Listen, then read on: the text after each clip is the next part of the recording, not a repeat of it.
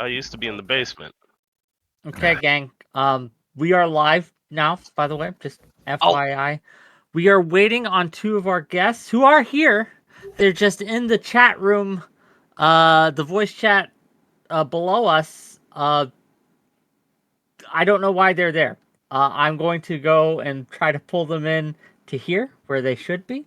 But give me a second, gang. You guys can kind of talk your way, these things like that. Thanks for being here, gang. Thanks, Conserve Liberalism. Hello, Mr. Dr. Daco, Tessie Johnson, Lead Vitamin. Who else we got today? Jenny Burns, Miss Millie. Welcome in. They're not going to argue it's the slaves, are they? I don't think anyone could do that with a straight face. Well, we're gonna find out today. We're gonna find out today. Let's bring in Doobie. Let me get the last one. The Doobster himself. Hello. Would you like me to turn my camera on, Mr. Weck? I would. Thank you, please. Just a minute, pretty please. And we got Effin here. I haven't seen Effin in so long. What the fuck? Deafened, but Wait, Kilo's here? yeah, Now I Kilo am, actually yeah. made it today. Thanks for being cool with my chaotic ass I schedule. mean, Rick. I'm I not, appreciate it. I'm not saying it's my favorite thing. The like, I can't make it. I can make it. I can't make it. I can't make it. I'm but so sorry. I had to move It happens, shit like okay. 3 times. I apologize. Kilo's a busy guy. I'm in high demand. Okay. Let me DM Effin and tell him we are starting. Just FYI, I'm knee deep in Excel sheets right now, working, but I'm also here, okay? So I'm operating with probably like 25% At like of my brain. 25% power level. Okay, well, we'll see. Lactoid's the. Will that be enough to back up Lactoid? I don't know. We're gonna find out. But okay, gang. the hell of a battle ahead. When Effin gets here. He's here. He's just deafened. Hopefully, he can figure out his shit soon. But let's get started. So, welcome, one and all, to yet another episode of Wick TV, a cross-ideological space where we can come together to talk about issues both political and cultural, from the silly to the serious, and we got a show for you today, gang. Recently, last week, Lactoid, the motherfucker above me here, made a few tweets about slavery and about how the biggest beneficiary to slavery was the Black American. A lot of people had issues with this take. A lot of people had some problems with what he was saying. And I thought, why not give Lactoid a chance to defend his take? See what Blacktoid here has to say about Black Americans and about slavery. So we're going to start today with him giving his take, laying it out there, and then we'll see how everyone else responds to it.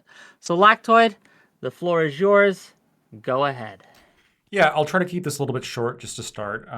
So the tweets really came from I watched Kamala Harris go on stage and basically rant about how DeSantis's education standard for teaching slavery is horrible, evil, and how it's just wrong. I stated that Kamala Harris was a liar because she is, and that the specific instruction as provided by DeSantis makes sense, right? So, and you've heard this a little bit in the news. Tim Scott is also up in arms about this, and a couple other people. But the actual sentence, it's a little bit difficult to find, but I actually found the Florida instruction standards, and I also found the AP US History instruction from College Board as well. So the specific sentence that everybody's up in arms about is, quote, instruction includes how slaves develop skills which, in some instances, could be applied for their personal benefit. That is the sentence that gets people, has been getting people very upset. Contrast this with the College Board AP US History sentence. In addition to agricultural work, enslaved people learned specialized trades and worked as painters, carpenters, tailors, musicians, and healers in the North and South. Once free, African Americans used these skills to provide for themselves and others. My whole argument is that these two sentences are more or less identical. They're substantially identical. Any issue that people take with the first sentence is entirely politically motivated. And when Kamala Harris comes out and basically says, I'm not going to discuss this, I'm not going to debate this, you're just wrong. She's actually wrong, and she's acting in bad faith. On top of that, we'll add one last thing. On top of that, I sent another tweet, which was, and this is factually true, without slavery, there would be no Black America. And so it's just odd how, there is this argument of like, oh, well, slavery, of all the people alive today, slavery benefited white people the most. I think it's pretty obvious that the people who exist because of a historical atrocity benefited the most from that historical atrocity. And so the idea that we can't teach the truth in history class because it's wrong, or the fact that there should be reparations, I think is just crazy. Well, with that, I guess we will open it up to the rest of the team here, the rest of the crew. What do you think, Kilo? We're gonna start. We're just gonna kind of go around the room. Kilo, just brief, concise, kind of opening here. Yeah, I could take a lot of different angles on this. I think I don't want to necessarily say that a different person benefited the most from slavery. I just want to definitely say that I don't think your argument of existence versus non-existence is a very good one. I think especially I think you kind of jokingly said that antinatalists were your final boss. I think they actually are your final boss, because I think it'd be difficult to convince me that existence is always better than non-existence. I mean, and that's evidenced by the fact that people commit suicide. You know what I mean? It's evidenced by, a whole bunch of stuff. But mainly, I just want to say, it seems like we've got some butterfly effect stuff going on here too, where it's like, if there's a traumatic experience in someone's life or something, and there's a physiological change in them because of that, and they are fundamentally a different person, should they be grateful that that experience happened because they wouldn't exist without it? So I kind of want to know where you draw the line on that. But that's where I'm coming at this from. Okay. I guess we'll find out. JB, what are your thoughts here?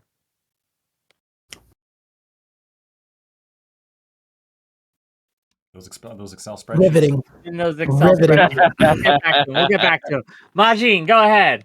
Actually, a lot of my points piggybacks off of what Solus's has to do. So if he could go before me, because I don't want to steal his Go thunder. ahead, Solus. Yeah, I just got your DM. So the first one, they always said before you put your foot in somebody's ass, you should lead with love. The first one, Lactoid, I can't even fight you so much on that. I felt like that shit is nothing salad. To say that somebody gained useful experience from a fucked up traumatic situation that they can apply positively in life, even if you want to take it outside of slavery, is just true. Now, why you would say that is weird, but nonetheless, you could say that about somebody that got robbed. There's something fucked up happens to you, you can still take something positive away from it. That is just a fact of life, right? And the idea that the Black people were agricultural workers that use that for their own benefit is just that's a fact of what happened. You can't talk about sharecroppers without talking about that part of history, right? The second half, though, the idea that Black people have benefited from the concept of race as a collective whole is bullshit. And I don't even understand how that's a thought that came through your head, but we'll talk about it. We'll talk about it. Okay, Majin. Same thing. What he said, but to add more, on that last little bit, I just can't say that you can actually say that Black people benefited more than white folks, because we would have to put a value on freedom, right? And if we end up doing that, we have to go down into a meta conversation of the cost value of what the value of freedom is and what y'all got out of this, because at one point in time, you think about the 3/5 rules. There was cows and pigs out here that were more valuable than human lives just because of the color of their skin. So yeah, I guess we could talk about it. We're gonna get into all this, I am sure. I am concerned about our third guest, Effin. He was very excited to be here, but he's nowhere. He's here. I don't know. I don't know if he's having technical difficulty. I literally don't know what's going on. We're gonna give him a little bit. We're gonna give him a little bit to figure it out. But if he can't, we're just gonna replace him, unfortunately, because he's not here just to sit and look pretty, right? Crazy. Getting subbed out on a conversation about slavery as a Black person. Effing, I'm having to get your ass about that, bro. It's crazy. I don't. I asked him to show up, and he said he would. I don't know. Doobie, though, let's hear your thoughts. Yeah, sorry about that earlier. I all got a good. call about my dick extension surgery. Huh? So What basically, the I agree with fuck? everything Lactoid said. Though I do. So this is something that I've struggled with. Well, struggled with is the wrong way to say it. Something I thought about because I am the descendant of indigenous people, right? Unfortunately, in the United States. I think my ancestors come from like the Yaqui tribe or some shit. They're like if you look them up, they dance around with deer heads on their heads, like strapped to their fucking head. They lick toads. They're very weird people, right? Um, I think the reality is, if the United States hadn't been conquered, if my people and other peoples hadn't been genocided, hadn't been pushed off their land, and like dominated by the Europeans that arrived here, um, I probably wouldn't have the life that I have right now. So I think long term, yeah, maybe it sucked for the people back then. Obviously, it's pretty good for me, right? I now get to live in the most powerful country on the planet. I am an extremely intelligent person. My intelligence would have been wasted licking toads and dancing around with your heads. Okay, so I don't. I think yeah, maybe like I said, suck for them. Sure, okay. Long term, I think it's beneficial for myself and all the other indigenous people that now get to live in the most powerful country on the planet. Right? Who don't need to worry about someone coming in and taking our land. So yeah, I agree with Lactoid. Okay, and with that, we'll just kind of open it up to the discussion.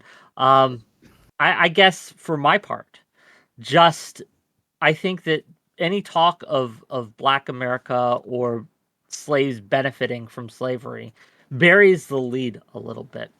I think that yes, we can have traumatic experiences that good can come out of, but it is not good to have traumatic experiences like that.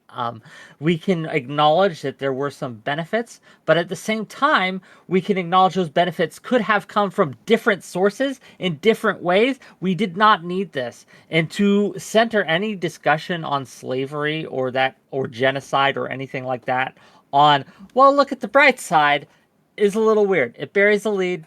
I don't see the benefit to doing that, Yeah, like honestly. why would you even in any traumatic situation that somebody goes through, why the fuck would you even bring that up? Like I said, like you could take away something positive from being robbed at gunpoint, right? Like you could theoretically take something internally positive away from that, but if you told somebody that, why the fuck would they bring up like the silver lining in getting robbed? That just doesn't, why would you do that? This specifically seems like an anti-reparations argument. Yeah. So, Is that- so the second part's an anti-reparations argument. The first part is just a question of truth. So, I think it's interesting how, Solus says that you can't even criticize me that much when it comes to defending DeSantis's education policy here because it's just truth. And I think it's interesting how the Overton window of this panel seems to be further right than of the modern Democratic Party and even some Republicans who are criticizing this policy. Seems like most people Wait, here wait, agree. wait, wait, Lactoid. Let's be clear. What I'm saying is exactly. I haven't read into DeSantis policy to talk about that. But what I'm saying is true is that black folks that were slaves gained agricultural skills from that. That's what you can't. That's history. You can't fight that. I'm not here Right. to defend DeSantis policy. I've never read it. I don't know if that's true. Or Sure, right. sure. And in addition to that, not just agricultural policy, but again, according to the AP US History Standards, which comes from College Board, just agricultural work, we just talked about that. Also, painters, carpenters, tailors, musicians, and healers. I think it's interesting, again, how College Board can have these standards and be more or less, immune from criticism. But then DeSantis decides to incorporate something substantially similar, and all of a sudden there's some kind of freak out. The reason why it's important to teach this is twofold. First of all, it teaches that it explains Reconstruction. It explains a lot of the South's economy following the end of slavery, and it also explains specifically not just America, but also what was happening in the Black community immediately following slavery. That's African American history. I don't know why that's not important to teach. I mean, I think people should learn about what Black people were doing post-slavery, and the only way to have a full and contextual understanding of that is to know what jobs they were doing, and the jobs they were doing were informed by the skills they learned during slavery. But you No, the gotta teaching is hold on, important. hold on. But the I question got that some matters is pushback on. Oh, go okay. Well, ahead. just real quick, Effen's actually here now, and I want to give him a shot, right? Like, I don't know how much of this conversation you've heard, but we're gonna give opening statements here, Effen. So, what do you think? Did Black America benefit from slavery? Is that what we should be talking about? Is DeSantis's policy good, bad? What do you think? You're up, brother. riveting. Okay. Okay. Um. I'll guess. See, the thing is, Lactoid. Yeah, you could talk about everything post-slavery and all this good stuff and skills that trend, but the thing that you're missing is all the bad stuff, like the slave hunting crews, the KKK, the farms that when black people were trying to get their starts, especially when they were moving up towards the north, where they would destroy their farms, kidnap, murder these free black slaves that left the South. It didn't matter what skills they had, right? If you're dead and buried 6 feet under, right? There were But the still problems based Florida off of teaches your that. skin color, huh? The No, standards teach all of that. This That's what I one was about to say. sentence. The argument is if that happened, right? The argument is was that the case that slaves gained skills from the forced labor that they were unfortunately forced to go through? Yes. And that can't be argued. That's not the fight. Now I would say though, intention is one of the most important components of human interaction. So your intention with that information matters. I can't speak to folks' intentions, but on that very point, there's no argument. You can't. That's history. That can't be fought. That's history, and this is the important thing, right? So the actual document, you can find it through a Reuters link. All the other news agencies are hiding it because they're trash. Reuters is one of the only good mainstream media sources left. Reuters has a link to the actual full policy. It is, I have it up right here. It's 216 pages, right? And one sentence, the one sentence I read was the one they were pulling from that.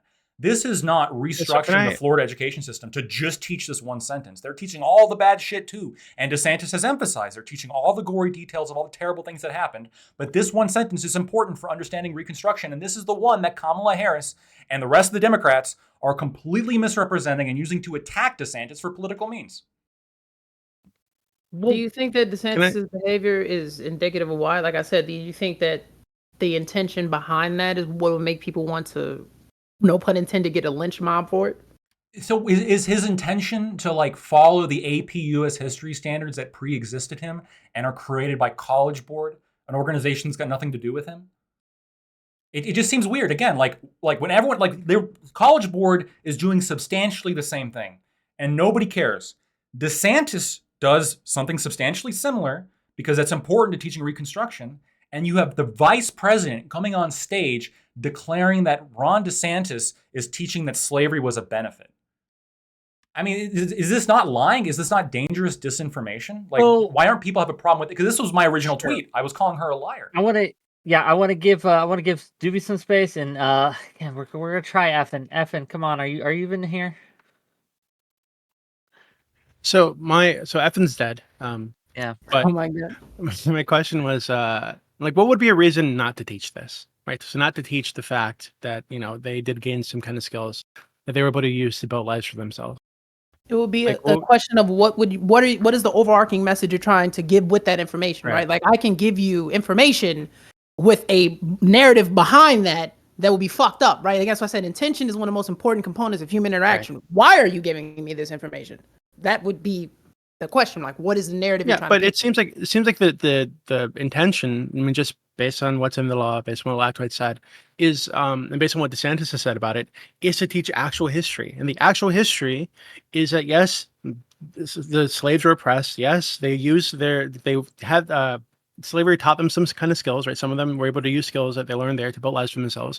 And that's the message, right? So that's what really happened is you had a bunch of people coming out of slavery, didn't know what the fuck was going on, were able to use the skills, use the silver lining in that oppression to build lives for themselves and build communities. That's a beautiful message. And it's a real thing that happened. It's something that should be celebrated. We gotta hope that actually happens, right? We've lived in the modern civilization for how long, right? We've been progressive for how long, right?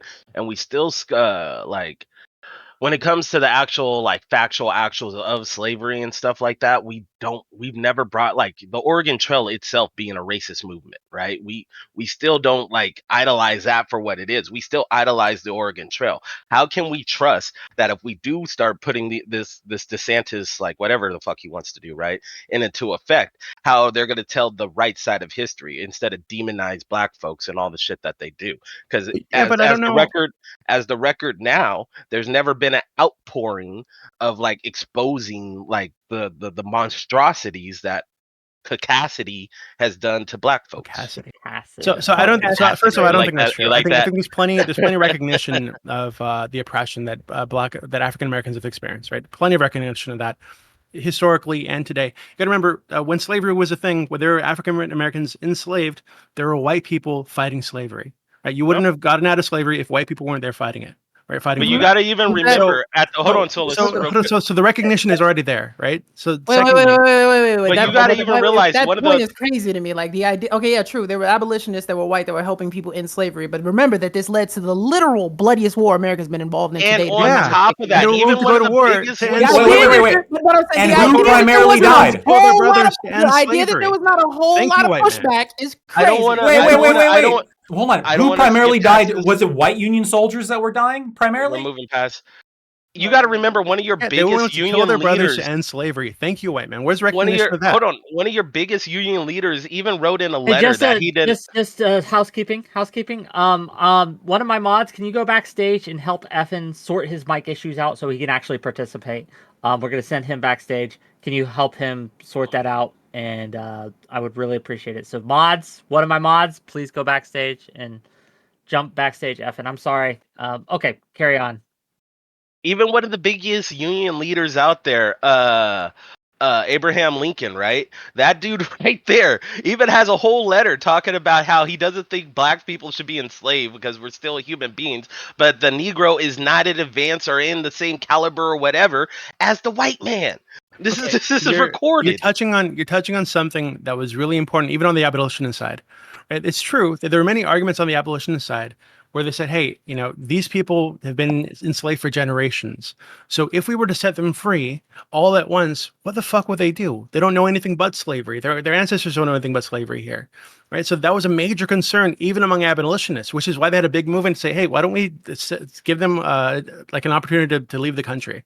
Right? So they don't need to be here with a racial tension. They can start off somewhere new without any of this terrible history behind them. Right? That they weren't just trying to get rid of the black people. They were trying to figure out how you take a group of people that have been enslaved for hundreds of years and give them freedom and expect them to build a life for themselves. That's a fucking massive undertaking for any community, right? But even when you go, So it wasn't out of like hatred. It was concern. Yes, it concern that was. These people would yes, be it was hurt if because you let even them when free. you go to the north, which was most of the predominant people that like the Oregon Trail, right? When the people of the north heard that they were going to have to integrate with black folks, they said, "Fuck no." Right? They decided to risk their life. We've all played the game. We know about the dysentery and all that shit, going from one place to the other to get to fucking Oregon and shit like that. Risk their fucking lives to get the fuck over here. And once they fucking got here and made fucking Oregon, they said, don't you bring your black ass over here. They wrote it into the Oregon Constitution. And this was after the fucking Civil War. Okay, I'm not saying that there was no racism ever in the North, right? I'm saying that the North existed as what's the word I'm looking for?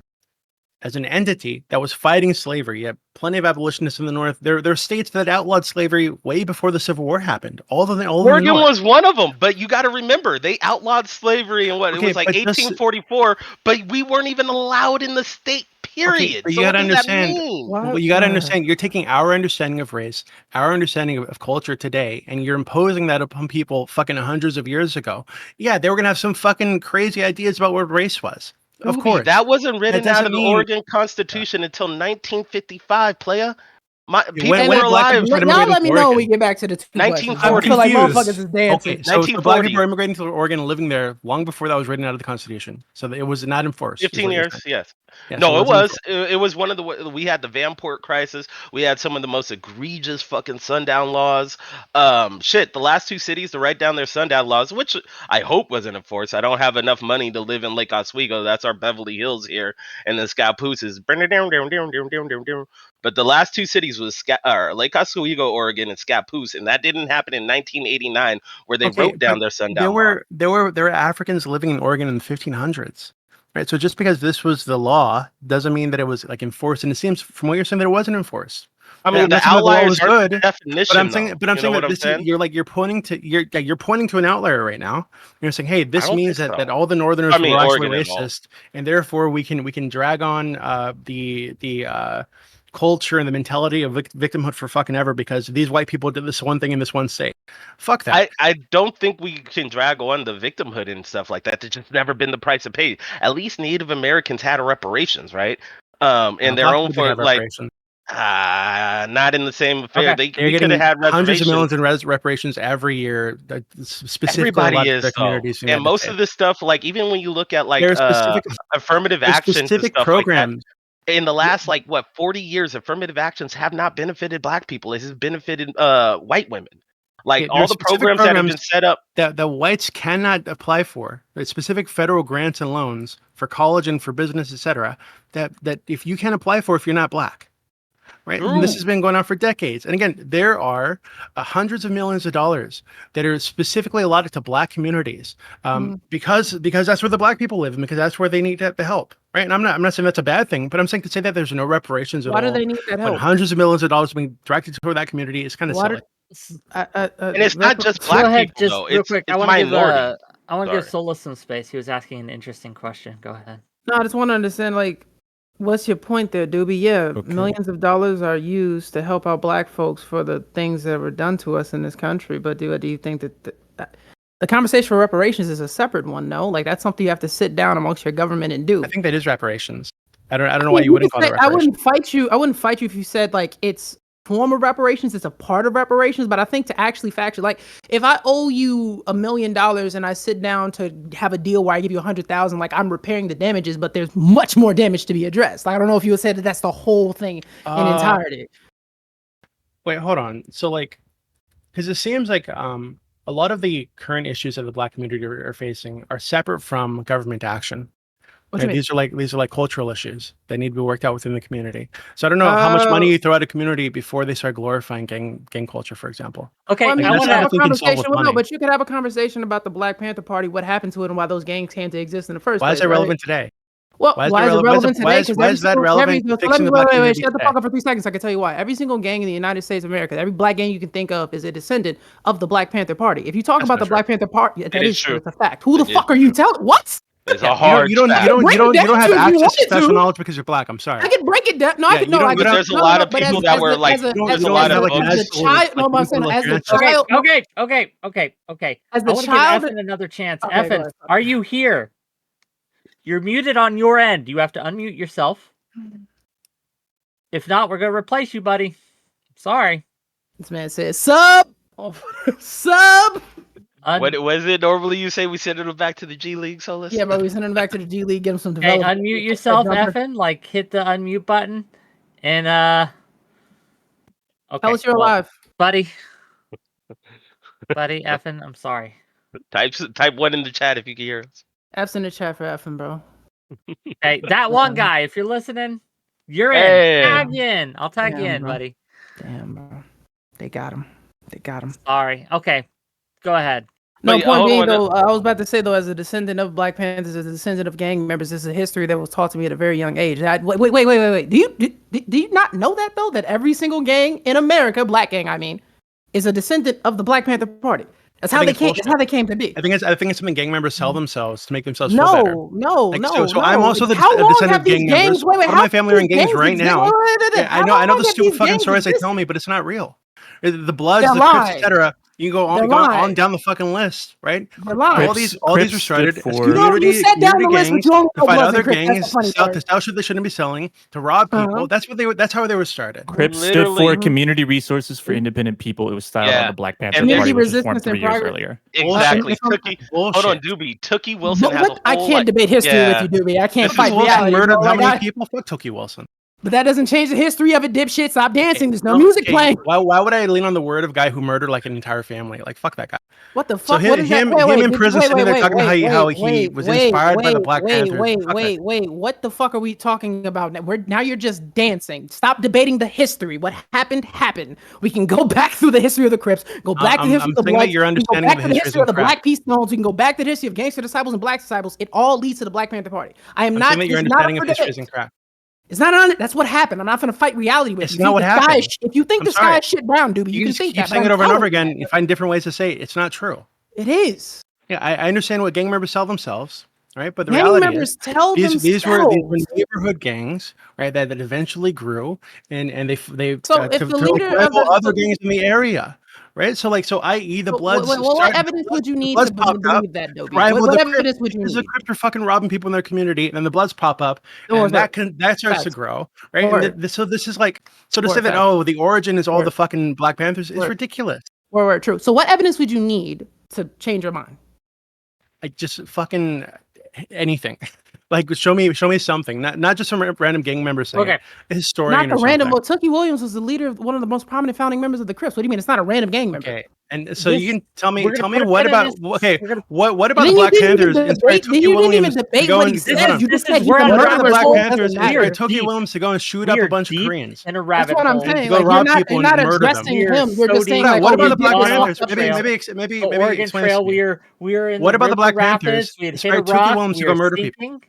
Okay, we're all dying of dysentery here. We need to kind of put this back, get back on track just a little bit, right? This is a rabbit hole that we will never get out of if we keep going down this We road. can get back to the normal 2 questions. That's I just want to. that was a lot of dancing. There was no music a little playing. bit. I'm just I want saying. to recenter just a minute, right, on the concept of both the DeSantis, why people are upset at the DeSantis law, as well as just the general concept of there would be no Black America without slavery.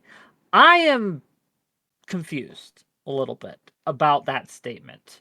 Can you elaborate a little bit, Lactoid? Because on its face, it seems just wrong. Like there would be no Black America without slavery. What are you trying to say here exactly?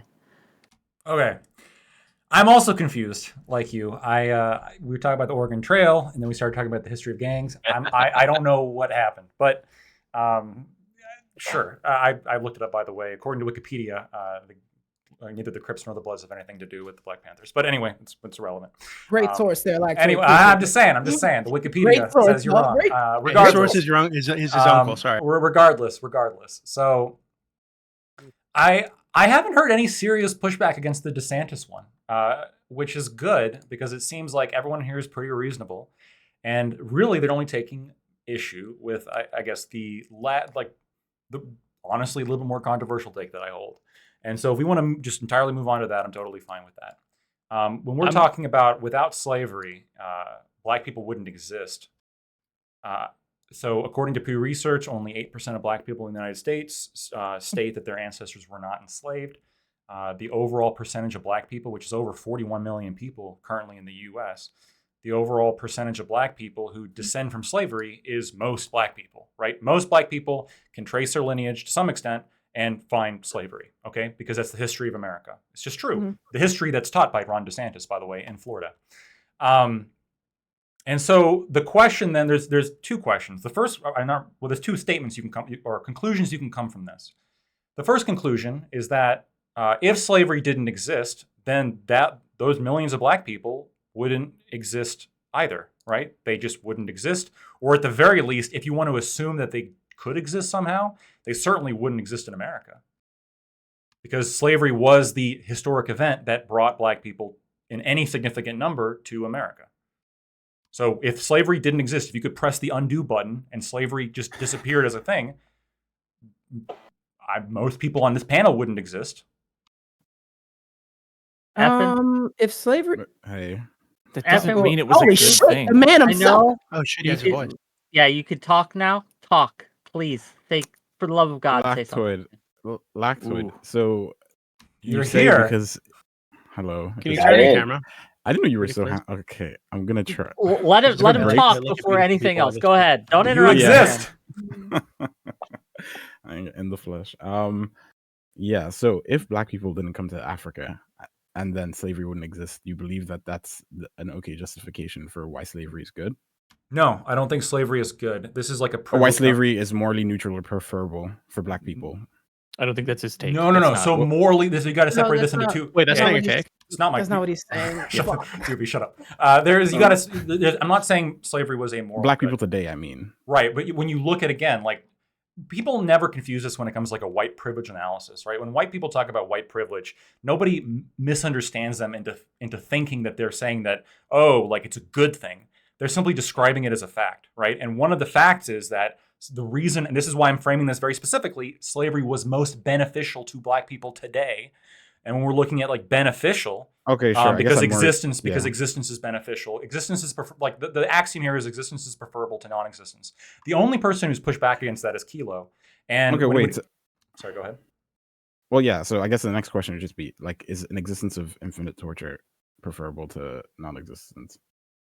Are black people alive today, existing, No, like but I'm just experiencing infinite torture? no, but I'm just saying, because you're saying that existence is preferable to non-existence. So anything that we say, as long as black people exist, no matter what happened to them in the past, it's preferable to them not existing. Yeah, I would just like to say I don't. The idea that black folks just existing is somehow like kosher, cool. I don't agree with that at all.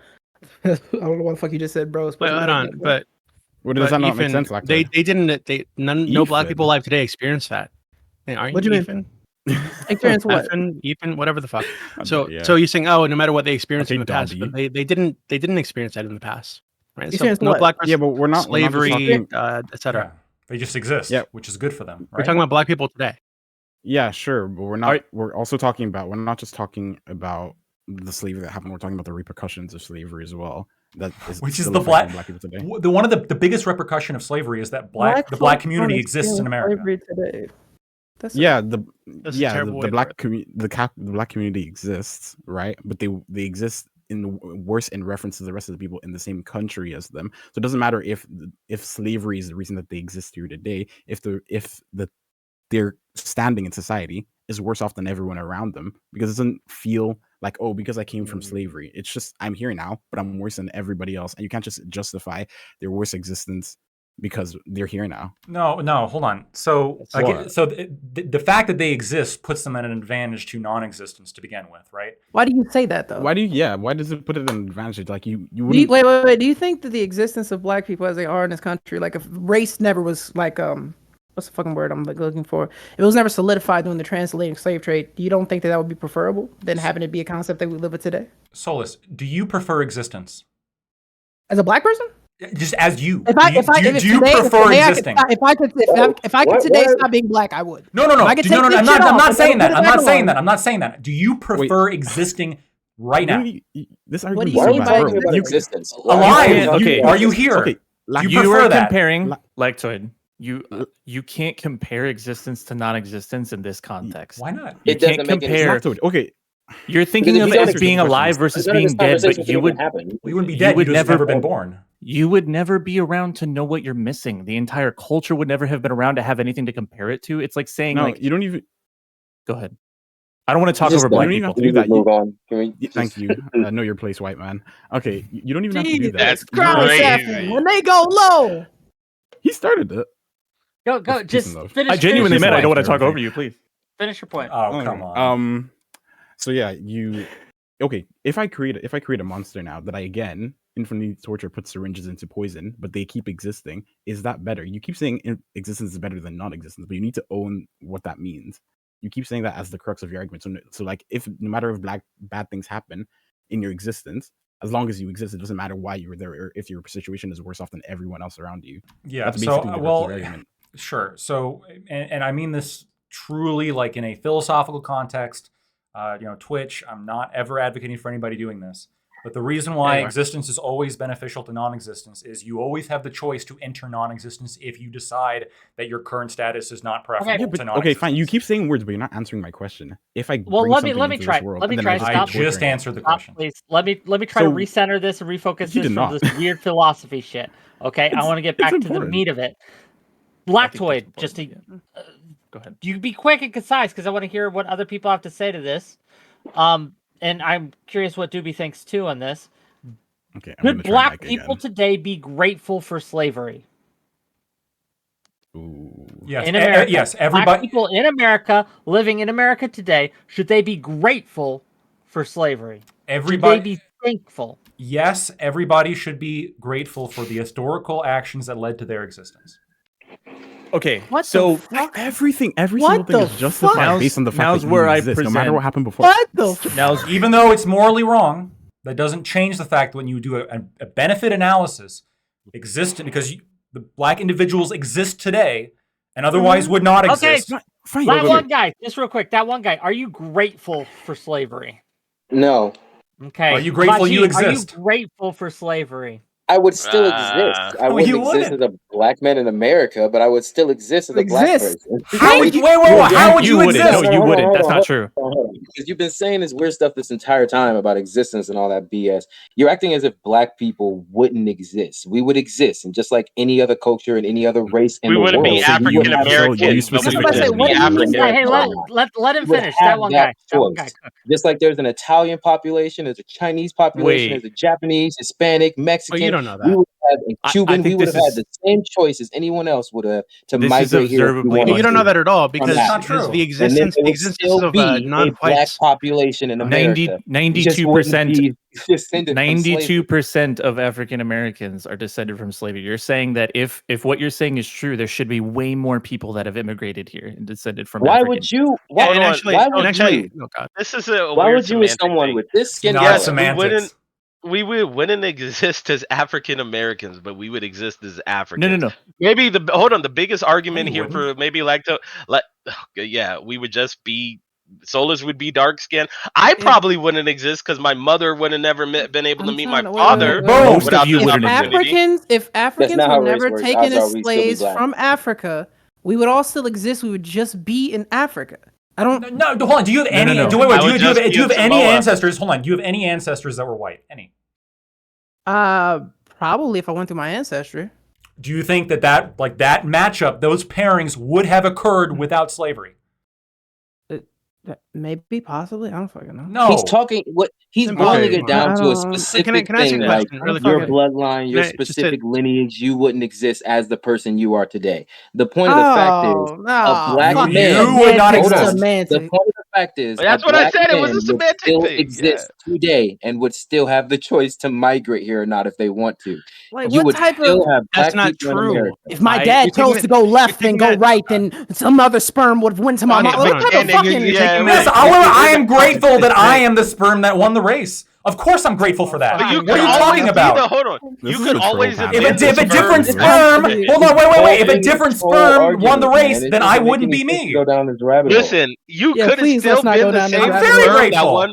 Hold on, Please. Lactoid. You could have still been the same sperm that won that race, but just in a different woman in someplace else. And then I'd be a different That's person. all that You'd is. be a So, completely wait, would different still person. be you. And then I would not No, be he me. wouldn't. That's He not- would not you'd be be- him. no, He would not be semantics, What if it was a semantics, black semantics, woman? What if it was a semantics, black semantics. woman? Then I'd be black. Oh my god, Enough, pedantic enough. semantics. What Enough. if I it was feel an like Irish that's woman? Then I'd be Irish. Enough. Okay, can I You be Wait, Irish can I- Lactoid. really quickly? Let I him would not cook, be let him Irish cook, lactoid. please. I'd be an entirely Please. different What, person. bro, I would am y'all going let to Kilo mute. cook? I'm I'd going be to mute Irish every toid. fucking single one of you. Okay. I want in this order: Doobie, Kilo, then Solus. Go. Okay, so I don't think we should take for granted that we would still have Africans immigrating to the United States, or anybody who isn't white immigrating to the United States, if Black people weren't here through slavery.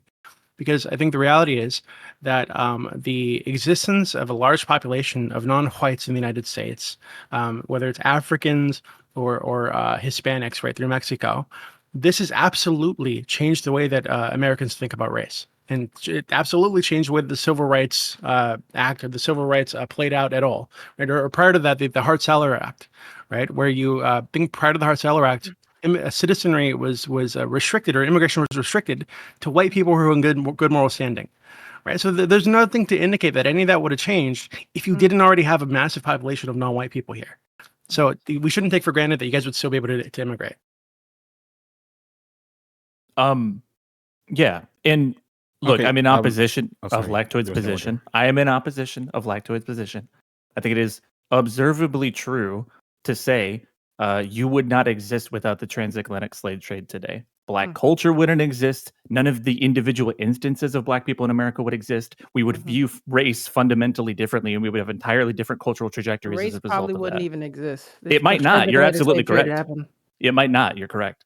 We might not even know black and white as we understand it today. Yeah. So even though, yeah, I'm in opposition of Lactoid's position, I think it is observably true to say that Black people would not exist without the slave trade.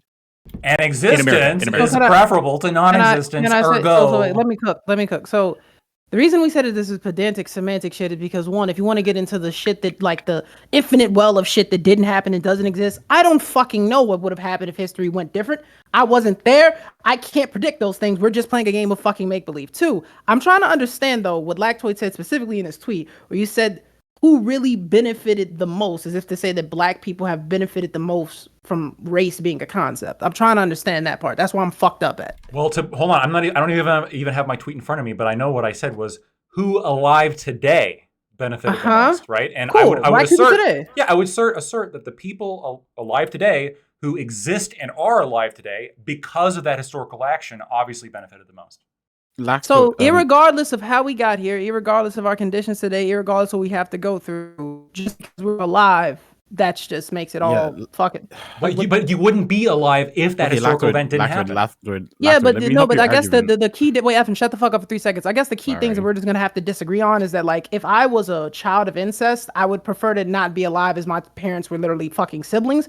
You, I guess, would be like, I'm here, so fuck it, and that's just where we're gonna disagree on that. I do think what brings you into this world can be something you said that, like, even if it means I won't exist, I would prefer that not to happen.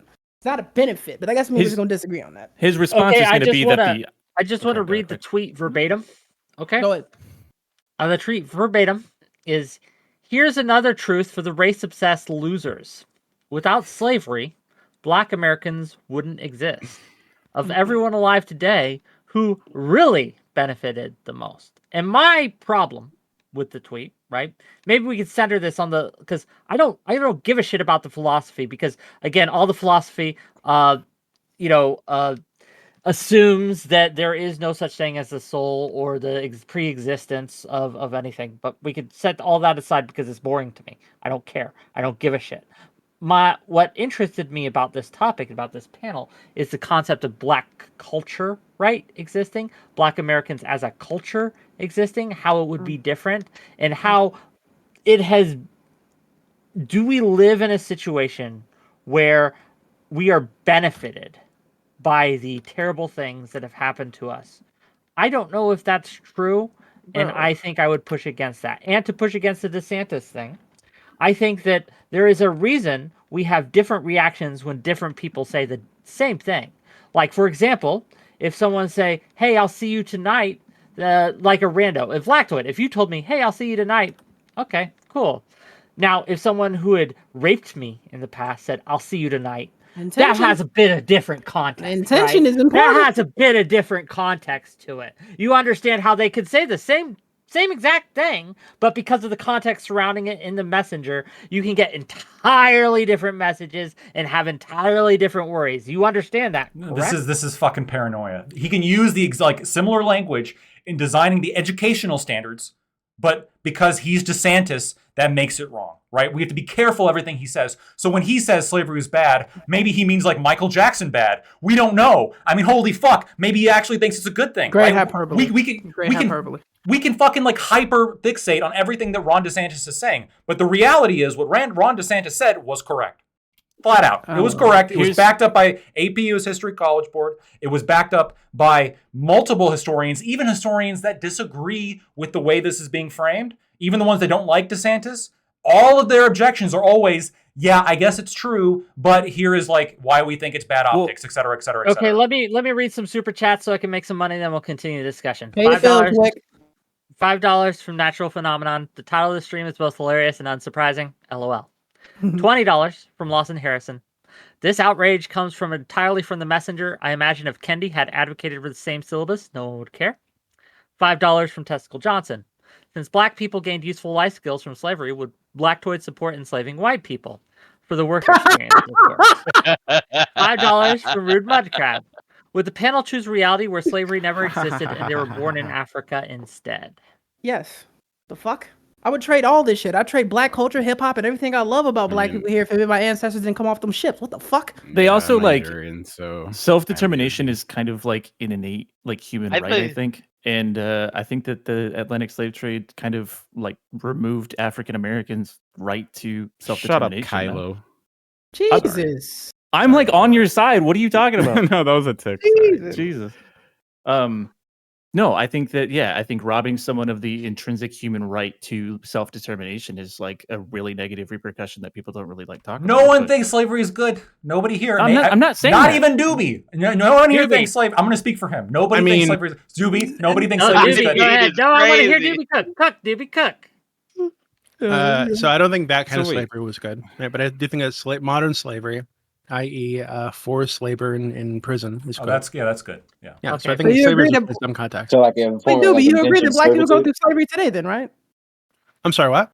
You agree that black people go through slavery today, then, right? Modern slavery. Yeah. Yeah, Okay. but not just black people, whites, Asians, or Word, whoever's word, in word. prison. I didn't bring Yeah, them up. I didn't bring them up. I think if you do bad things, you deserve to be enslaved. Yeah. If I didn't Yeah, bring them that's up, but fair. I'm glad we agree with each other now. Thank you. Appreciate So, it. Lactoid, I don't know what like a DeSantis is, but what is your thing with black people in America versus black people in Africa? Would you say that? Why don't you go with the argument that their lives are better now than they would have been if they just stayed in Africa? Because the whole existence argument is basically useless because you can justify anything happening to anyone, but as long as they exist, then it's better than non-existence. I think you should go with the you should go with the location differences of where black people would have existed. So life in America is better than life in Africa. The I existence think that's a better argument. The existence argument is not a bad argument. I just want to quickly push back against that because it Okay, doesn't. fine. It's not justifying the activity, and it's not saying we shouldn't learn about the activity. All it's saying is it's a honest interpretation of who actually benefited the most. If we're like calculating the fucking like chain of events, who actually benefits the most in modern day society from any historical action. I think that is like an important analysis, especially when you have current people. Hold on. When you have people advocating for reparations, when you have people advocating for shutting down DeSantis's true history courses, right? When you have people doing that, I think of course it's relevant to bring those things up.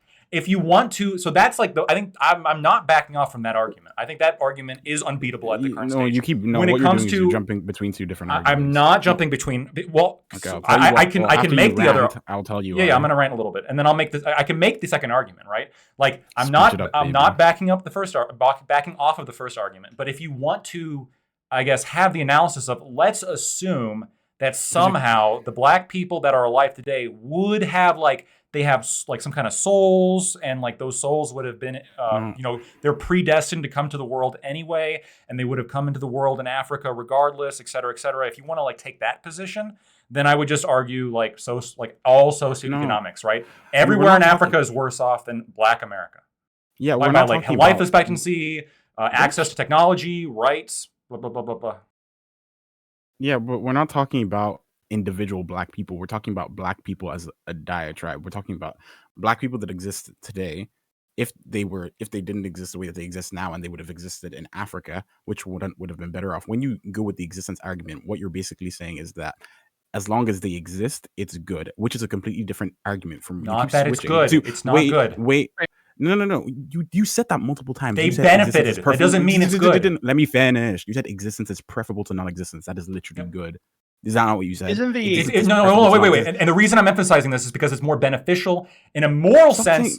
No. This is important because in a moral sense, I don't think slavery was a morally good thing. Okay. And if I was given the button to push the button to end all slavery, I'm going to ask you a question. What does beneficial mean? What does beneficial mean? So I guess you would look at it from a number of different metrics. So existence, you would look at it from access to resources, you would look at it from access to technology, you would look at it from rights and responsibilities within a government. You would, there's all sorts of things that you can look at for socioeconomic overall benefit, as opposed to a non-benefit. Now, just because one person, again, the white privilege analysis, just because one person benefits from something doesn't mean that it's a good thing. People can benefit from bad things. And this is the perfect example. Slavery was a bad thing that people benefited from. Yeah, you can see that slavery is a bad thing that people benefited from, right? But again, you keep going back to saying existence itself is good. So even though slavery is a bad thing that people benefited from, you're kind of, in the end, no matter how you put it, even if you're saying, oh yeah, we benefited from it, fine, that's obvious because all you need alone is us existing to basically justify that argument. So you're just saying basically nothing. It's either you're saying nothing or you're making a very strong point as to justifying it. So if you're saying, okay, black people exist, existence is better than non-existence, then that's it. That's all your argument is. Why are you rolling your eyes? No, because you're cutting out the context of people demanding reparations, people demanding cash payments and affirmative action and access to government grants. This is not just a question. I'm not defending slavery. I'm not justifying slavery. Lactoid. If I get in if someone is drunk driving and hits me as a pedestrian, right? I get paralyzed from the waist down. Okay. Little Wick is no longer usable, unfortunately. Right, I've Pause. lost the ability to use Little Wick. Pause. Okay, it's terrible. It's women across the nation, a catastrophe. It's basically a genocide. So, Love my man.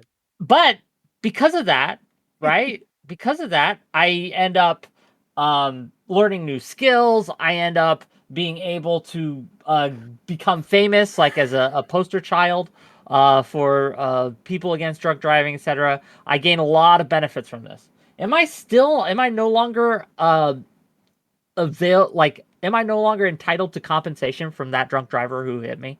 So I would Just believe because that I had benefits come to me, I would am I no believe. longer entitled to the compensation, right, from Mhm. that drunk driver So who I, took so yeah, much from me? I would believe that you are entitled to benefits from people who directly hurt you. So again, okay, I'm almost done. So the reason why you are entitled to those kind of the compensation when somebody does a direct harm to you is because when you violate somebody else's consent and do a wrong action upon them, that is a harm that needs to be compensated. That is an independent harm that needs to be compensated. The difference here is you have people who did not have a direct harm put on them, and the only thing that like the actual historical event, like what that mostly did, is their existence. Do you think that Black people still suffer from the ramifications of slavery? Like in modern day, the rippling effect of slavery, do you think it still has a negative effect on Black people in America? Leaving aside existence, You can't keep using. I think so your existing is a positive thing for But Black what people. Evan is There saying are is- also negative things. We can recognize that. There are also negative things, right? Can I ask a question real quick? Like, Go ahead, do you Philip. think that there's For sure. anything else throughout American history that maybe reparations should be paid to Black people for? Aside slavery, Like Like winning what? your wars. nothing comes to mind. No. You want to Like help winning out? your wars. Okay, Wait. This is winning your Maybe wars, man. maybe I could see arguments for people who were like affected by Jim Crow, but it would also go both ways to both the business owners who couldn't sell to Black people and the Black customers that couldn't buy from those businesses. Like I could see argument for that because they were directly affected. What about all your I could be exper- convinced. Wait, What wait, about what do all- you, wait, hold on wait, real quick, wait, Thomas. wait. No, I just want to, because again, I just want to hear him say that because that is some funny shit. You think the business owners who couldn't sell to Black folks, they also are entitled to reparations too? Yep. Yeah, plenty of them wanted to sell to Black people. Uh-huh. And they were cut off from So what customers. about all the Yeah, what about all the word. experimentation during like World War II, you know, and all that stuff, you know, where we That was done to, we- okay, but that was done to Black and white people. not the I don't- Tuskegee experiments. There are other experiments that weren't the Tuskegee experiments. Wait, did the Tuskegee So, experiments? Did they get reparations? Those weren't the worst types of experiments either, right? That's They had not. tons of You're experiments that were done to beating all the shit types out of of Shadow people. the Hedgehog. What the fuck? No, did the hold on. Tuskegee What I'm people wondering get is like, reparations? why do you guys get this idea that like Black people deserve reparations because terrible things happen to this specific group of Black people that you're not part of, by the way, right? Where we can point to I'm a many descendant other of types slaves on my of. mama's side. You're not a descendant of the Tuskegee experiments. You're not, Mhm. right? And if you were, that shit didn't happen to you. So who cares? Right, so like I don't. Why do you? okay, get wait, to- wait, why do wait, you wait, get- there why do was- you there get was to money. take on- Wait. Why do you get to I have ask take a on? good Why do you get to question. take on the torture and the victimization of other Sure. people? Say that it happened to you, and then ask for money for it. That doesn't make any fucking sense. Doobie. So, If people fuck up Hold your on, hold parents, on. if you- That wait, can I- same- can One I at a finish? Can time. I God finish? damn Can I it, let finish? effing go. If people fuck up your parents, if people does something bad to your parents, if the government does something bad to your parents, and it doesn't happen to you, but you obviously directly benefit or get harmed by them being harmed, should you as a child get anything from that? No. My parents should take that to court and get it dealt with when they're fucking. If it's happening like this, is No. something that happened to them like fucking 10 years ago or some shit, 15 years ago. Mhm. Why should I be paid for that? Okay, say it happens last month and your parents died. Should kids get anything or any? It's type a little of bit seeking different. type of In that case, compensation? there'd be like a court case that's ongoing that I might be able to like. okay, so get into. basically, so at some point, you believe that there's a point where people should be able to get compensation for things that don't happen to them, but you basically believe that slavery is too far past the point for that. But there is a point. It's that you not think even. that It's should be not even possible. that, right? So like, in your situation or your hypothetical, right? So something happens to my parents. They're going to court. They die. So I get to take over. This is so as part of like inheriting their their property or whatever. I'd also be able to inherit this. I think I'd be if not even all the time. There are times where if the parent dies, I don't get to do shit, right? But if there's some kind of damage or something that's owed to them or owed to their estate, then yeah, I could go after that. Okay, But what I'm let's- saying let's is, stop- let's I stop don't think it doing makes sense to legally, say 'cause that. I don't think it makes sense to say that. Oh well, hey, Black Wall Street happened 100 years ago, so therefore all black people are owed a thing. Like that doesn't make You any believe sense. that all Yeah, the let- do you believe the descendants of the Black Wall Street incident deserve reparations as they were From robbed who? like generational From wealth? who? That's what I'm asking you. How do you Okay, think that if that's they can even track something down that the should pe- if they happen? can track down the estates of the people who did it, sure, Uh-huh. take No them to question. court. But boom, So, no, but no, Speaking no, of no, court, I'm asking- I'm I'm asking asking- that- I'm no, asking- take I'm them asking- to I'm court. asking- gang, Listen, the government. Speaking of reparations and getting paid, let me exploit your labor a little more. $50 from Lawson Harrison. Boo. $50 from Lawson Harrison to say part of what defines humanity are the atrocities we have overcome. Our species can only have success in contrast to our mistakes. That deserves a special kind of reverence.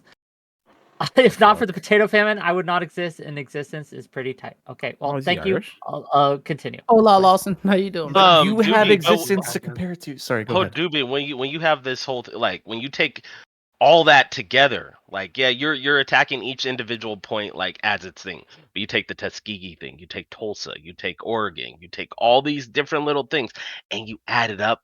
Yeah, it's starting to look like maybe you No, owe it's some black ridiculous. people a little bit of something like that. No, Like can I ah, ask a question? yeah. Can I ask Wait, a there question? was compensation. There was compensation for Can I ask a Tuskegee. question? Please. Can I ask a question? If I were to for a go through second? So- history and There was like, compensation. mark out any time something bad happened to someone that looked like me, and at the end of it, I'd have a big ass list of shit. Right? If I were to go back to the start of human history, it Right. doesn't make any Oh, sense. the to say, oh, well, Mongols owe shit, me this, so much money. this kind of shit happened to people that look like me at like 1,000 years ago, so therefore I'm owed money. Like this is ridiculous. Okay, I don't no, think no, it's no, like wait, that. Doobie, It's Doobie, about- Doobie, wait, Can I just Doobie, ask wait, a can I ask question? I question? want Can to I ask a fucking question. Wait, Solas, I'll be so Solas, quick. I'll be so stop. quick. I'll be so quick. Dewey. No, ask a question. Dewey. So let's say in any one of the many riots or massacres that happened throughout history towards black people, if it was proven that the federal government or the state government was negligent in dealing with that in a justifiable way, do you think the reparations would be in order then? If you could prove that the local sheriff Potentially, or the issue. Potentially, I think the issue there would be, you're basically you'd be suing the entity, not the people themselves, like those people are dead, right? They can't be punished. yeah, no, So you'd but be I don't know why you If- think if that the no one's entity ever person trying to had sue fucking the. forever.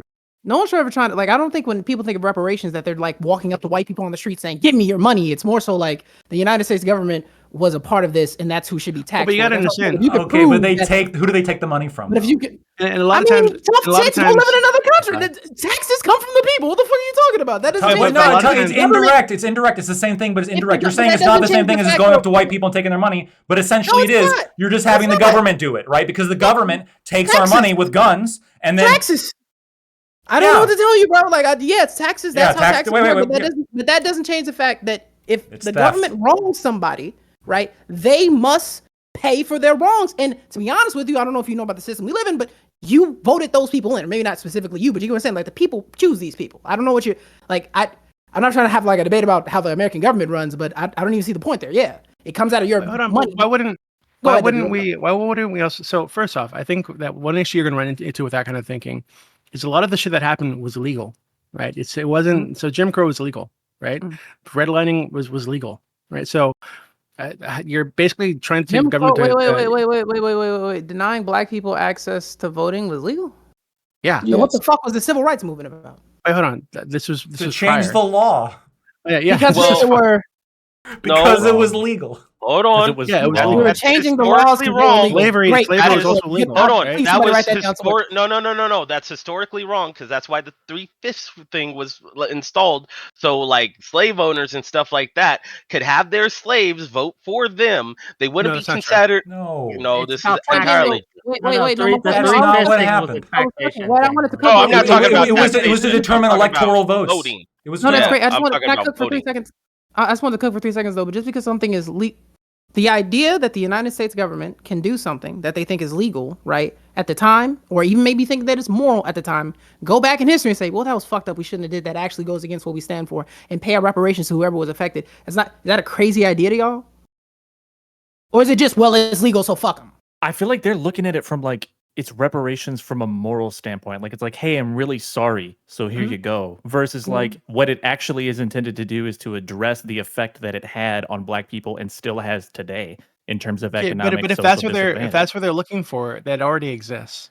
Right? So there are It hundreds of exists in millions some of form, dollars. but Hundreds of millions of dollars. A lot of it is specifically to Black communities because Black people live there. Loans, grants, etc., available specifically to Black people and not to other people because they're Black. So if that's It'd what be that's class- what Are you reparations against are looking that? for, Are you if against that's what that? reparations are looking for, it already exists. Well, Are you against but that? hold on, real quick, Kylo. Yeah, I Also, am against it. I think it's racist. This would Okay, be well, then- this would be class. Hold on, if this was actually aimed at like that, it would be class based, not race based, unless you think that like a white child somehow is like deserves less by being born white as opposed to a black child being born black. No, not necessarily, you right? said So it that, can be what? class based, but didn't we talk earlier about how like most of the reparation like ideas that have been proposed have something to do with being able to trace your ancestry back to like slave ownership, right? But why? Hold on. But why does the ancestry matter if we're just like looking at the condition of the people alive today? It's specifically meant to address the people who have still been disadvantaged by this to this day, which would be intuitive for me to say that the people who are descended from slaves and have gone through that in their family's ancestry are the ones who But suffer what from this the most. what you're missing though is like if you're aiming at the people disadvantaged, why wouldn't you just base it on class? Unless you think that like a middle class black child deserves more than like a poor lower you class believe that white a- child. If you Because believe I- in the middle, go ahead, bro. Cook Kilo. Just let me go after him. Let me go after. Go ahead, Cook Kilo. Because I can't just point to some random person and say that because they are lower class, they somehow have been like systematically disadvantaged by the government and discriminated Shut up, against. Whereas, Kilo. like, We're born the way we hold on. We're all born Sorry. into this world. Like a child has no guilt, right? So you have like a 1-year-old white child and a 1-year-old black child. Which one deserves poverty more? which this is like a reframing of what we're children talking No. about. So hold on. So there's two. Children Wait. are No. terrible. This is I important. hate children. No, this is Children important. are bad. No, They this- all deserve poverty. No, this Go is ahead, go ahead, this go is important, right? Because if Hey, you have 500 bits from Parallax to ask. We need to see your lawyer credentials because you ain't even reaching the bar, let alone Nice, very having nice. passed. So very nice. So Damn. if you have like Bars. and this is like I guess this is somewhat off topic, but this is like a general argument against This is what- reparations generally speaking. When you have like a poor white child, let's say you have a child who's born into like a poor white family, and you have like a middle class black child, okay, who's born to a middle class black family. Of those two people, if you have a race based reparations policy, What? why would you give the middle class black child more money as opposed to giving the poor person, regardless of their race, Ooh, more money? Question. Was that poor white child wrong because they were white? They weren't wrong. They were born poor. What does it matter But why I'm they saying, were but poor? No. It's question. No, but was that white child ever wrong because they are white? Neither the black baby or the white baby were wrong because of their race. In this So that's the talking thing. about- That's Go the ahead, go ahead, thing. Kilo. I'm so sorry, but when you're talking about the poor white guy, I can't know, or sorry, I do know. I know poor for baby, sure. the 1-year-old. Okay, so there's a poor white baby born into a lower class family in a poor area, whatever the fuck. I know for a fact the government did not systematically discriminate against him because of his race to put him in that position. So he deserves Versus- poverty more. Because the government didn't discriminate against his parents, so he deserves No. poverty more No, than the he black doesn't family. deserve that. That child doesn't. Well, you're not helping him when you're helping the black family. No, I'm saying, wait, It's is this like a entertaining, what too. the fuck? No, the idea. This is crazy. If somebody is wronged for something, they are deserving of some kind of reparations. Can we agree there, Lactoid? Have I said anything crazy yet? If someone's directly harmed by somebody, do they deserve some kind of If I compensation? punch you in the face, should I go Yeah. to jail for me punching you in the face? Correct. Yeah, and you should pay me Right. money too. Yep. Okay, cool. So we understand the concept that if I did it, let's say I did it because you're Lactoid, I did it because you're white, I did it because of you, right? Whatever group you may occupy. Yep. Don't you think it's crazy to start talking about other groups in that situation where like we're talking about affecting you as a white person? Wouldn't that be crazy if I was like, well, what about black people? When we're talking about me doing something to you because you're white? It would absolutely be relevant if we're talking about some kind of grand national policy. If we're talking about Not if- welfare policy, yeah, of course it's going to be relevant to bring up the experiences of other people and like Then how this policy Not in the actually context- impacts If people. we're wait, Keel, let me go for a second. If we're ahead. trying to repair what we did Go to black ahead. people because they are black, why the fuck would we do anything to help everyone outside of that? Why are they deserving of help? This is what's happening, and this is what always happens. You're treating Word. black This is what's people. happening. You're treating Uh-huh. black people as an individual when it suits you, and then when it doesn't, you don't. Right. So Uh-huh. I'm talking specifically about like you have a black child, a 1-year-old Word. black child who's an individual, okay, who Uh-huh. had nothing to do with all the shit that happened in history that led They them to weren't being affected born by it. that led them to being born middle class. And then you have a 1-year-old Uh-huh. white child who did nothing whatsoever to affect the history that led them to being born poor. Let's say they just had shitty, like drug addicted parents. Who cares? Who knows? Right? Cool. At the end of the day, they are innocent and they are born poor. Why do you think it's fair, if you're going to be handing out money to begin with, right? Why do you think it's fair to give money to the middle-class black child who didn't do anything wrong, as opposed to the poor white child who didn't do anything wrong? So the point being is so if I say I'm going to give out reparations to black people for what we did to them, I should give my money to black people, right? Which black people? The black babies? The 1-year-old black babies? I say I want to give my money to black people for the fucked up things we did as the United States government. I should give my money solely to black people, correct? Which black people? Which black people? African Americans. I'm trying. No, you know which what? Wait. The children, the 1-year-olds, the parents, the grandparents.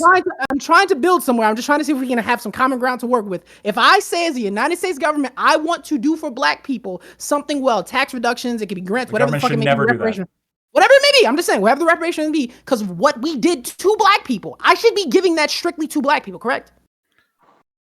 I don't. Okay, I'll play along. I don't know where you're going, but if the government wanted to give money to black people as a group, then yes, they would hand money out to black people as a group. Okay, and it would be crazy if we were like, you know what, we should give money to poor white people because we're trying to help black people. That'd be a crazy thing to say, right? No. Okay, where's your brain breaking? Wait, can I try an analogy? But before you do, I want to give space to some of the other people on the panel who have been a little quieter. Let that guy cook. I want to give that one guy a chance, and I want to give that one guy Majin a chance. That's his name, that one guy. And I want to give Majin a chance, and then you can go effing. So that one guy, shut up. Go ahead. I just don't really know what we're supposed to be arguing about here. Like he's taking the argument to somewhere completely different from where it's supposed to be. Point of the fact is we're arguing that racism had an effect and slavery had an effect on where we are now. That is the reason reparations needs to happen for Black Americans descended from slavery. I don't care. Me personally, I don't care if you're from Africa, if you migrated here and that's where you're from. You don't get the same thing that someone who's descended from slavery does, because that's what reparations is talked about and therefore. Now, when it comes down to how we were brought up throughout history since, that's a whole nother conversation. And that's where I think the issue with DeSantis lies, because school education, it doesn't teach Black history and the reality of Black history. And I don't trust you to implement that kind of curriculum correctly because, oh yeah, they benefited from slavery is what you're telling me right now. Okay, yeah, we learned how to farm, but we couldn't go out and expense our own money on farming. We had absolutely no education. We didn't even know the monetary value of a coin and how to use it. Many of us couldn't go out and get jobs because racial stereotypes and prejudice still existed. It was impossible. Many of us who were freed ended up going right back to their slave owners and working under contracts that were egregious because they had no other option, because you just said, hey, you're free, with no work, no preparation, nothing to help build us up from there. And that has rippled effect into a really shitty environment for current African Americans. And it wasn't good on the way here either. And when we ask for something in return, your thing is saying, oh, well, you're in a better place now. In relation to whom? Because the white people who existed in America, if we want to relate those two, slavery, white American a master, slavery. We can relate now. Poor Black man, rich white man. Poor Black man, poor white man. Which one has a better projected path throughout the world?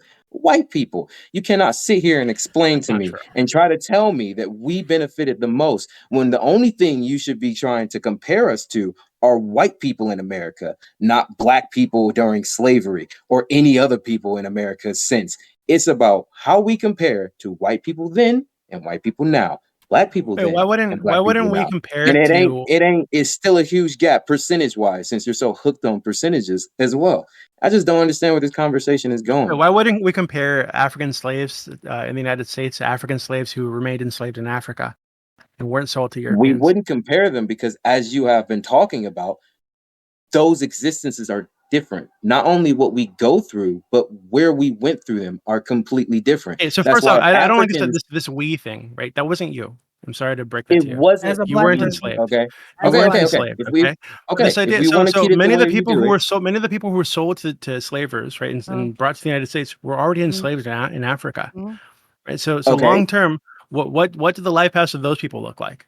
probably much worse off than black people in the United States. That's They not weren't- who we're comparing ourselves to. Why are you bringing up not? Africa when Why? we're talking about life here We're in talking about America? Africans. We're talking about No, Africans who were No, enslaved. we're talking talking about about and the African- hold on. descendants and the Americans. descendants We're of not Africans who talking were about enslaved, Africans. right? We are So talking about Africans who were African enslaved in Africa, Americans. so if they survive that, a lot of them didn't. If they survive that, their descendants are in fucking Africa, which has tons of impoverished countries, right? Tons of war, slavery today. By the way, more slaves today than they had They back can then. ask the African Tons of government terrible to do that things, for right? reparations. So tons of terrible shit happening. So their descendants are far worse off, I think, than the average African American.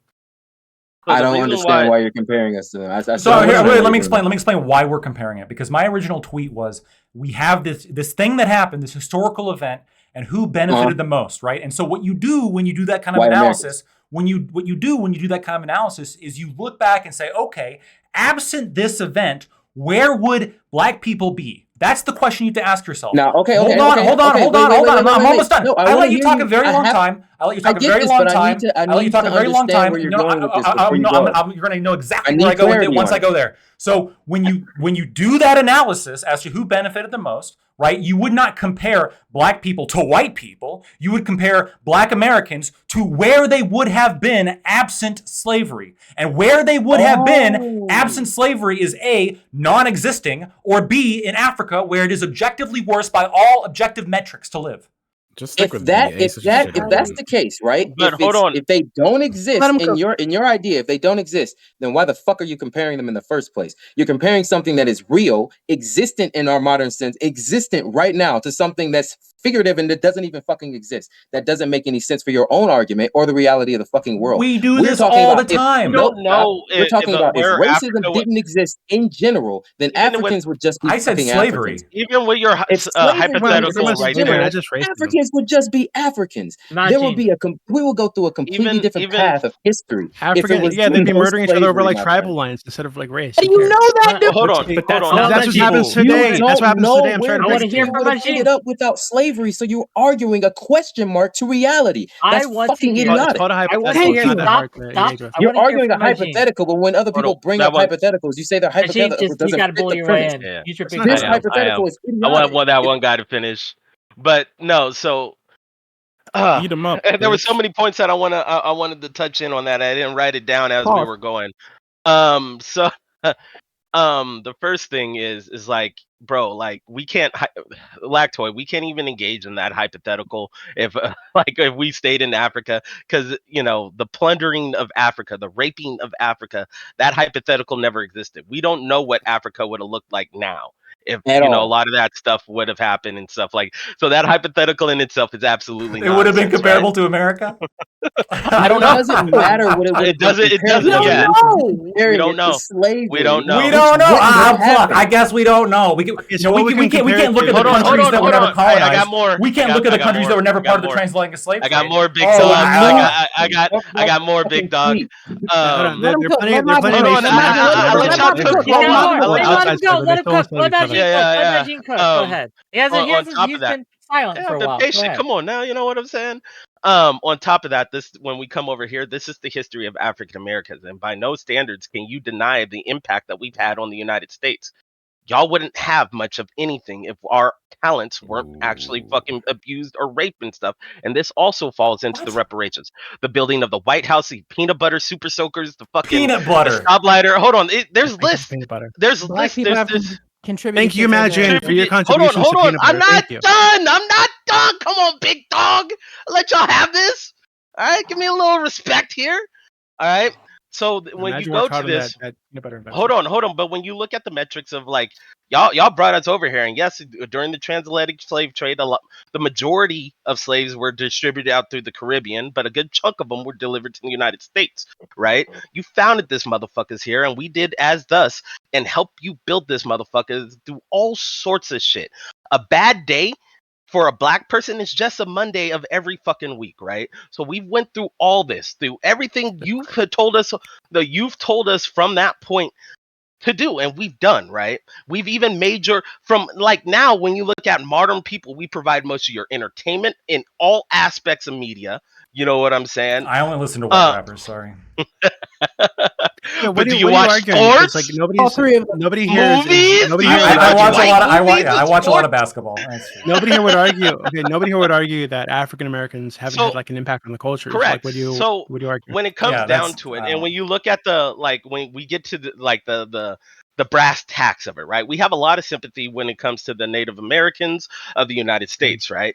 Um, you know, you might. we got the reservations, stuff like that. We've helped these people out substantially. There hasn't been a program that has been individually for Black people like that of any substance, right? It's always been a minority program that has targeted most minorities, right? So when you look at these type of situations where there's never been like that kind of substantial thing, and you start looking at the population, the percentages of it all, where we're 12% of the population, Native Americans I think are at 8, maybe a little lower They than were that. genocided. Well, we don't want to get in that conversation, but you know what I'm saying. I'm against reparations for Native Americans too. Yeah, I think the But, reservation should be broken up. But don't They're you they're agree yeah, literal that ethno after- states, by the way. Those but- fucking but don't you reservations. I agree could though- rant about don't that you- for 30 minutes. Wait, can I ask you a question, Lactoid? So we literally, you could argue, right, that what was done to the Native Americans under y'all framework was legal, right? Like it wasn't like there's a law that says, hey guys, you can't come take new land from people. That was something that was acceptable back then, Yeah, correct? they were conquered. Great, cool. was So legal. yeah, it was legal. But we also, as a country, said, hey, those legal what we did, it was fucked up, and we should make these people whole. We already had that precedent for Native Americans. So don't you think to not do that for Black people would be a No. bit fucked up? Hold on. No, I'm let's consistent. I'm consistent on this. I oppose the fucking reparations for Native Americans That too. doesn't answer my question. No, it does because doesn't. I'll explain why it does. Because what you're trying to do is trying to show like an inconsistency between what America is doing for Native Americans and what it's doing for Black people. What I'm saying Mhm. is my argument. I'm arguing against reparations for Black people, Mhm. and I would equally argue against reparations for Native Americans. No, that doesn't. No, I can tell you, but that doesn't answer my question. That's My question was, shut the fuck up, Doobie. My question was, we set that precedent Shut up, already. So Doobie. if we're doing it for Native Americans, isn't it fucked up that we're not doing it for African Americans? No, we don't have to follow like ridiculous and shitty precedents, not- right? Because you could also make the argument, well, like it's a terrible art, like a situation, but like, well, we genocide the Native Americans, well, might as well genocide other people too. No, the genocides are awful. Never do it. So let's like not do it No, again. wait, He that's kinda not the hates you. Wait, precedent. hold we're on. looking But at, Laxo, though. that doesn't What make I'm saying sense, right? Because I think the issue that you're running into Very is basic. the Jimmy's like, whoa, no more genocide. Hold up, I gotta push back. Yeah, it's so based. Very. don't even get me into that, okay? So the issue I think is that the pushback, right? So the reservation system, for example, in the United States, which should be abolished, but whatever. These are like built off of agreements, right? Treaties that Native American tribes had with the American government or with state governments, right? So that's what they're fighting over. They're not saying, oh, this is it's so bad that we did this to you, so therefore we're going to give you land back and we're going to do all this shit. No, what's actually happening is, oh, well, we had agreements. The government violated some of those agreements, so now we're going to court to figure out how we work that out, right? Why did those agreements happen in the first place? Because there was land that they owned, right? And they made agreements with the government to sell that land. And sometimes the government went over the boundaries that they'd agreed to. Sometimes the government didn't pay them as they said they were. Sometimes they didn't understand the agreements, et cetera. So there's like a ton of shit, right? So what they're fighting over there isn't like the morality of what happened or whether it was legal. Yeah, actually, it is whether it's legal. It's within the framework of our legal system and how the government might have violated that framework. So, I don't. Wait, fuck. I'm trying to think of this particular Yeah, school. Y'all we've gone way off topic. But Yeah. Oh, yeah, Doobie, but if you want to bring it back, we can bring it back. Doobie, Wait, he's wait, not wait, even Can wait. I want to address Hey, Kilo. Give me 1 second. Effin, I want to hear Effin. I want Effin to go. Oh, we lost him. He died again, dude. That's an unfortunate place for your camera to freeze. But fair enough. Can I ask Okay. Kilo a question? Go ahead, ask Kilo a question. Okay, Kilo, if you're going to take the antinatalist position where you're saying that existence is not necessarily preferable to non-existence, is murdering somebody who has no friends and family wrong? And if so, why? Because they existed in the first place and they likely don't want to be murdered, right? But they're in non-existence. Who are you to say that their non-existence is preferable to their existence? Well, I'm not saying that. What do you mean? Right. So once somebody exists, they are choosing to continue to exist, right? Because they find it preferable to non-existence. once someone exists, yes, but it's weird to make that comparison for people who don't exist yet because they don't have anything to compare it to. It's like you're basically saying it's better to have an orange than to not have an orange. But the real like comparison you're making is it's better to have an orange than to never experience hunger. Which I don't know how you can compare those two things. No, That's what you're doing. No. What I'm doing is that like if existence were to end right now, you would have no knowledge of it, right? You would have no knowledge or memory of your existence. You wouldn't even have thought. You would have nothing. Okay, you have now entered non-existence, right? And so at that point in time, it is equivalent for you to as if you've never existed. Correct? It's not equivalent to me because I'm not here anymore. Because you don't exist, right? And so, do you see why I'm saying this is really difficult to compare these two things? No, it's very like, direct. to you, it's like you don't exist anymore, and I'm like, well, I don't have a frame of reference. I literally don't exist. Right. So you either exist or you don't exist. Okay. Yeah. We are all existing here, and I'm assuming that we prefer to continue existing because if we preferred to not exist, any of us could enter in non-existence if we so chose. Okay, so we are continuing to exist purposefully. You're making me want to not exist. I think prematurely ending your existence always has a negative repercussion, whether that's people missing you, whether that is like you having difficulty choosing to do that, whatever. You already had like a stamp and a footprint here on the earth, and removing that is always going to be some sort of net negative versus not existing at all is like net neutral. Like there's it's not positive or negative.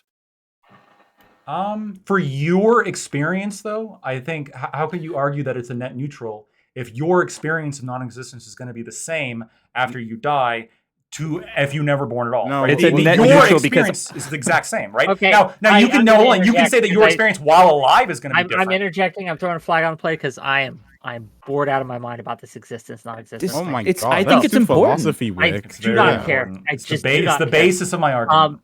I agree. I want to tackle this from another perspective. I want to tackle this from the angle of teaching this in schools, right? To teaching that slavery had any benefit in schools. While it might be true, right, that we can look at some of the things that there was some benefits in they learned things. They learned how to farm. They learned different skills through slavery. I guess what I would ask is what value is there in teaching children about that based on the value there is in simply teaching children that slavery was just entirely negative, right? That I think it moves people out of the. I just don't see a benefit to teaching children specifically K through 6, right? Right. Elementary school kids. Oh, slavery might have some benefits because again, I don't think they can conceptualize or there is a big risk of them not being able to conceptualize the fact that even though it might have had some benefits, that it was overall a bad thing. It's not even how we word it. There's too much risk there, and that we can simply just say, "Hey, slavery, horrific. Here's all the bad things shit it did. How many people died? How many people were raped? How many people were destroyed?" Right? We don't need to fluff it up. I don't know. Does that make sense? Do you want to go? Sure. So I think teaching history is about like stories and narratives. I think there's a word for this. Historiography, I think, is a thing where you're not teaching all the facts, but you're teaching specific facts that build toward a narrative that is true, but there's a story being told right through the teaching of the fact. I think what you gain from that is it moves people out of the mindset that these slaves were like cattle, that they were like farm animals who didn't know anything about anything, and so when they were set free, they were entirely at the mercy of the white man. Right? I think that's the narrative a lot of people have about the end of slavery, and I don't think it's true. These slaves took these skills and they built homes, they built communities, they built businesses, et cetera, et cetera, et cetera. Right? So the Black American story is a sort of like perseverance, right? Of being in shit and then using the silver lining from the shit to build up, right? So like I think that's what you gain, right? You gain the not only the truth, but you gain a fuller understanding of what happened there. Right. Go ahead. To Black people after slavery were completely and totally at the mercy of white America. To say anything otherwise is like a direct disagreement with reality. I don't even know what the fuck did. Doobie, please. And I love to hear you debate and land crazy ideas Explain to me how. I will shut the fuck up. Give you your space. How are black people not at the mercy of white America after slavery? Okay, so you're taking I'm assuming that you're taking the idea from there that, I mean, that, oh, they could just do anything and white people couldn't do anything to like stop them, whatever the fuck. Yeah, it's true. Racists exist. There are still people in the country who might attack black people, might not want to hire them, might find ways to exploit them. But you had people who, separate from all that. So even despite all that, right, were able to build themselves up, build communities, build homes, build businesses, et cetera, et cetera, et cetera. Even if the only people they were working with were other black people, right? They're able to build communities of black people helping other black people. Question? Right? So, sure, go for it. For clarity's sakes, what happened to those communities? Plenty of them still exist to this day. Okay. Some of them were destroyed by racists, not all of them. Right. So if you're going to point to like Tulsa or any of these other like riots that happened where these communities were like attacked by racists, yeah, that absolutely happened in some cases, but not every case.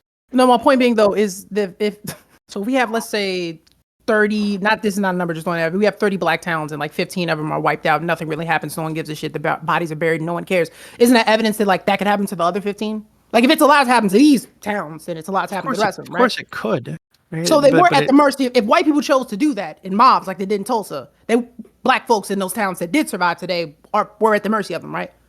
Wait, hold on. But isn't that like that feels like what's the word I'm looking for? Kind of like a shallow way to look at the world. So like if that's the case, why wouldn't we say that everybody is at the mercy of everybody around them at all times? Yeah, it's true. This could have happened. The point that I'm making when I said that they weren't like totally at the mercy is that they weren't like fucking dumb animals who didn't know how to do anything. They were intelligent people that even having been in slavery for generations, they were intelligent people with skills, and they used those skills to build themselves up. Right? That's what happened, and I think that's a much like stronger narrative than they, as soon as they got out, they were entirely reliant on white people to save them. No, that's not. Then we're talking past each other. Then well, hold on, let me finish. Finish quick. Then we're talking past you. My point being, though, is that in America, after slavery, if black folks used the resources that they got agriculturally or otherwise to build a town, and a group of white people wanted to come take all of those resources, those black people would be completely at the mercy of those white people. No one would do anything about it. That happened several times. That was my point. Well, no, there were cases where racists attempted to do that, and not only did that black community defend itself, but white people nearby also defended them. Right? So like it's not that simple. I have a question for Lectoid and Doobie. Because you kind of touched on it way earlier in the conversation. You pointed to some cultural issues that might be contributing to the disadvantages that black people face in America. Do you think that African American culture is bad? I think that what we currently understand as African American culture is actually like I was going to say the C word. It's an offspring of white Southern American culture that comes from the outskirts of Great Britain. Word like crime. See, like saltines. Oh, right? That's the original thing it's called, right? And it's not because of the cracking of the whip, by the way. It's because they cracked off. They were like cracking off, in meaning that they would brag a lot. They had big mouths, et cetera, right? It's a type of pride culture. Right. And I think that what we currently think of is like black culture, quote unquote, is just an offspring of that they got from the slavers, because most of those people had that kind of culture. And it's also what you would see in like just poor communities generally. Right. So a lot of times when people say, oh, black culture, they think of like gangs and shit like that. But that's just poor people in the fucking city. Wait. And among those poor people in the city, you're going to find white people, Asians, Hispanics, et cetera, all the same fucking culture. So and Lactoid, do you think that there is African American culture bad, I guess, in Western society? I think there's a lot of negatives. I don't know if I would say the whole thing is bad. I think that there's a lot of negatives. There are a lot of negatives, right? There's a hyper machismo. There is a honor culture. There is a sort of like victimhood, sort of like mind state that's pretty pervasive. Like an external locus of control, which most psychological studies point to the fact that it's like disadvantageous to have an external locus of control than an internal locus of control. So people who believe they're at the mercy of the systems are like, that belief in of itself is destructive. And it's one that black people seem to have more. Okay, let me ask for clarity. Let me ask for clarity. Kilo, I understand you're annoyed at me, but I think this is maybe going to get to the heart of it sooner, and you can just ask your own questions if you don't care about this.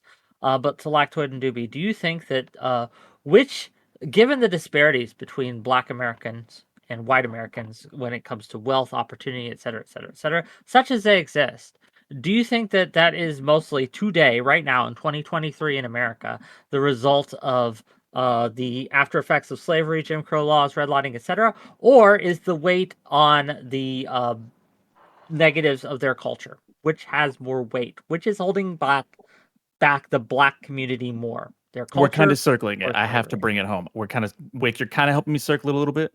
The reason why I asked that is because would it be fair to say that Africans who emigrate to America in modern day are better off than people who have lived African Americans who have lived in America for a long time because of cultural differences? The type of African immigrants that are like kind of be high income generally have better cultural values. Yeah, Okay, Doobie, would you agree with that? not all Africans. Yeah. though. Yeah. Okay. So to answer your like underlying question, Kilo, I do think that today, like modern day, most of the issues keeping the Black community down are cultural. I think they're internal. Okay. I don't think you can fix it with money.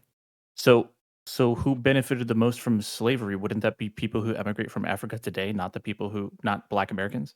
How they benefit from slavery? Well, the people who they have an advantage over when they come to America, like culturally comparatively, are people who have been descended from slaves in America for a long time, right? People have a transatlantic slave. Yeah, but ancestry. how did slavery benefit them?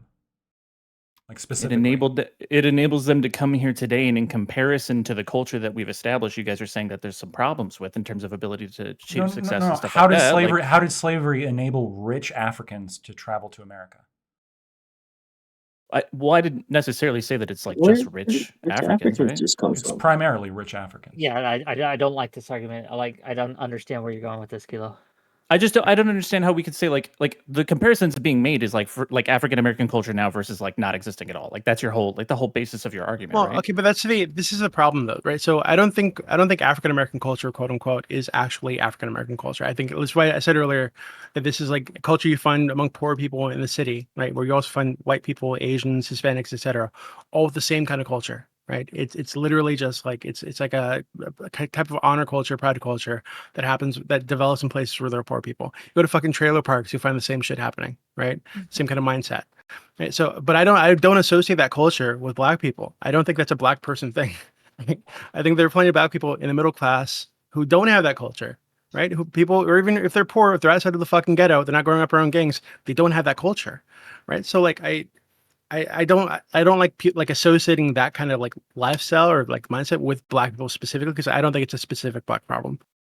I just think that it's more visible with Black people because that's where we look when we're looking I at want these to issues. get some of the Dude, other good job. panelists in on this, right? The culture and the people we're talking about, right? I want to hear their opinions on this. No, you don't. I do Oh my actually. God. Ethan. Go Oh ahead. my God. Yeah, I completely agree with Doobie, who I didn't know was conservative. I thought because he was a furry, he would be liberal, but Not a fur. What the surprises- fuck? I What the don't know, fuck? a scaly. I don't know what to call you. I'm scaly. A Thank you. scaly. But yeah, I think like it's really easy to call gang culture and like and all that stuff with machismo and homophobia. It's really easy to throw that on like Black people, and I mean it is partially, but also it's just like it's an intersection of a bunch of different things. It's religion coming into it. It's wealth inequality. It's so Black culture itself is really hard to define, but I wouldn't Why is Black say culture hard to define? because it's different for like it depends on what you're putting into it. Like some people will put in, like for example, I would have before recently put in Holy homophobia shit! or hypermachismo as a part of Black culture. But Because they're not. it just depends what you put in. Sorry.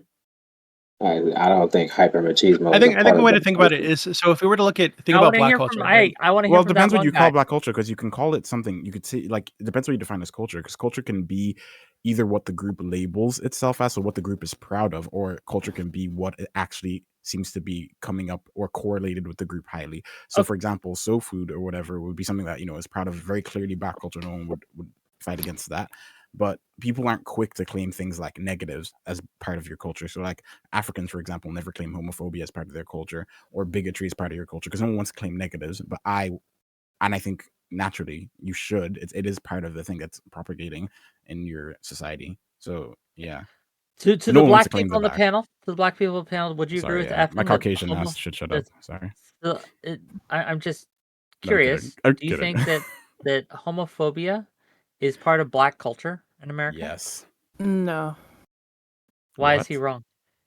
Oh no, in my personal this is just me going off my like 22 years of a black person haven't missed a day. Every time any black person ever come to me with homophobia, it's usually rooted in some kind of religious sense. And most black people that find themselves either atheistic, spiritualistic, or agnostic, they don't have those same beliefs. It's usually some fucking it was Adam and Eve and not Adam and Steve type bullshit, or the folks at the mosque wouldn't agree with this. But it's never like I am black, so I hate gay people. It's more Yeah, but so it- like it I am never part of X religion, so I hate gay people. Yeah, but it never comes up that way. That's how like, but then religion and blackness have a very high correlation. Like black communities are very religious in general, so it Well, never when I'm- comes up.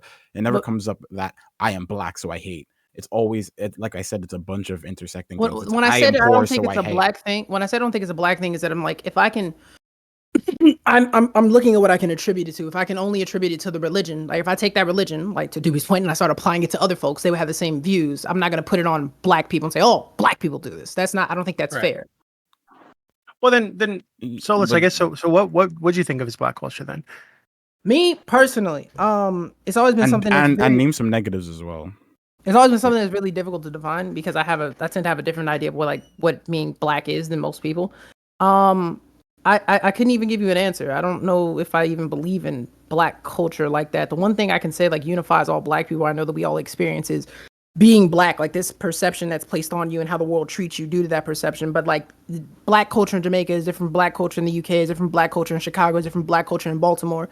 I don't know if there's the one thing that unifies all those places that I just named is that we're all black and we know what it feels like to be treated like a hard R, for a better way to say it. Deeper than that, I don't know what I would say is black culture. Yeah, and actually, I agree with that. So what I was going to say earlier is, so if we think of like black culture, I think a lot of people when they hear that those two words, they kind of think of like Chicago, like the fucking ghetto somewhere, with gangs and whatever, right? But you could go to fucking Louisiana. You have black people in the fucking swamps, been in their whole fucking lives, right? They have culture there. They have specific traditions and foods and music that they listen to, shit that they do on the weekend with their family. All that's culture too, and they're black. So wouldn't- why isn't that black culture, right? And I wouldn't like excommunicate a black person if they didn't share things I can like. If you're a black person and you don't listen to hip hop, I'm not gonna be like you're not black anymore. Like this isn't like I wouldn't do that. Wait, right? but you Like, just identified that is like one common element of like black culture, right? Like can we say like there are certain things that like there's some commonality there where there's like a unifying component of that culture, like hip hop, for instance? it's hard to say that because again, I could find a place where hip hop is taboo. Like I don't. It's Yeah, but Can that you name doesn't. a- That's not what just real culture is quick, about. I'm Culture isn't curious. about where you can find a place. Culture is about what are the commonalities, what are the correlations, what are the Yeah, but you generalities. started it. there are plenty of black people who are not going to like hip hop, right? They're No, who prefer Sure, prefer Yeah, country sure, music. obviously, No, but No, the but point I isn't mean, but I about- mean, That's but I not mean, part of this in specific culture, like like- regional. No, I mean like specific regional subcultures, right? Where they're going to prefer country music over hip Okay, hop. there was a TV station called Black Entertainment Television. Not every For a black long person Doesn't mean watched they it, but own that the was still. black culture. Well, I'm not.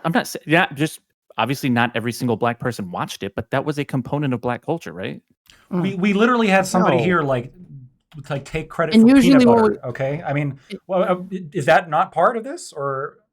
so like, and usually this conversation usually centered around like the idea that, and black people can speak to this, is like I don't think it's fair to say like if you're fresh off the boat African, fresh off the boat Jamaican, and you don't necessarily do the same things that I do as a black person here in America, I don't think it's fair to say that you're not black or you're less black than me or you're not of the culture. That's Well, just when we say black culture, we're talking about America. Like when we say black, we're usually referring to like African American culture. oh, We're then not that's talking about. then that's what we're talking past each other. Like, I'm talking about like black black Okay, people. when we say period. black Yeah, culture, yeah. I meant Yeah. African American culture. Right. Oh, Can then you yeah, okay, define? then Yeah, yeah. but I don't think- what I don't you think think- it's yeah, any- yeah, sure, like So, fucking Phyllis, hip hop. what is African American culture to you?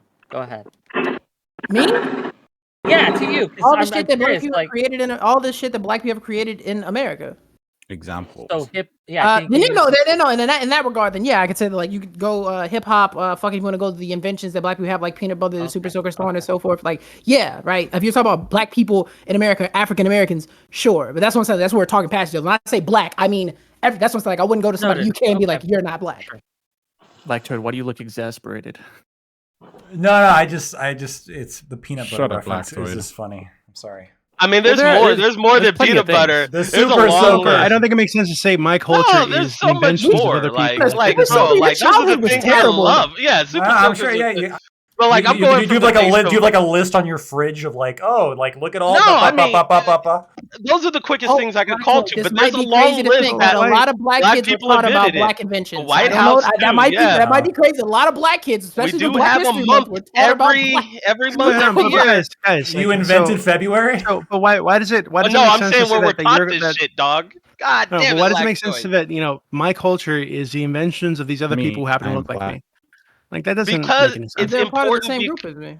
Yeah. No, hold on, but that doesn't mean they even have your culture, right? So the guy who invented peanut butter, if you were to look at what he was doing every day, the kind of like cultural shit he was into, is very different from yours, right? So I don't think it makes sense to say, oh well, Not that guy, true, and especially the going same. back. It's absolutely true. Hold What on, do you no, mean? because he's Imagine, closer you to. think the guy who invented peanut butter had a culture similar to yours today? Majin, you don't No, need to but go he He had a came down from the culture similar to my a harder grandfather. bulk, The right? fuck? You know what I'm saying? Yeah, to my No, great the grandma George and stuff Washington like Carver that. definitely Yeah. grew up in a different black don't think culture that- than we have. So, And I grew up from my great grandma. What point are you trying to make with like? What I guess like, I'm just wondering like what's the point you're trying to make, right? So peanut butter, okay, but like, what if white people did this? Would you be comfortable with that? Like every Hold time, on, so- every time you get on a plane, you should I've thank been us, quiet for right? a while. Hold on. Wait. Hold on. Like the biggest ahead. thing is that we went through like. We have to understand that based off the history of the United States, right? Black people, and this has been a method that has been installed. Like shit, there used to be old Facebook videos about this, explaining that how most black people start way back, from the starting line than the rest of y'all's, right? And it's very impressive to see that these people that have had such hardships rise to the occasions just to be normal, then on top of that exceed expectations to create something that is still used to this day as the structure of the United States.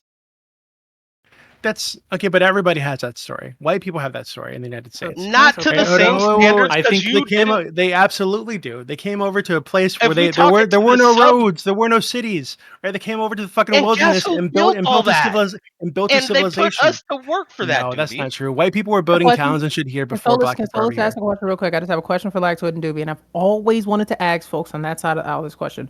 To y'all, what does it mean to be white? What does that even mean to you? Well, I'm not white. Cool, I understand. I'm just asking you, what do you think that means? I don't think there is a unifying white experience or black experience in the United States. I think Cool. there is more unifying aspects to black culture than there is white culture, and it's not even close. Okay, but no one. What do you think it means to be white? Is the question. Like, what does that mean? What is that? Well, you're white. What does that mean? You are what? No, I don't have an answer to that because I think there's like almost no unifying elements to white culture, especially in America. But I think there are some What? unifying elements of black culture. Well, you can answer that question. People say there's no white culture.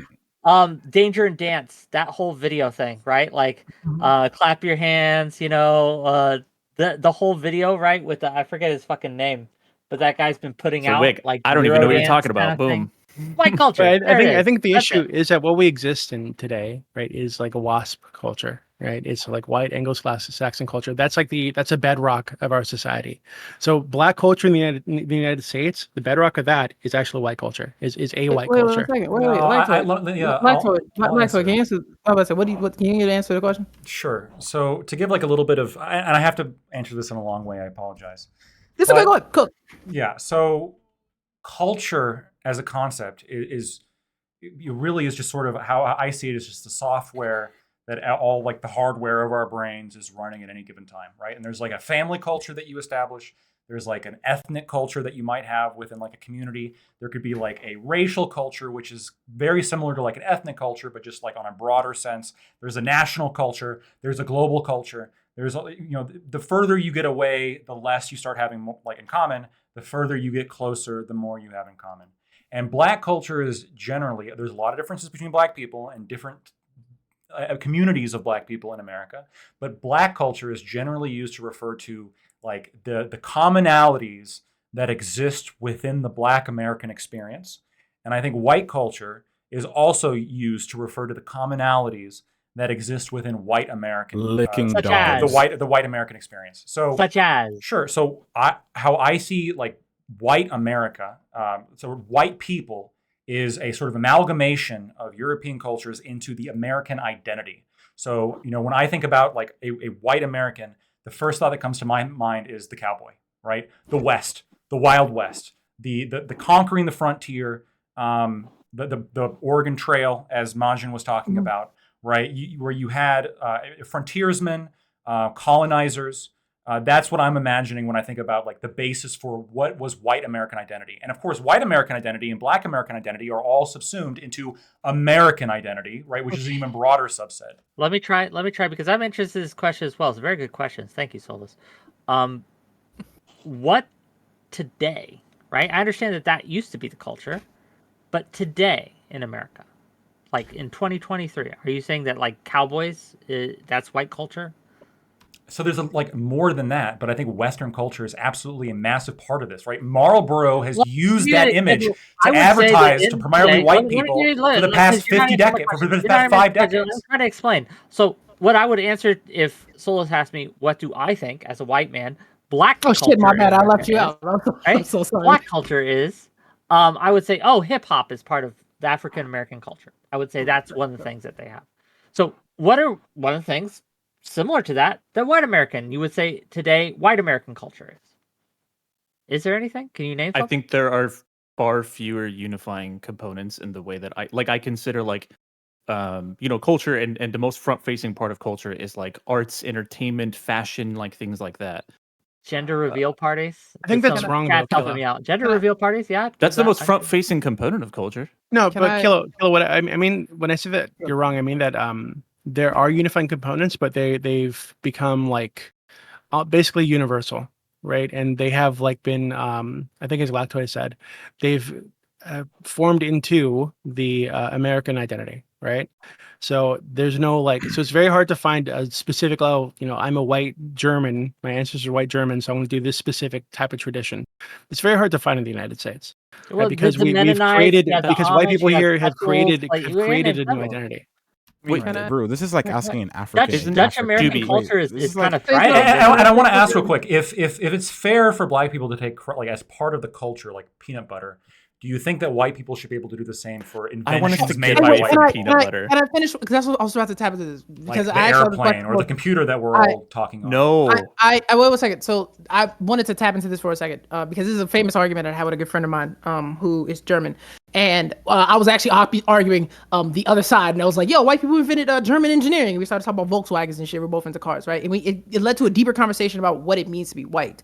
And to my understanding, as far as like how we use the term white today and like the concept of race, is white is when you get a bunch of people, usually like y'all said, from European cultures, a German, an Irishman, Englishman, somebody of Slavic descent, and you don't really give a shit about their individual cultures.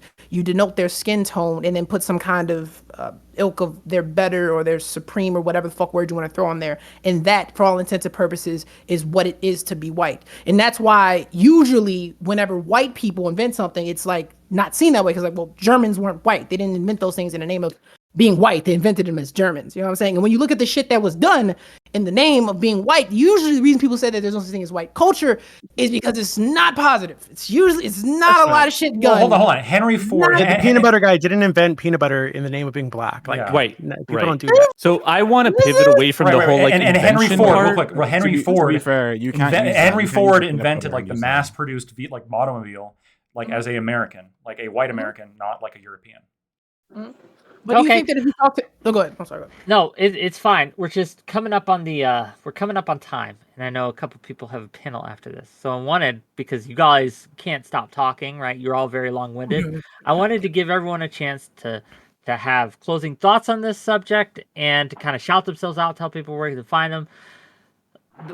This is we touched on so many things tonight. So many different things. It was almost impossible to have any in-depth conversation on any single one of them. We kept jumping around, leapfrogging from bit to bit based on our whims. And I think there's a lot to be talked about here and to be delineated.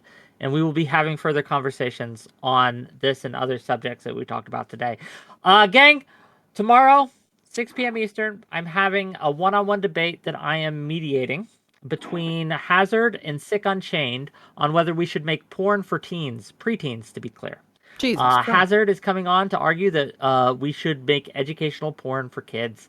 And Sick Unchained has volunteered to BTFO that guy, and I hope he does. He better bring it. So check that out tomorrow, 6 p.m. Wednesday, we are having an all-night special.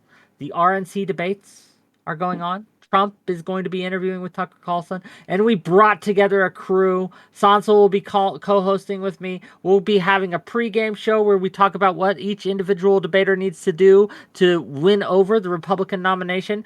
Does anyone else other than Trump even have a chance? We're going to be watching it with Rob Noor and someone else, someone on the left that we're trying to get. And then we're going to have reacts after, so tune in for that. But anyway, let me pass it on to Doobie. And guys, give you closing statements and tell us where we can find you. Doobie, start, and we'll just go around. Go ahead, Doobie. Yeah, I think Lactoid and I did a pretty good job, and I think all of you suck. I'm Doobie. I help run the politics server on Discord, discord.gg/politics. And yeah, that's where you'll find me. Hello. Doobie, thank you for coming. Really appreciate it. Evan, go ahead. Oh, can you hear me? Yes, go ahead. Thickness. Okay, so yeah, in terms of the culture stuff, I think that the white culture basically something that exists, but obviously you're in a majority white country, so we don't really talk about the culture of the majority. And in Africa, Nigerians don't really talk about Nigerian culture. We just kind of are. You're not really black in Africa. You're just a person, and it's kind of the same thing with the whiteness. And no one talks about the negatives of their culture, including white people, which is why no one brings up colonization as part of white culture. At least white people don't, and black people don't bring up sexism. They don't bring up homophobia. No one brings up the negatives of their culture. And yeah, I think it's just like an all-around thing. Kind of culture wars that we have are kind of, I don't know, tedious sometimes. But yeah, anyway, great panel, loved it. My name is Effin. If I was insulting you, it was probably a tick. Sorry guys, I have Tourette syndrome. And you can find me on its_Effin, ITS_EFFEN, on all platforms. Yeah. Dang, check him out. Thank you for coming. Thank you. If I'm insulting you, it's on purpose. That is why you're I'm just insulting you. Kilo, go ahead. Yeah, Evan, I did not know about your condition, so no worries at all. But condition, bitch, I'm not dying. Okay, fine. Just won't mention it anymore. Now we don't know which one that was. Yeah. Yeah, so my name's Kilo. You can find me at Kilo the Giant on Twitter and Twitch. I guess my issue with Ron DeSantis' sentences were that I think we didn't really get into it, but I think that I have reservations about them being kind of a slippery slope towards like reframing slavery as having like these positive effects and like it's sort of a positive, cute thing that happened and it was good for people and like all this kind of stuff. And I think that's kind of weird. And I think that we should try to stay away from that as much as possible. And then the second thing was Lactoid's official statement about existence being better than non-existence, which, Wick, I know you found boring. Lactoid, maybe we'll have to talk about antinatalism at some point separately or something. But I do think that's like a core component of Lactoid's position, and we just disagree on that. And then I had a panel coming up in like an hour for anyone who's watching, and it is unfortunately canceled again. So I apologize, but we will not be doing that. But you can find me, Kilo the Giant, on Twitch and Twitter currently. Check him out, gang. Thanks for being here. Lactoid, go ahead. Yeah, I think clearly, as was demonstrated in this discussion, nobody had any real pushback against my points as to DeSantis and the fact that Kamala Harris is lying, and a lot of the people criticizing DeSantis about his policy are actually lying. And it's disgusting that this level of misinformation is being spread, and people are not credibly or are not consistently pushing back against it. They should be doing more. People have a responsibility to do it more, and I'm very disappointed in everyone who isn't doing that.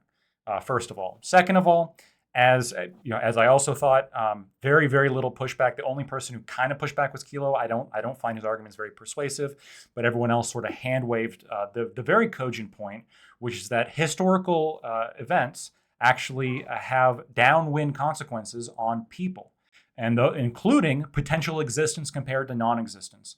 One of the effects of slavery is the fact that Black Americans exist. It's just true. And I do assert that existence is more beneficial than non-existence. And on top of that, you exist in America, the best country on the face of the planet, and a country that is significantly better than any country in Africa. So even if you existed, you would exist in a worse place overall. You can find me at Lactoid TV on Twitch, Twitter, and YouTube. Thanks.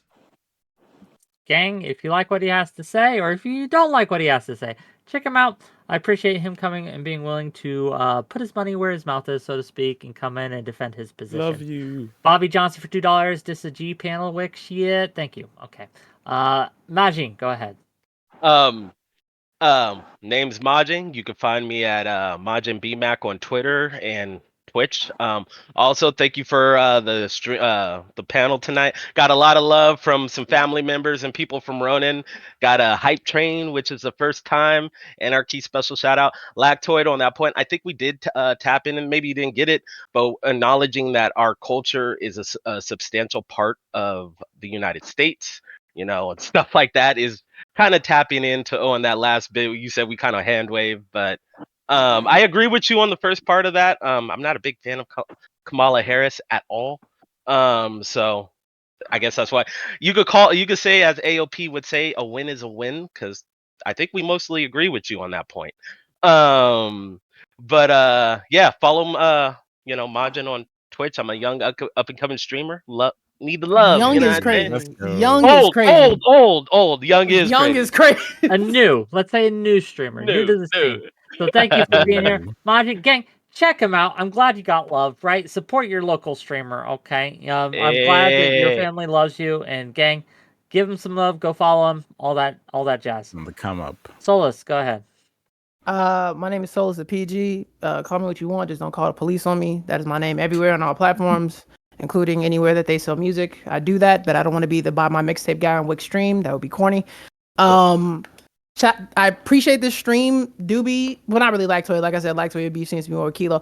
Doobie, if you want to talk about what we were just talking about earlier, as far as like what people create, as far as like what they identify with, we can talk about that later. I think it was a good stream, and Wick, to your point, gotta plan these out better, bro. We ain't get into the trenches like we should have, bro. We could have went at it harder, dog. Real quick, We I will. am Doobie. If you want to continue this conversation, I will be streaming after this, and me and Solus will be in Ronin, so we could continue the conversation if you want to join Doobie. I'm actually going to be on Prams after, unfortunately. So Oh, I fair won't enough. be able to listen. Maybe but later then, after that. This is Yeah, of this course. is one of the so two things, right? To defend my panel honor here, the technical issues threw me off, and I wasn't able to direct things as I would have Come on, liked. guys. We were helping with Effin. Bullshit. Get together, And guys. second of all, honestly, you guys all had different ideas of what you wanted to talk about, so it was hard to wrangle you. So I'm blaming all of you for my panel. I talked about the A white That one woman. guy, Wick. go ahead. That one guy, Wick. go ahead. True Wick, Karen when we got into the behavior. meat of it, you steered me and Lactoid away from it. It's your fault, buddy. If the meat of this was existence versus non-existence, then I don't Existentialism. want this. Then I I don't just want it. win. Then I just win, Wick. No, Sorry. it's just boring. Anyway, All go right, ahead. fine. That one guy. Oh, all right. My name's that one guy. You can find me pretty much here every now and then. I also have a podcast, the Geek Out Podcast. Beyond that, I enjoyed listening to what everybody had to say today. I have pretty much absolutely nothing to argue against when it comes down to like the history that African Americans have gone through when it comes down to slavery, and everything since then has really pretty much trickled effect and dominoed into what we see today, not only from the way that we act, the way that we express our culture, but the way that we move and interact with other people, especially white people. It's all brought about by that history that we all share. I think that when you're going to teach children about history, I think you should always give them facts in a way that allows for them to understand and coordinate that history within themselves as they get older and as they learn more. I don't think you should go into the study of history trying to give someone a specific idea. If you go into it saying, oh, we want to make sure that you come out of this knowing that racism had its benefits, then I think you end up delivering a message that is disingenuous to the actual truth.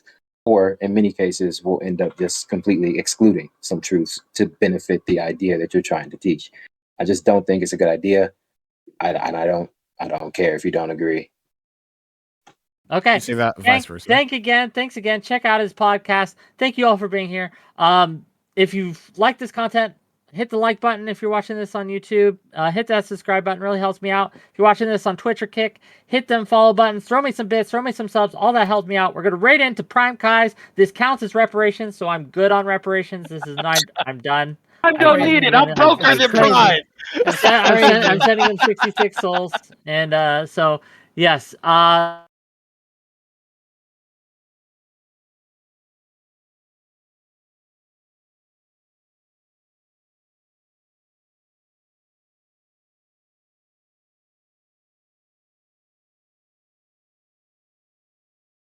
if I was streaming. Baldur's Gate stuff, right?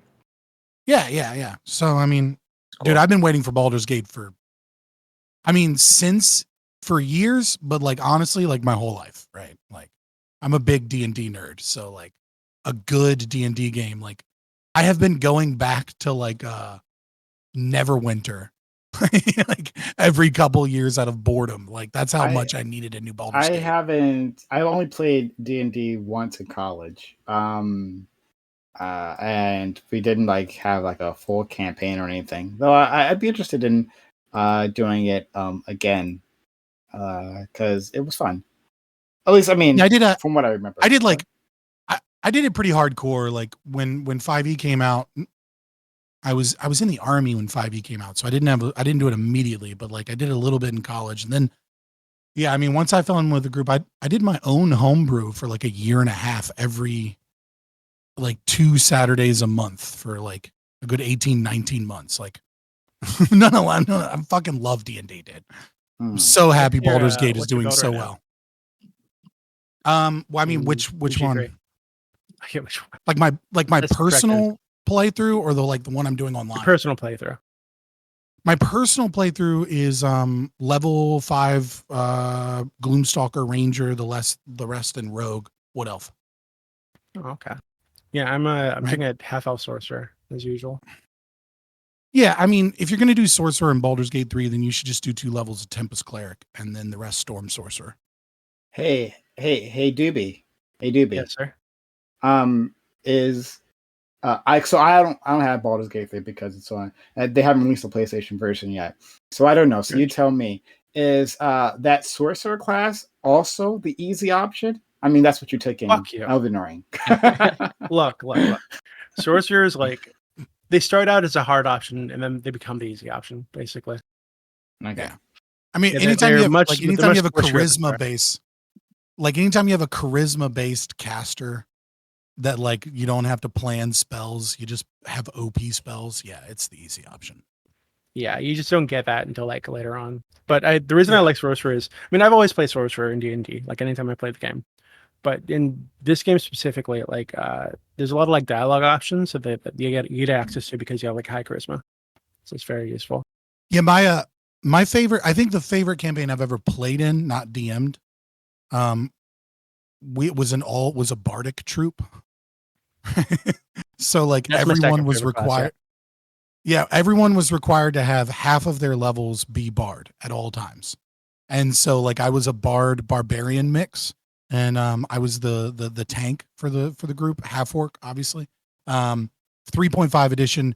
It was a big sexy Gormak, the sexy destroyer, who was very low intelligence, only danced and had a lot of issues due to his small human-sized penis. As a half orc, he had a very human penis, and so he felt the need to dance and prove his sexual virility everywhere within every situation. As Gormak, the big sexy Gormak, the sexy destroyer. Fucking amazing. I don't know what's going on. So, me either.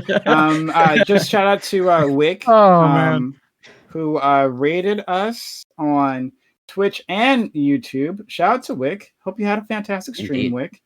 So shout out to my man who is great. I just like Wick a lot. But the YouTube raid worked, which is like not a guarantee. They're still working on that, like being a functional option. And it's like a pain in the ass too, right? Like it's so easy to do on Twitch and it's a pain in the ass to do on YouTube. Anyway, I don't know. I'm just kind of ranting about that. Wick and people on YouTube, on Twitch, whichever platform you're doing, follow the channel, whether follow or subscribe, whatever it is. Or all subscribe across the whole board. Or subscribe across the channel. Yeah. That'll work too. I feel like Neil Mohan just has to figure out how to force you to watch an advertisement before you can raid, and then they'll work fine. That's once Neil Mohan figures that out, then YouTube raids will be great. But Scott, are you? Oh, sorry, Prime. I just want to say quickly, thank you to Raphael K. Sorry, I don't know. 1, 2, 3, 4. Thank you for the 100 bits. Go ahead, say your thing. I was going to ask Raphael. That's a difficult name. Yeah, I've never seen that one before. I'm sorry. I read it in parts. That's my fault. I'm just curious. Like, so you are you moving to pre-recorded content, Scott? Or well, you don't want to. You don't have to share your plans if you don't want to. I'm I just mean, yeah, curious. for the most part, yeah. I've just realized that I have a lot more time, and the quality of the product that I can put out is a lot better. I can spend a lot more That's time fair. on editing, on like, you know, transitions and like DVEs and like zooming in and like funny clips and stuff.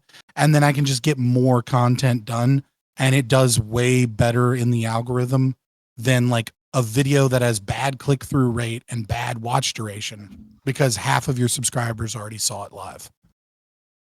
So let's get started. You came at the perfect time. Wick TV audience, we're just getting started. We had a great group of individuals here on time because they're all white. And brown, and one brown, and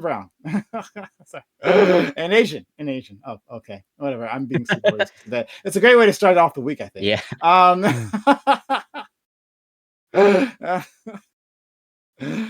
So let's start with our friend Lactoid. Lactoid, thank you for being here. Missed your friend. No, can you hear me okay? Yeah. All right. Yeah. So thank you so much for having me.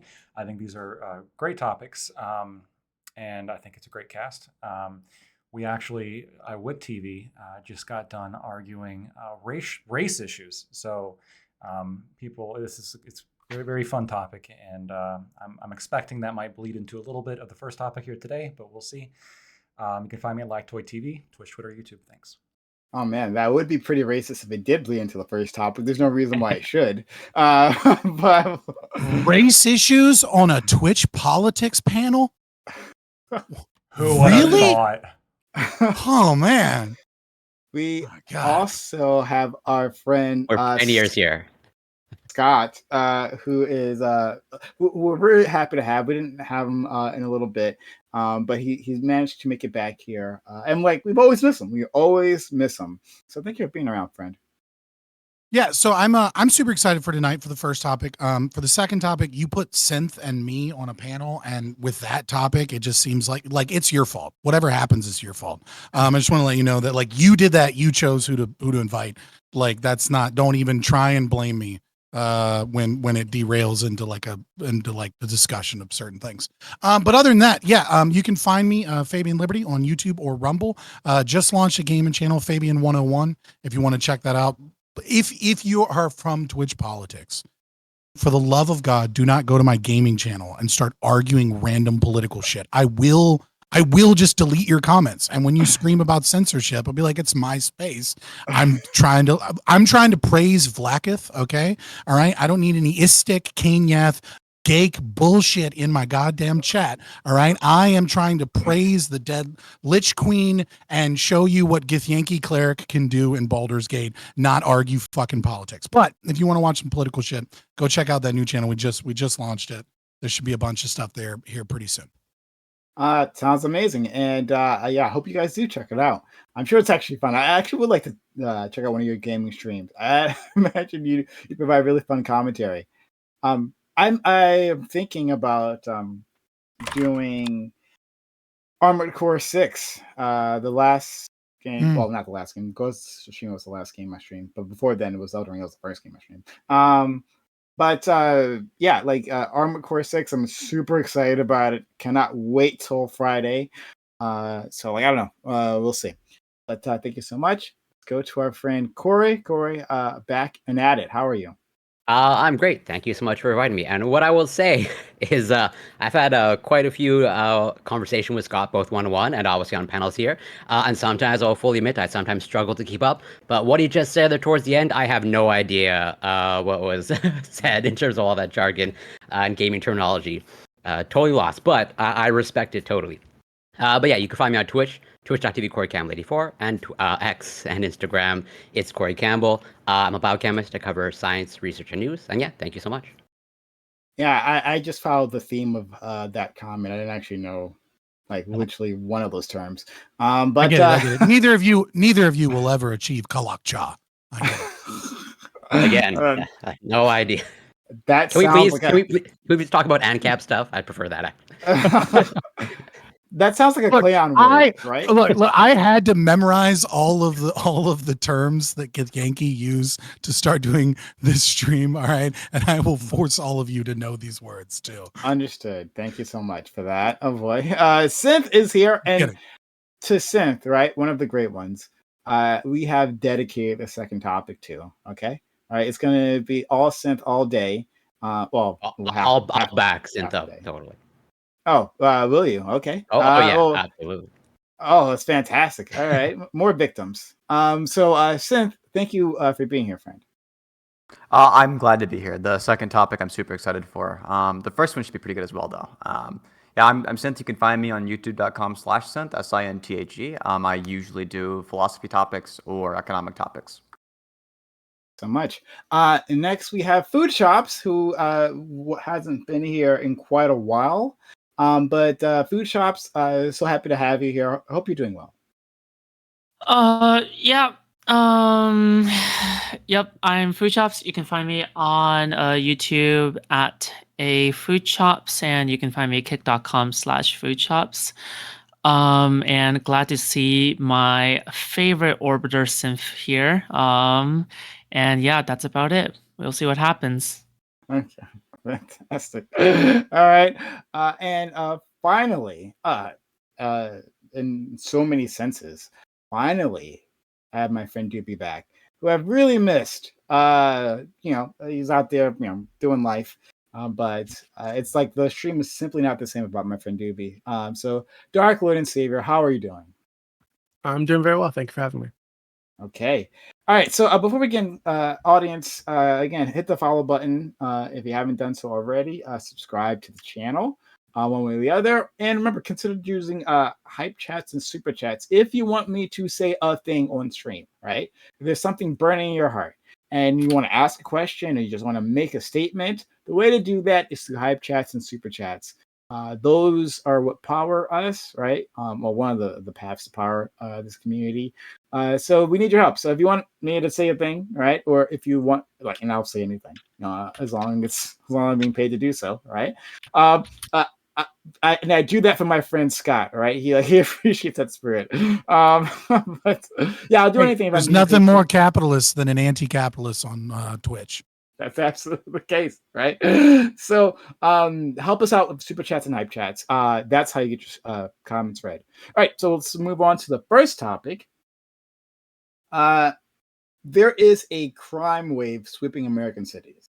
Part of that crime wave includes mass shoplifting, in which numerous criminals attack a store at once and make off with all the merchandise they can carry. Many of these incidences are backed by criminal organizations like gangs. Is this because of progressive policies that have been passed, such as bail reform? Do you think increasing the funding of police would help? Or is this a natural evolution of crime with the help of technology, and our society simply needs time to adjust? So yeah, I don't. In terms of has real crime the raw numbers increased or decreased over time? There's debate about that, how much it's increased or has increased, has it actually been falling? It's a little weird, but we can still see these actions happen, right? Especially when they're talking about mass shoplifting. That is a real issue that retailers and other stores are having to deal with, where just a crowd of individuals will come and they'll just grab everything and they'll just walk out. And then beyond that, there are some places where shoplifting has become so normalized that a single person will just come in and just start grabbing stuff, and just walk out. There's I saw a news report where the cameras were there, right? The cameras are rolling, and a guy just he stole from I don't know, I think it was a Rite Aid or CVS or something, right? He just took that stuff and walked out, in full view of news cameras. So this is an issue that's happening. So, but I'm trying to figure out why it's happening. So sorry for our friend. Yeah, I mean, in a lot of places, there's been a push to remove punishments or lessen punishments or remove punishments altogether. We know that punishment does have a deterrent effect. The only real debate is how much. The fact that people are not punished for shoplifting obviously removes some of this deterrent effect, which leads to more crime. Prime, you're right. When the crime stats in this are kind of, depending on how you measure it, difficult to nail down. We do have evidence that crime is at least increasing in some places. And I think that's a problem. But regardless, I want to address crime generally, because crime is always bad, even if it happens to one person. The other thing about punishment is incarceration removes criminals from the street, removing their ability to continue to commit crime. We see this most evident in El Salvador, where admittedly authoritarian crackdowns dropped homicides 56.8%. And we know that police presence also reduces the likelihood of committing crime by making it more likely that criminals are caught and acting as a real-time deterrent. Now, the big thing that I think should happen is allowing people to defend their own property, as we saw with the Rooftop Koreans, or more recently, a viral video of a Los Angeles Sick 7-Eleven owner who was beating a criminal with a stick. I think that, and he's not being charged, by the way, I looked into it, thankfully. And I think that generally speaking, allowing property owners to defend their property, giving them criminal and civil immunity from using, when they use force to defend their property, I think would go a long way in disincentivizing people to attack innocent people, and also just on principle, allowing people who are the victims of crime to be able to address that crime quickly and responsibly. The actual link that you sent us, apparently they did more than just flash mob the place and steal shit. They also used bear mace on the security guards and the employees, physically attacking them in order to incapacitate them so they could steal property. I think honestly, I think the solution here is to grant people the legal right to use up to lethal force to defend property if necessary, especially people who are using bear mace on innocent people. They all should be armed. I think most citizens should be, and private property owners should be allowed to use whatever force necessary to defend their property. Okay, so we're definitely later on going to talk about that civil immunity comment. I think that's super interesting. But let's go to our friend Scott. Yeah, man, I'm gone for a couple weeks, and Lactoid has to take my place of super long fucking intros. I see how it is. Yeah, so yes to most of what Lactoid said. We're both fairly libertarian, so I think we'll align in a lot of ways. I think the more interesting conversation is what actually stops crime, right? This is a big failure of understanding of both the right and the left in terms of their criminal justice policy, in that there's kind of like a pyramidal structure. So what we're talking about is deterrence theory, at least what Lactoid was discussing is deterrence theory, and yeah, when you essentially have decriminalized a crime, then obviously you're going to see an uptick in that crime. And, the question also asks, will increased police funding reduce some of this crime? Obviously it will. Anybody that argues that there won't be some effect to more money, is silly. It's just how efficient is that money being spent well? Is it having a good enough impact? And what are the downsides of increased, police activity, police presence, et cetera? But I think the thing that most people don't realize is, if you look at procedural justice, criminal justice theory, Tom Tyler's work is probably some of the best on this. Why People Obey the Law, 1990, and Trust in the Law, 2002. The biggest reason that people will commit a crime isn't about deterrence, and it isn't even about social ostracization. It's about whether or not they think a law is unjust or just. If a person thinks that it's wrong that this law exists, they will break the law more often than, I won't say more often than not, because that means 50%. But you get what I'm saying. Is they're way more likely to break the law. And what we have seen with not bail reform's not fucking causing this, but the justification, the movement, the shift in the places that this is happening, right? Especially in places like LA, but also in Philadelphia and New York and other areas, these very blue areas where the philosophy has changed from private property is something that you should care about, that you shouldn't steal from people. And slowly we have seen a cultural shift. I would argue, I don't have a perfect, data point to back this up, but I think we kind of know it if we're kind of online enough and speaking to people. We have seen a shift towards, well, who cares about Target? It's just Target. They're insured. Nobody cares about this. There's been a very different way that we view stealing from large corporate stores. And it's like, well, hey, dude, steal from these stores enough and the stores leave. Like, you're destroying your community. You're destroying the economy. You're destroying people's money. You're causing inflation everywhere because theft has to be a part of the price, etc. So, I hope that we can talk more about what's actually causing this. And I think, in my estimation, the biggest cause isn't defund the police, isn't the George, Floyd kind of protest desire to decriminalize everything because we went fucking crazy during COVID. I think more so it's all of that, but most importantly, it is this idea that private property has become less sacred and that it's somehow okay to steal from Target, to steal from CVS, to steal from these places. And I don't think any tough on crime or increased funding is going to fix that problem. And I think that's where the right will surely fail. And of course, the best solution is obviously allowing Target to just pop a cap in a motherfucker if they're stealing your stuff. Oh boy. All right. Well, I see where the center of this debate will be. But thank you so much. Let's go to our friend Corey. Yeah, well, I'll try to be brief, but no promises. But there is some overlap. Don't be brief, please. I'm still doing research. Well, I don't acquiesce to you. Sorry. I'll still try to be brief. But yeah, there is some degree of overlap between me and what's been said prior, in terms of like, do I think this is the result of defund the police? No, but I'm not opposed to providing more funding to police. And it's really tricky in terms of like, I'm not sympathetic, definitely at all, to violent crime, and I think there's virtually no justification for any violent crime, and for the type of, let's say, theft that occurred with like the bear mace, et cetera, and just like people just making off with like luxury goods. With the other story that you provided, where it seems like, at least from what I can tell, there was just like a couple of individuals, there was still violence took place, but it seems like they were taking laundry detergent. And it's hard, I could be ignorant, but it's hard for me to imagine that, organized crime is behind the theft of laundry, but maybe I'm just ignorant on that.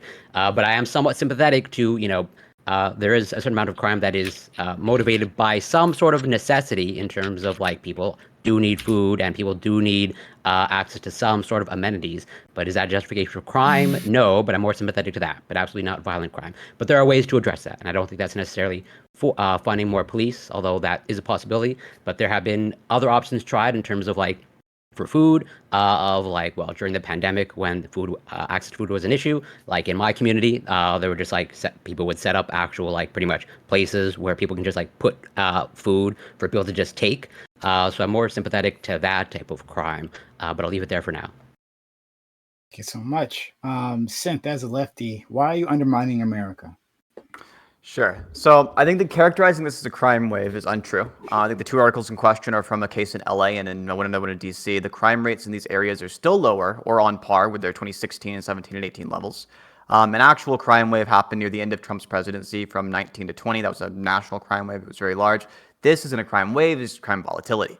The primary motive for describing it this way is to justify increases in authoritarianism. When the right wing starts saying these are crime waves, this is what they're trying to do. They're trying to elicit a very, very visceral response from you.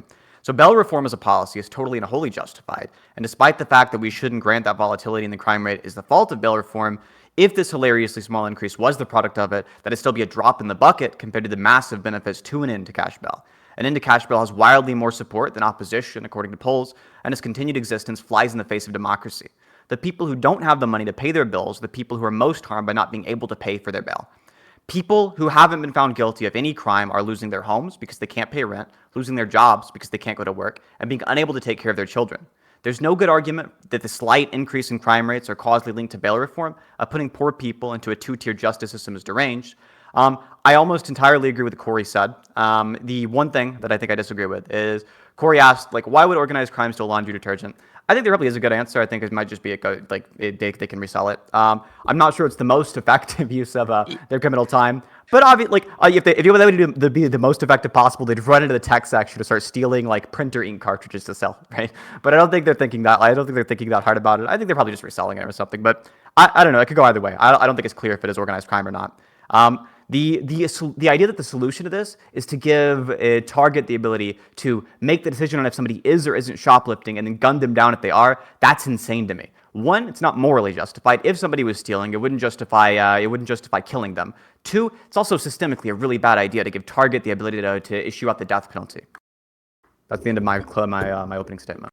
Thank you so much. And hopefully, when we get to the open debate part, he'll answer the question as why he hates America and God. All right, let's move on to our friend Food Chops. Please. Okay. Based on what I saw in the few articles, not even the articles I've seen gave enough substantial information for me to create like a really, really solid opinion on it.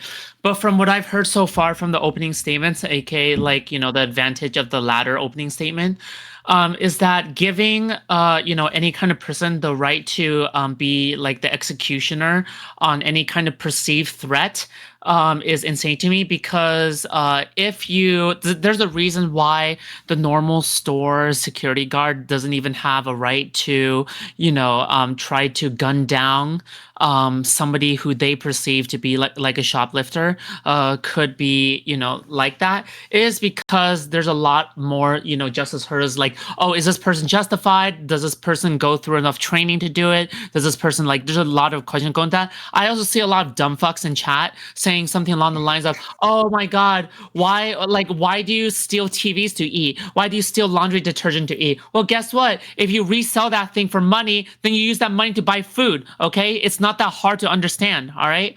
And also, if we compare the crime rates to something like in the 1990s and to something like the early 2000s, it's still lower. All right, today. And then not only that, we're not even comparing like categorized crime rates, right? For example, if you can compare something along the lines of property-related crime rates, that's not the same as something like property crime rates versus homicides versus basically, I think there's like 6 different kinds of crime rates, and I don't even think the FBI agrees that the crime rates have risen since like 2021 or something along the lines of that. So over the course of this entire discussion, I will be keeping on looking at the articles, and I'll correct as necessary. But you know what? All I know is that Lactoid will always be wrong, because I just never trust lawyers in general. And the more I talk to lawyers, the more I find they're always distrustful and always act as a know-it-all. So, yep, that's it. That's my concluding statement. Yep. A fantastic opening statement. We should have more attacks on Lactoid in general. Also, why don't we have an actual cop or FBI agent on here? Like, it's not like they're hard to like get on here. You know what I mean? Sure. Like, well, I have celebrities on here too. I don't know. Like, if they were on here, they go after you. If the cops are on here, they go after you, Food Chops. Yeah, good. I want that. It comes to mind that when Food Chops was here, the one time she was here previously, our friend Scott wasn't here. So I think this will be really fun. Let's go. Fun. I'm going to hold you to that, Prime. Fun. I better end this panel with fun. We'll end this panel and we will call what happened fun. So let's go to our friend DP, please. I think I pretty much agree with Scott on this. Though what I disagree about with him and Lactoid is this idea that the solution is to like gun people down for stealing fucking purses or whatever. I don't think that's a good solution. I think this is primarily a cultural problem that we're having right now. I don't think it's as big a problem as people are making it out to be. But it is an issue if you're somebody who cares about just stores not leaving your community because they're being robbed all the time. And it's going to be a bigger issue in places like California, where I live, unfortunately, where you do have DAs who are just not prosecuting like they should be. You have a state government that's imposing laws that is incentivizing people to go out and steal in some ways, because there's just not really any consequence for it. So I agree it's an issue. I think I agree that it's primarily cultural. I don't think that shooting people is the answer, unfortunately. Thanks so much. All right, up to the panel. Sure. Can I ask Lactoid and Scott, I guess, a question to get this started? Oh, Scott, if you're talking, I saw your lips. Yeah, I was muted. It's fine. It's chill. All right. It's fine. Go ahead. Sure. I have a question, I guess, to direct it to both of you, which is like, what is the ethical justification for Target being able to gun down people for stealing property? Is it because it's a disincentive, or is it because of the fact you just think they just have some other kind of right? Yeah. So, I mean, I think you're allowed to stop aggression. I do believe in the gentleness principle, right? But I think aggressors that put themselves in a state at war with private property owners and attempt to enslave people by stealing their property and damaging their property. I think the best case scenario is that you develop practices that utilize that violence at the least amount as possible, right? Like, I would love for a system, as far as I'm morally concerned, layered over top of my libertarian principles, right? What it is that my moral preferences is that I want to see, police officers or security agents or private security of some form, ask people to leave, drop things. If they refuse to do so, have some form of non-lethal or very rarely lethal means of subduing them. And if they get violent and they have some form of weaponry that they attempt to defend themselves with, then only use lethal means when it is necessary to protect the lives of the people at the the establishment, as well as the security that are attempting to stop the criminal from aggressing. So what was the ethical justification then? I fully agree. Well, I mean, I can answer that. I mean, but like, my answer, right, which is that they're aggressors, right, and that you're allowed to stop aggressors. If it's the case somebody's stealing any amount, are you allowed to stop them with the maximal amount of force necessary? Or is it the case that there's if somebody's coming and they're stealing a penny from you, can you blow their brains out? Or does it matter how much you're stealing? Right. So again, we've had these conversations before. So I get that you're trying to get me to like bite a bullet, but like, that I won't bite the bullet because we've had these conversations before. That's why I mentioned that I do believe in the gentleness principle, that you need to utilize the minimal amount of force. But the problem is that the minimal amount necessary to stop them, you mean, right? Yeah, the problem is that the minimal amount necessary to stop them was to kill them. Hold on, don't interrupt me. Do that. Don't interrupt me because you're trying to get me to agree to something that you want to frame it as, right? The problem with the minimal amount of force is that is an unknown fact. No one actually knows what the minimal amount of force is, and so it's something that we have to determine kind of post the action occurring, whether or not someone was egregious in the way that they handled the situation and was intentionally violent. And so that becomes a difficult legal thing, but I don't think it's an impossible hurdle, or that because it's difficult to do, we shouldn't attempt to ascertain it. But that actual minimal amount of necessary force is an unknown thing. This isn't answering the question. We don't. Would it be justified if somebody's stealing a penny from you and the only way to stop them was to shoot them? Would it be justified to shoot them? The only way to stop them was to shoot them, and it was impossible. They run too fast to catch them. You can only shoot them. Yeah, of course. Okay, if they're stealing a penny, you can shoot them.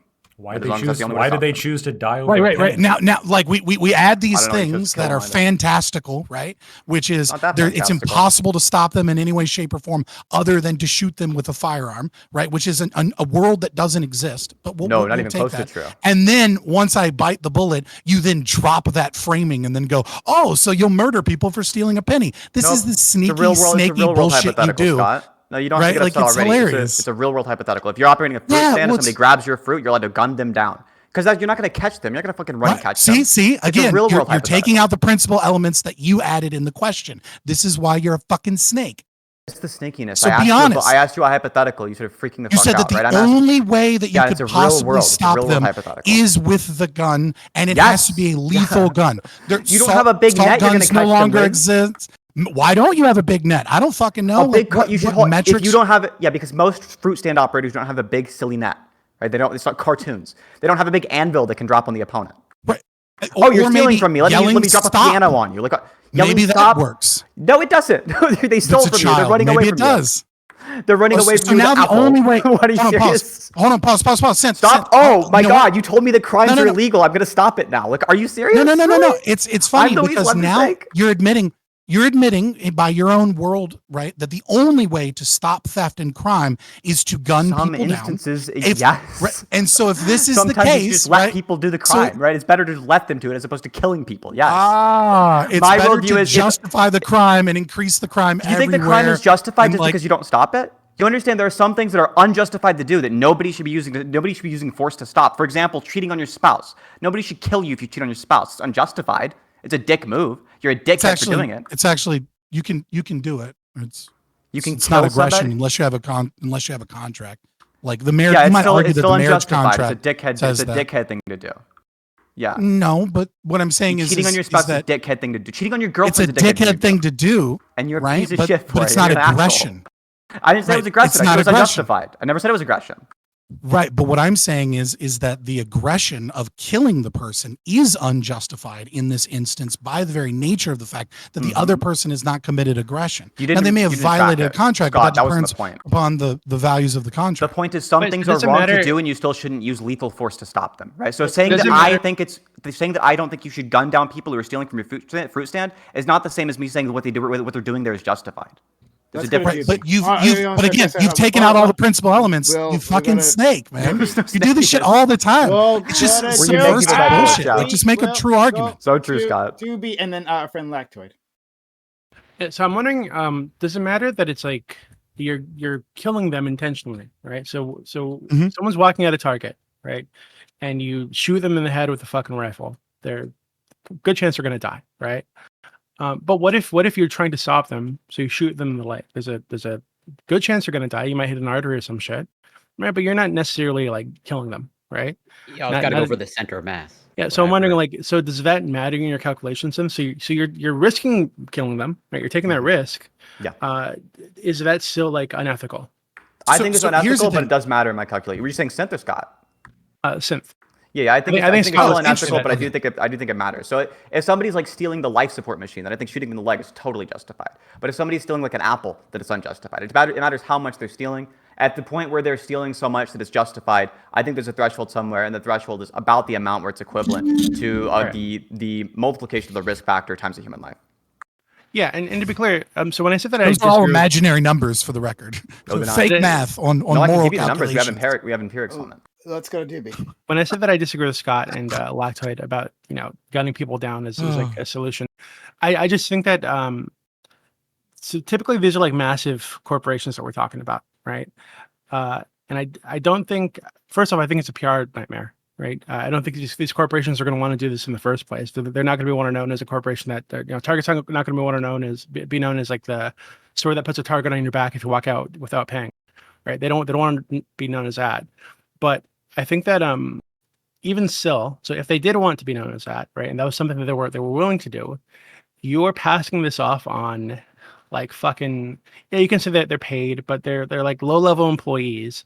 You're making it their responsibility to shoot somebody to protect the profits of a massive corporation.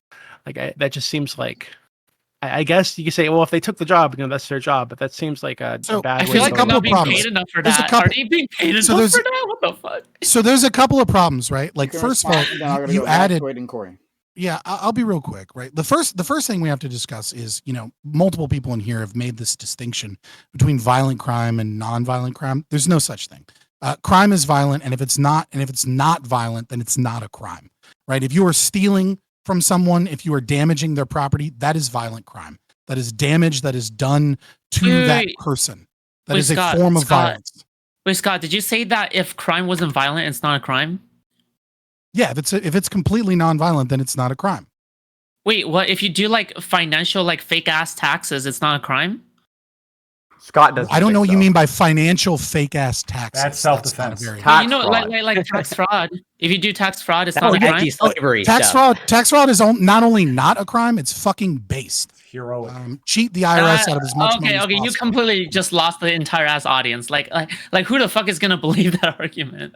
Maybe Scott's saying it ought not be a crime. Anyways, a new territory. Scott's saying it shouldn't be a crime, right? I'm talking about what actually is a crime from. You're using the word crime in a wildly different. The average person means when the average person says crime, they're using a different thing. Like what like Scott, the entire reason why something is a crime is if somebody punches each other in the face. Like that's it, according to your definition. No. No. Anyways, that would what be do you mean? No, crime. don't say anyways. Don't say anyways, right? Because you're saying I don't know that I can walk you through this in the middle of a panel. No, please walk me through it. Please walk me through it because I'm actually genuinely curious. I did. So yes, Person A punches person B is a crime. Well, Yes, no, it no. is a Why violent crime. why isn't tax fraud a crime? Because Because it doesn't taxation violate is the theft. NFP. Yeah, taxes are the crime. So Oh, are you one of these Taxation people? is the crime. Yes, they are. Yeah, exactly. They Oh are. no! Yeah. Actually, never mind. Let's just move on. Let's just move on. Great. Yeah, no, I know, but getting back to Doobie, what I've you were talked talking with about. Liquid Zulu before. I Doobie, know there's- exactly what companies they are. Doobie, I guarantee you don't, but it's okay. Doobie, I so do. when you were talking about, I'm sure you know all of our ideology. I You have it debated Liquid memorized. Zulu. I debated I'm Liquid sure. Zulu. Don't worry about it. Anyways, so Doobie, when you were talking about these security agents, right? The thing is that you're taking current security agents and then you're just kind of imagining scenarios over top of them, as opposed to how would the market and how would these things change if these things were legally allowed, right? So the first thing is if security agents all of a sudden have the authority to kill people, and if they abuse this authority, this means massive PR loss for a company, as well as likely millions of dollars of lost funds in lawsuits. All of a sudden, you're going to have to hire a higher caliber of person in order to do this job, and it's going to cost more money, or you're going to have to give them less capacity to be able to, or not give them that authority. So Target, for example, like you said, is even if they have the right to do so, they're almost never going to actually allow a security agent to shoot someone in Target, right? Like what they're going to do is they're going to allow them to bear mace a motherfucker back, right? Like, and if, and only if they've, followed some corporate procedure of like, they told them to stop, they gave them a warning, et cetera, right? So like, I don't understand it's just like the analogy doesn't really fit what the market would do given that authority. You know what I mean? wouldn't it make more sense to say that rather than gun them down, maybe tase them? Isn't that like more? Well, I literally said that would be a last resort, and that I would want it, to follow the gentleness principle. That I would want it only to have to gun down person in the event that they're trying to stop property crime, and then that person like whips out a gun themselves, and it's like, oh fuck, it's your life or mine. So Synth, so here in California, right? I think it's all of California, right? Just like certain counties, I can't remember. The law is that if you're stealing under, I think it's $950, it's a misdemeanor, right? So something that's been happening, I think up north in San Francisco, but also around here a bit, is people will go to like a Walgreens or CVS with a trash bag and just fill it up with shit because they're going to stay under the 950.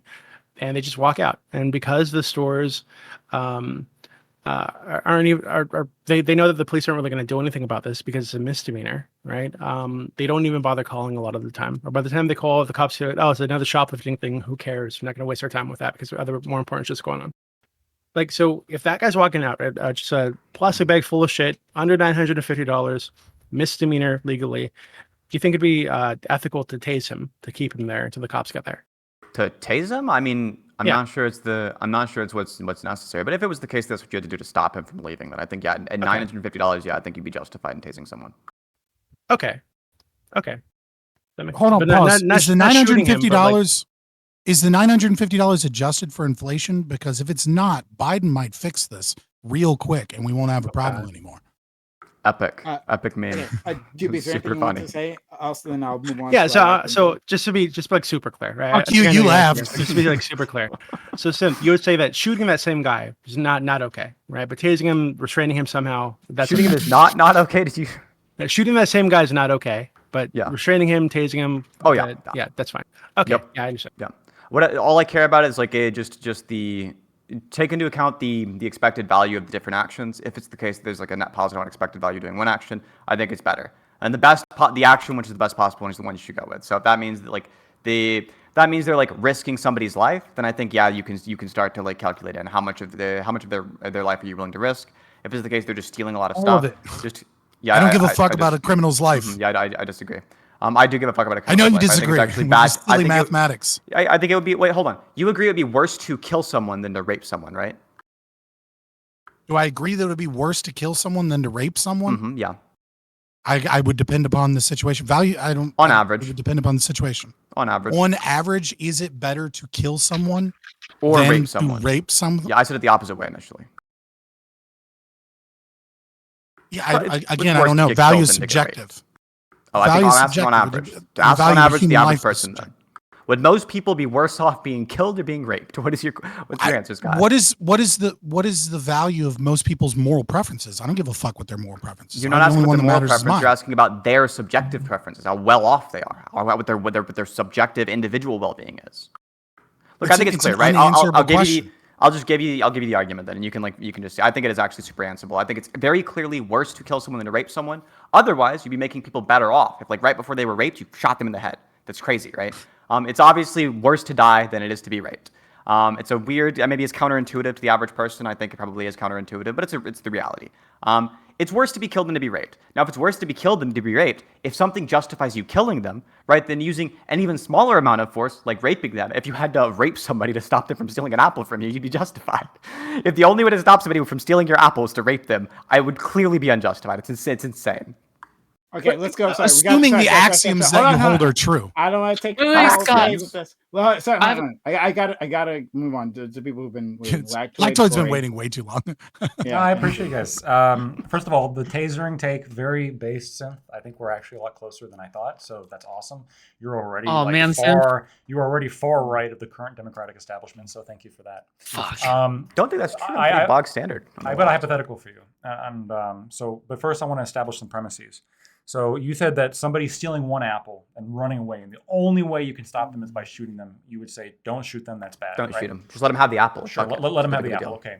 What if somebody, instead of stealing one apple, they run over, like have a trash bag, grab all the fruit, and then run away, and the result of this is you lose all your inventory, and then you lose your business. Then can you shoot them?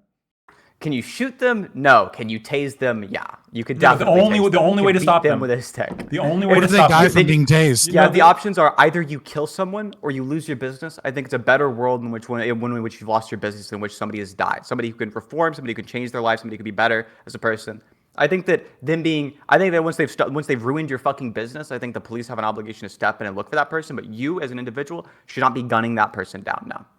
And it's obviously a better world where you don't justify theft in private property. Would it change your position if, by losing the business, this person falls into a quagmire of poverty that they never get out of, and they eventually die of If there was good reason to believe that was going to happen, they're going to steal your shit now, you can't afford your healthcare. Then if that person in particular, I think they do have a right to shoot that person to stop them. Great. Now that's the consequential analysis that happens. This is the third. So this is the final question, right? So what if you have a situation where you have a mob of people and they each run in and steal one fruit, right? And then they all run away. And the result is you lose all your inventory, you lose your business, and you can't afford your health. Now you have to kill a lot more people, and it's way worse to kill a lot of people than to kill one person. Sure. So as long as you kill all of them, even though you're going to die from your lack of healthcare, as long as the thieves get a big enough group to steal your fruit, then you cannot defend yourself at that point. Wait! I propose this solution. I want the answer. Let me answer. So I think that if a lot of people are going to steal your shit, then I think it's a really bad idea to kill a lot of people to stop them from stealing your shit. It might feel bad, but that's the obviously correct answer on any reasonable kind of moral realism. Sure. So if I want to steal all that, like a flash mob, like we've been talking about and what's linked in the discussion, right? And you shouldn't. If I want to steal somebody's entire business to the point where they lose their ability to provide their own health care, I just needed to convince enough people to join me, and then all of a sudden the person is prohibited from defending themselves. Not from defending themselves, from murdering with a gun. With a gun. People. No, the only way if they're attacking you, then you should kill them. If they're stealing your shit, then no. The only way you can stop them stealing your shit is attacking. Listen. Listen. The only way that you can stop this mob of people from stealing your entire inventory, leaving you impoverished, and you will die because you can't afford your healthcare costs within the next 5 years. Okay, the only way to avoid this is by shooting them. You would say as long as they get a big enough posse of thieves, then I guess there's too many of them. You're fucked. I agree that we shouldn't live in a world in which people have to pay a shitload for healthcare. I agree. I'm glad we're both on board with Medicare for all now, right? I don't think so, right? So I think privatization. I totally agree. I totally agree. There's a shitload of individuals all massing together to steal all of your fucking shit. It really fucking sucks, but you can't kill all of them. You shouldn't kill all of them morally. It's bad to do. It's bad to mass murder a bunch of people. Even if it's the case, they're all stealing apples. Wait. What if it's a big? Wait. Hold on. What if it's a big enough group of people? Scott, I'm using the term murder differently from you, Scott. Okay, hold on. This is like you're just piping in to say it's not that. Like I'm using the normal person definition. Okay. The esoteric weird definition. Synth, you said No, before. murder. Oh my God! Hold on. Wait. Lactoid. Yeah. Synth, you said before that rape. Yeah, I agree, You Scott. said It makes it immoral. I'm using immoral in a different way than you. Like, hey. You said before that. Lactoid's You said before that murder was worse than rape. If I get a big enough group of people to go rape a woman, is she justified in killing us to stop the rape? Is she justified in killing the mass group of rapists? Yep. The amount of suffering rape causes scales with the amount of people participating in it. You as an individual raping a person, and then you raping a person, and then like tossing to the next guy who rapes the person. It's a lot more fucking suffering involved in that rape. No. Only one person does the raping. The rest of them hold her down. The rest of them hold her down? Mm-hmm. Yeah. Then she should kill the person doing the raping. She can't just like shoot them all. She has to like. Why would you shoot them all? Only one person's gonna be doing the raping. Because the other ones are holding her down to facilitate the rape. If you kill the rapist, you're not getting raped anymore. Or what are you talking about? You said only one's doing the raping. Kill that one. Okay, now you're not getting raped. Why are they holding you down? Just for entertainment? You don't know. Just to hold you down and be like, oh, you don't know. Hold on. The woman doesn't know which one's doing the raping. All she sees is 50 men, and she knows one of them is going to rape her, and the rest of them are going to hold her down. Is she justified? Is she justified at shooting at the mob of men? It's like a mystery rapist. Like one of them is like they randomly roll dice, and one of them figures out who the rapist is. Yeah. It's hypothetical. Yeah, if you have no idea who the fuck the rapist is, run. There's a lot of them, and there's only one of you. Okay, no. Stupid fucking decision. No, not run. Running is not an option. Running is not an option. Then you're fucked. You're in a position where you're just you don't shoot them. The woman should not shoot them. Stupid. You're not gonna get away. You're not gonna get away from the woman. No, hold on. There's a big rape mob. There's enough of them to overpower you. It's a bad decision. No. She has a fully automatic rifle. Okay, she has a rifle. She's got a really fast rifle. She has a stop a million people. Stop. Instead of constantly cutting me off when I'm making a point, please just address what I'm trying to say, okay? If you have a woman with a fully automatic rifle, okay, she's 100 rounds because she doesn't live in fucking California, okay? She's got 100 rounds in her fucking magazine, and she's ready to defend herself. And there's a group of 50 men, one of which, she doesn't know which one, is going to rape her, and the other 49 are going to hold her down and facilitate the one person raping her. Does she have the right to shoot the mob of 50 men that are running to do that to her? What do you think a right is? I'm asking you, does she have the right to do that? I'm trying to figure out the fuck you mean. What you mean by the fucking question? What do you think a right is? You weaseling. I'm not weaseling. I'm asking you a fucking little fuck. Should she shoot them or not? Question about you fucking hypothetical. Normatively, should she shoot them or not? I don't think rights are normative. I think rights are fucking legal. Should she shoot them or not? Should she shoot them? Yes. It depends on a huge fucking variety of factors. I'm asking you. Assuming these individuals are mass rape gangs, you probably. Weasel. Get the fuck Why did you answer your fucking question? What? The math is always you yelling weasel over and over again is not the same as having a fucking counter on any of the fucking shit I said. Hold on, I want you right now to engage with what I just said. Lactoid, I just answered your question yes or no. No, you're weaseling. Like, you're I just fucking answered your question was probably. I asked you directly. Should she have the right? You were perfectly fine. Hold on. If somebody asks you a question like this and I say probably that's not an answer. No. You were perfectly fine answering my questions about do people have a right to do this before when I came to answer the question about whether or not you can shoot somebody stealing an apple. Why is probably not an answer to your question? Answering that question, but then when I changed why is probably not an answer to your question? When I changed the question, why is probably not an answer to your question? When I changed the question to be able to shoot the mob coming to rape her, all of a sudden you don't answer a single fucking question I throw at you. You guys are weaseling fucking constantly. I've never seen an ANCAP ever not weasel on a panel like this. I asked you a clear fucking question, which is why the fuck is probably not an answer to your question. No probably? Answer. No answer. She probably has a right to shoot them. No, your question wasn't if it was a right. If she has a right to, but if it was justified to. You changed your question after I asked you what the fuck do you think a right is. I think a right is something legal. You moved your question to ought she do it. I say probably. She probably ought do it. Why? Now, She's killing 50 people. Yes or no? She's killing 50 people. Is that an answer to your question? Yes or no? If she's saying probably, I guess that's an answer. You don't want to answer my fucking question? No, I said that's probably an answer to the question. So let me ask you. Yeah, so how the fuck am I weaseling away from your question? Wait. So then why is it probably? How am I weaseling away from your question? Why is it? Answer. I'm in the middle. I'm in the middle of answering it. Are you going to do it? Me off. You keep cutting me off. I'm in the middle of trying to answer. Let's hear the fucking answer. Well, I'm trying to get there, but you keep cutting out. Spit it out. Prime. Can you stop this fucking lunatic? Jesus Christ. Can I answer? No, you can't. Guys, I want to answer. I want to answer. No, you can Okay. wait. You can wait a second because you're not the one spitting out complete horseshit Hold on. takes right now. We Okay, got it. we'll get to you later. Yeah, We'll get to your horseshit takes later. Okay. Wait, I want to answer on behalf of my Everyone shut order. up, everyone What's shut up, a everyone right? shut up, You everyone shut up, weaselly everyone shut up, fucking- everyone shut up, everyone shut up. Asking you what the fuck you think a right Everyone is? shut up, Sith. You too. Are you part of everyone? You're a person. I right? think so, So yes. shut up. Thank you. Let's. Sorry, we're gonna let Lactoid get this point out and see what they can respond to that. We're gonna get Corey and Food Shops, right? You will get. Thank a chance you. to talk. Great. So before you said that you calculate these by a net positive expected outcome, and you are factoring in the value of life with the net positive, with factoring in like the net positive expected outcome. You said that killing somebody, murder, is worse than rape. And this is why you said, but this is part of your argument of why you said that you should not have the right to shoot somebody stealing an apple because the value of the person's life is more than the stolen apple. My question for you is, if you accept that rape is not as bad as murder, why do you say probably, why did you say it's probably okay for a woman to gun down 50 men if she's only going to be raped once? Why is that the case? How is that consistent with your prior position? Are you going to answer my question, Lactoid? You fucking weasel. Jesus I'll Christ. answer yours. Are you going to answer mine? Yes or no? You weaselly little fuck. What was the question I asked you, Lactoid? You said you were answering it, right? You said is probably an answer. And I said, okay, that's the No, answer. I asked you, how am I not answering your question? Because you asked what a right was, when you never asked that in the prior questions. Do you understand? I asked you what a right was, and then it clarified exactly why I need that. Obviously, No, she doesn't no, have- no, you- obviously no, no, she has a you legal said that right to. because you didn't wanna fucking bite the bullet. Lactoid, spastic, calm down.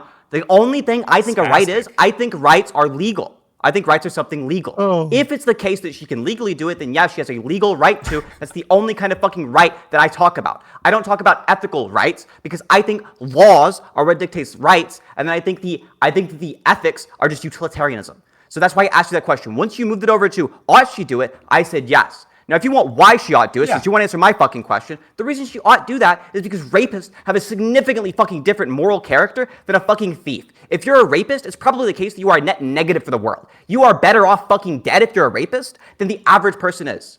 Yeah, you are way fucking better off dead. Than a fucking thief, a thief is probably doing mostly good. Their life is worth living. The average fucking rapist does not have a life worth living. Unless they're in prison and they can get fucking reformed, there's no reason for them to go around raping people. They're better off dead. That's the reason there's a fucking difference there. Now, if you think there's an inconsistency in my argument, I'd love for you to fucking point it out, but you can't. You're gonna sit there dumbfounded instead. Yeah, because if you're saying, wait, if you're saying that like by virtue of being a rapist, like the world's better off without you, then you must be okay with me going and just killing random rapists, right?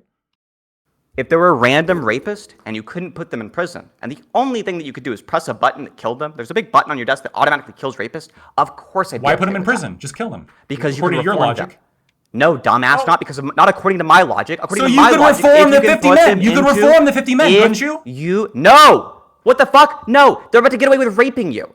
What? But you can reform them. You just said you can reform rapists. With what? A big fucking magic net that you can capture them all with? You They're can fucking gonna rape you and then run away. You can arrest them later, right? Couldn't you? That's what you're How? advocating for. How? The police, just in the same way you're talking about calling the police on shoplifters. If you think the police could go around and find the 50 fucking men who raped you, then yes, you shouldn't kill them. Wait for the fucking police to arrest them. Okay, wait. That's why I said probably. Okay, here's the hypothetical, right? The cops are going to come and arrest them, but only after the rape. Does the woman have the right to gun down the 50 men? No, don't fucking gun them down, right? And by fucking suck, don't fucking kill them. Instead, yeah, what's the fucking counter There's argument? the bullet point I was looking for. That wasn't a bullet. That's the obviously intuitive Jesus. position. You're fucking insane. We You are finally insane. got You have a there. deranged Lie view. down on the Give me pillow and the accept counter it, argument. synth. Where's the counter Fucking- argument? Where's the Just counter go ahead and argument? lie down Fine, on I'm the red in the pillow, face like a baby. fucking Get tomato. ready. Go ahead and give me the counter argument. The average person Okay, fucking okay. agrees with me on this. So, no, You're no. insane. What we will do. Finally because- got there. because he- What was the bullet? It was Lactoid- obviously the fucking Lactoid- correct position. Lactoid has gotten. I want a to where he counter wanted to argument. go. Okay, hold on. Lactoid's got where he wanted to go. We're gonna go to Corey. We're gonna food shops. We're gonna go to Scott. All right. Yes. Oh, let well. Corey go. I'll just say, Prime, you were correct. Fun to be had for sure. But Lactoid, I have a couple of questions for you, just to hopefully understand your position better. Where like does it overlap with Scott's like 1-to-1? So, trying to use the actual example that was given in the story, the specific one, like the laundry detergent theft, minus the violent, what I consider violent action, but basically. Is someone justified in your system of like shooting someone who's just like going into a store, they're grabbing a bottle of laundry detergent? Are they justified in shooting that person. I fully agree with Scott's like minimal force necessary, the gentleness principle. Like where the first step That doesn't is, answer my question. Oh, I'm getting to it. The first step Okay. is like approaching them, confronting them. If they start to like get violent with you when you grab them, then you can continue to escalate up until lethal force. Yes. Even if they're not. So what if they're just like continuing to walk? Then you would tackle them. Sorry. No, go continue. Sorry. Or tase them, or beat them so- with a baton. Okay. Tase. Okay. I'm definitely not an expert on tasing, so I'll go in your direction. Lock the doors. Yeah, so just let's say two people walk in, and then they both grab a bottle of laundry detergent. And as far as I know, correct me if I'm wrong, but taser, like once it's like on that one person, you can't do to it once, or you need to like, it takes time to reload.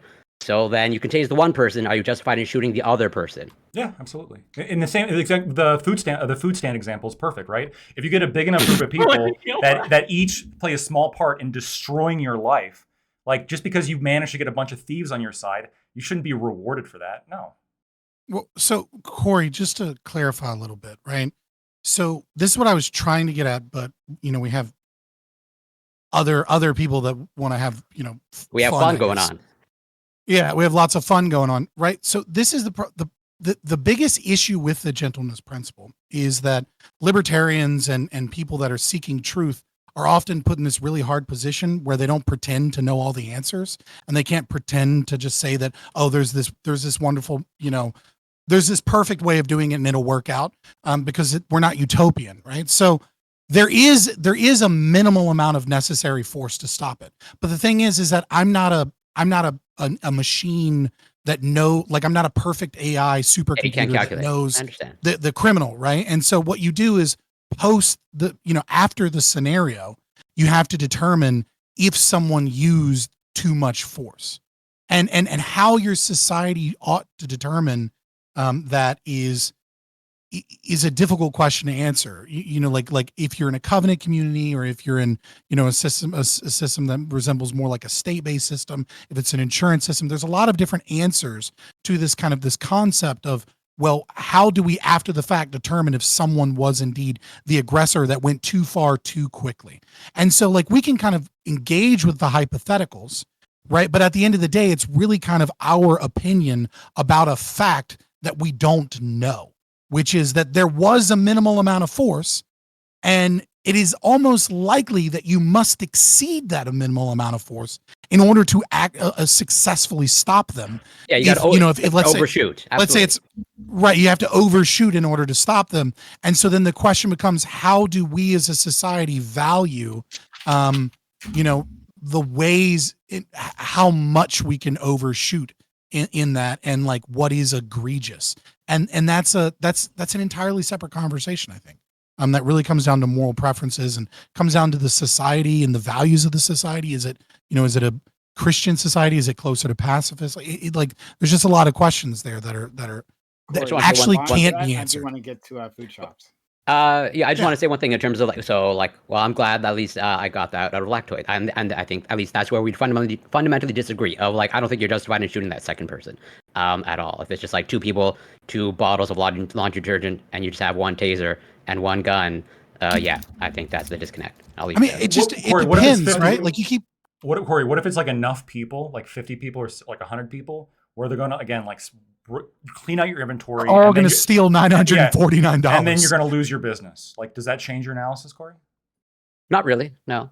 So like I have to like now suffer poverty because like I couldn't stop like the big enough group of people from stealing. Well, I advocate for taxes and slavery and such, and I would have other means of addressing that. Well, surely I wouldn't be as well off as I was owning the business, right? Well, I can make an argument of like, again, I think there's ways to make you whole with other means. This is so silly. Like I advocate for taxes, etc. I do want to get to food shop. She's been waiting. Yeah, so then we'll get to you, Scott. You'll be next. Wait, my turn? Yep. Mm-hmm. Yeah, I just want to say that Lactoid probably has one of the most pathetic showings on this panel that I have probably ever heard. Yeah, I've been waiting this entire time because I want to get Lactoid's entire opinion out before I start firing off the entire chamber. So first of all, Lactoid, whenever he scrunches up his entire face, he looks like Bert and Ernie, like the one unibrow guy. So that is the first thing, okay? First of all, he began his entire argument with arm every single employee with a gun and start shooting. But you'll notice that now he has moved his goalpost and his opinion to, oh yeah, we want to escalate eventually up to aggressive force if necessary. So basically he has, you know, a bit changed his opinion. I think that he wanted to go into this entire panel with this opinion of, oh my God, I want to be violent. I want to have this entire aggressive energy because he wants to present himself as this like right-leaning person with a lot of showing of force. But he realizes now that his opinion like looks incredibly absurd and incredibly violent. And now he realizes that he looks incredibly bad. So obviously he has to move goalposts. Second of all, he completely conflates between the threat of loss versus a proportional punishment after the fact. So let me explain because he clearly does not understand, okay? So the threat of loss is, for example, and I disagree with Simp here, right? So the disagreement here is, for example, if you are a store owner and you see a mob running towards your store, you feel like your life and your store and your way of living is under threat. So if you have an AK-47 or you have a rifle, I believe that you should have more than enough justification to start going do. I believe that you should have the justification to start do and start mowing people down.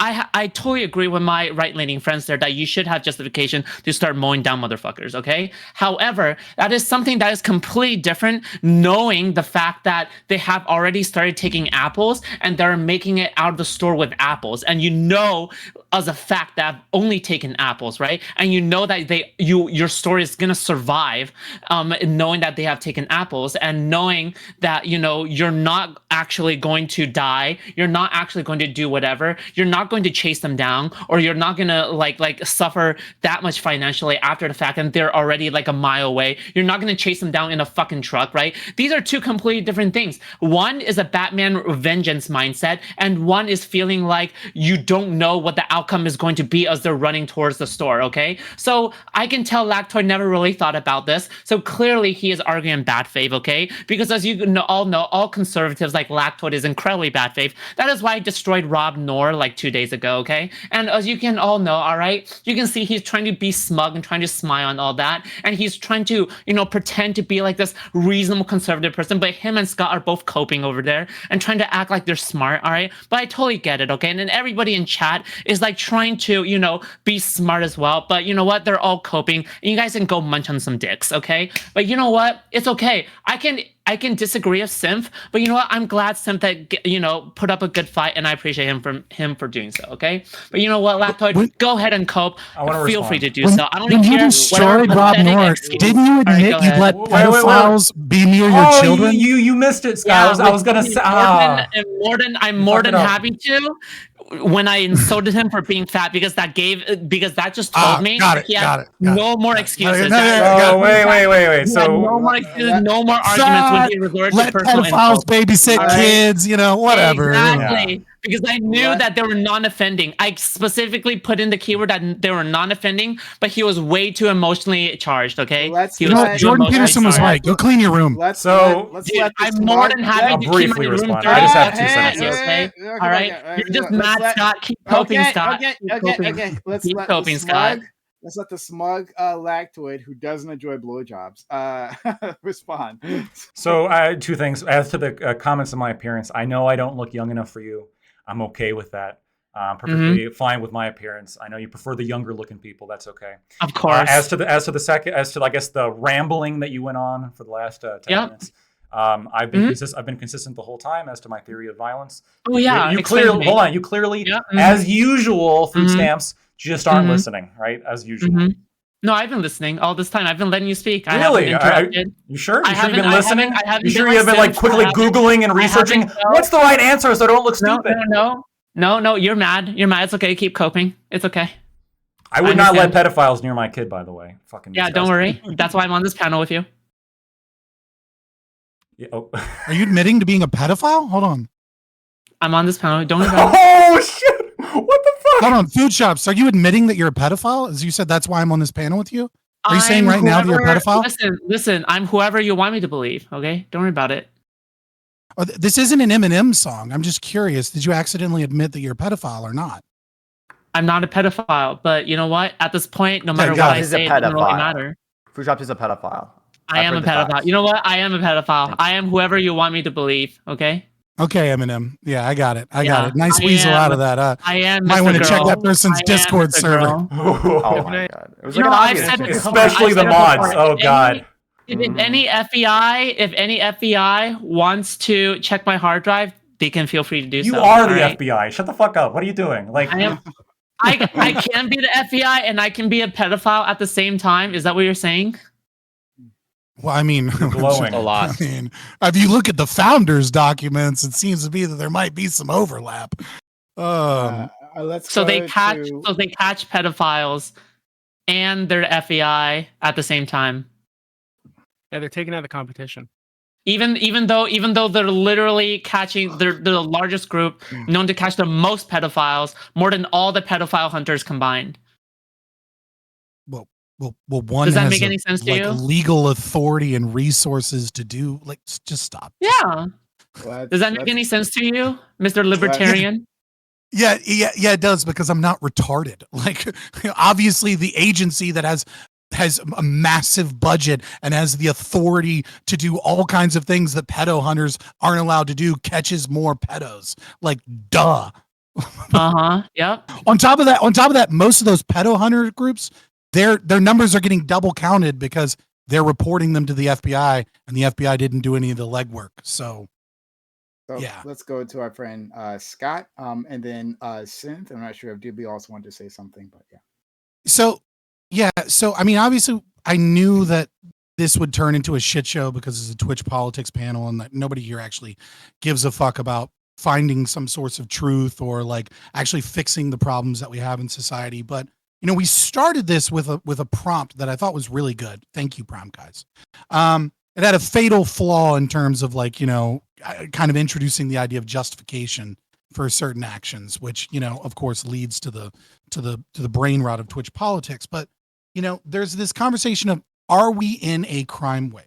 And so, and like, we immediately start off with like, well, you know, the data is kind of wonky. I don't think the data is really that wonky. I think when you look at what we have available, obviously we don't have good numbers from 2021, 2022, or 2023 yet. We have some 2020 and 2021. We don't have good numbers from 2022, 2023, especially once you start breaking it down, looking at like municipalities, start looking at like New York or looking at Philadelphia or looking at LA. There was this comment made. I'm curious. I do actually want Synth's response. I don't want to just steamroll here. Where you said that like, oh, well, the numbers are basically the same as they were in 2016, which I think is true for violent crime.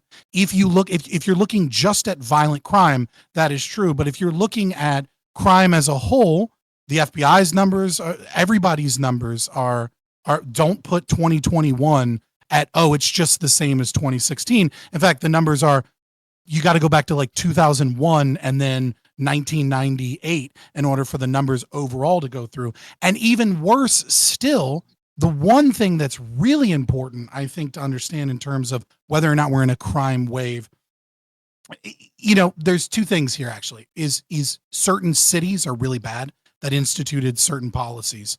And then there are then there's a kind of the general macro of like, is it that bad? And in a lot of places, you're going to see very little difference from before. But, you know, when you're looking at certain areas like New York, you're going to see really bad things. And then the other thing is the national clearance rate, right? So while we might have a reduction in crime from the 1990s with lead poisoning and things like that, what we don't have is we don't have the same clearance rates. We're not solving murders. We're not solving violent crime and property crime at the same rates that we were pre-pandemic, kind of like, you know, hashtag defund the police. And we've gotten rid of a lot of talent. And so like, I guess my question is like, when you say conservatives are just making up the idea of a crime wave, they're kind of pulling it up out of their ass and it's only like justification for bad ideas and more authoritarian stuff. What do you mean by that? Like when there's tons of data that supports the idea that crime, especially in certain areas, is is at a level that no one thought it could ever go again, like by matching with the 90s. Yeah, so you started that by misquoting me, and I don't think it was intentional. I think it was accidental. But no, I didn't say that Okay. there was. I didn't say that the numbers today match the 16, 17, and 18 levels nationally. I was saying that because the first two articles in question are from a case in LA and DC. The crime rates in these areas are still lower or on par with their 16, 17, and 18 levels. That's true of LA Okay, and DC. okay. I apologize if I misheard. It's all right. Just a moment. And then I said afterwards, an actual crime wave nationally happened near the end of Trump's presidency in 2019 or 2020. And the point of that is to demonstrate, no, it's not progressive reforms that's causing this. There's any causal link between that and any increases in crime. What you actually saw was there's a link between COVID and a big increase in crime, and there was. It was a huge spike in crime. I believe it was 25%. I'll give the exact number right here. It was 28.7% between 2020 and 2019. Yeah. So a lot of this ends up being a wide variety of factors, but the idea that bail reform is the cause of that, there's no good evidence to suggest that bail reform or progressive reforms broadly are any kind of causal or have any kind of causal link to that. There is a mixed there's a mixed literature on whether or not it's the case that there's a correlation between increases to police funding and decreases in crime rate. I think it's the case, it probably is the case, that an increase in police funding on average leads to more policing and thus leads to a decrease in crime rate. But it's not really clear that it's always the case that an increase in police funding leads to an increase in policing. Sometimes it might just lead to irresponsible spending. So that's that. I think that's the answer to your question, unless there was something I missed there. Yeah, so I mean, there's a couple of things there. I agree with you that the state mandated lockdowns and the COVID hysteria people and certainly destroyed the country in a lot of ways with a lot of their destructive policies. But the two things: one, bail reform. I just want to be very clear. I'm against bail. I think bail is a stupid system. I think it's it's kidnapping people and then extorting them. But there's just better ways to do it. It's the state coping for the fact that they can't give people a reasonable a trial in a reasonable amount of time. And if they are actually a threat to society, then fucking how much money they can put up shouldn't be a fucking factor. It's just extortion. So setting that aside, yes, there is a peak in 2020, but the problem is it your opinion that peak lasts for years? That there are no other after effects?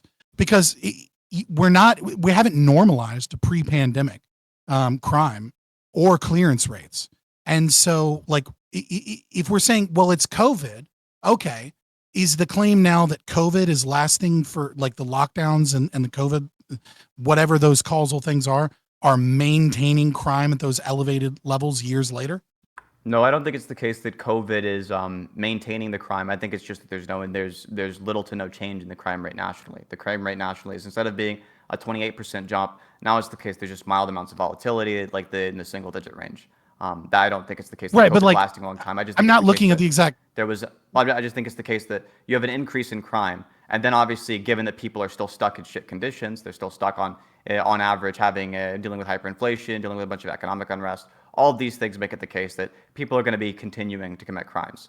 They're not going to stop committing crimes just because of the fact that COVID's gone. It's not like the COVID virus gave them crime brain. It's that they're in shit economic conditions, and the economic conditions have not solved themselves. You're making So you're making the argument that the increase and then the slow decrease of crime is the material conditions, economic conditions, and that poverty is what's causing the increased crime wave that might not be a crime wave? Not poverty, but economic unrest. So obviously you can be somebody who's poor without being under the poverty line, yeah. Right. Fair. I mean, poverty is the state just says this is the poverty number. It's not really it's kind of how we determine poverty was I'll set that aside. Sorry, I'm not trying to get into that conversation, but yeah, you're saying economic conditions. You're right. It doesn't adjust for inflation and things like that. So it's the same poverty rate pre-COVID is the same as the one after COVID. It's still about 12.4K, which is obviously not gonna represent the same value of money. So yeah. Sorry, what was I think you asked a question there, unless I'm mistaken. Right. Yeah. So I'm trying to understand, right, the position of because the entire thing is a meta question, which I think is a much more interesting question if people actually care about truth, as opposed to just farming Twitch clips of people spurging, which is why are we seeing this mass looting?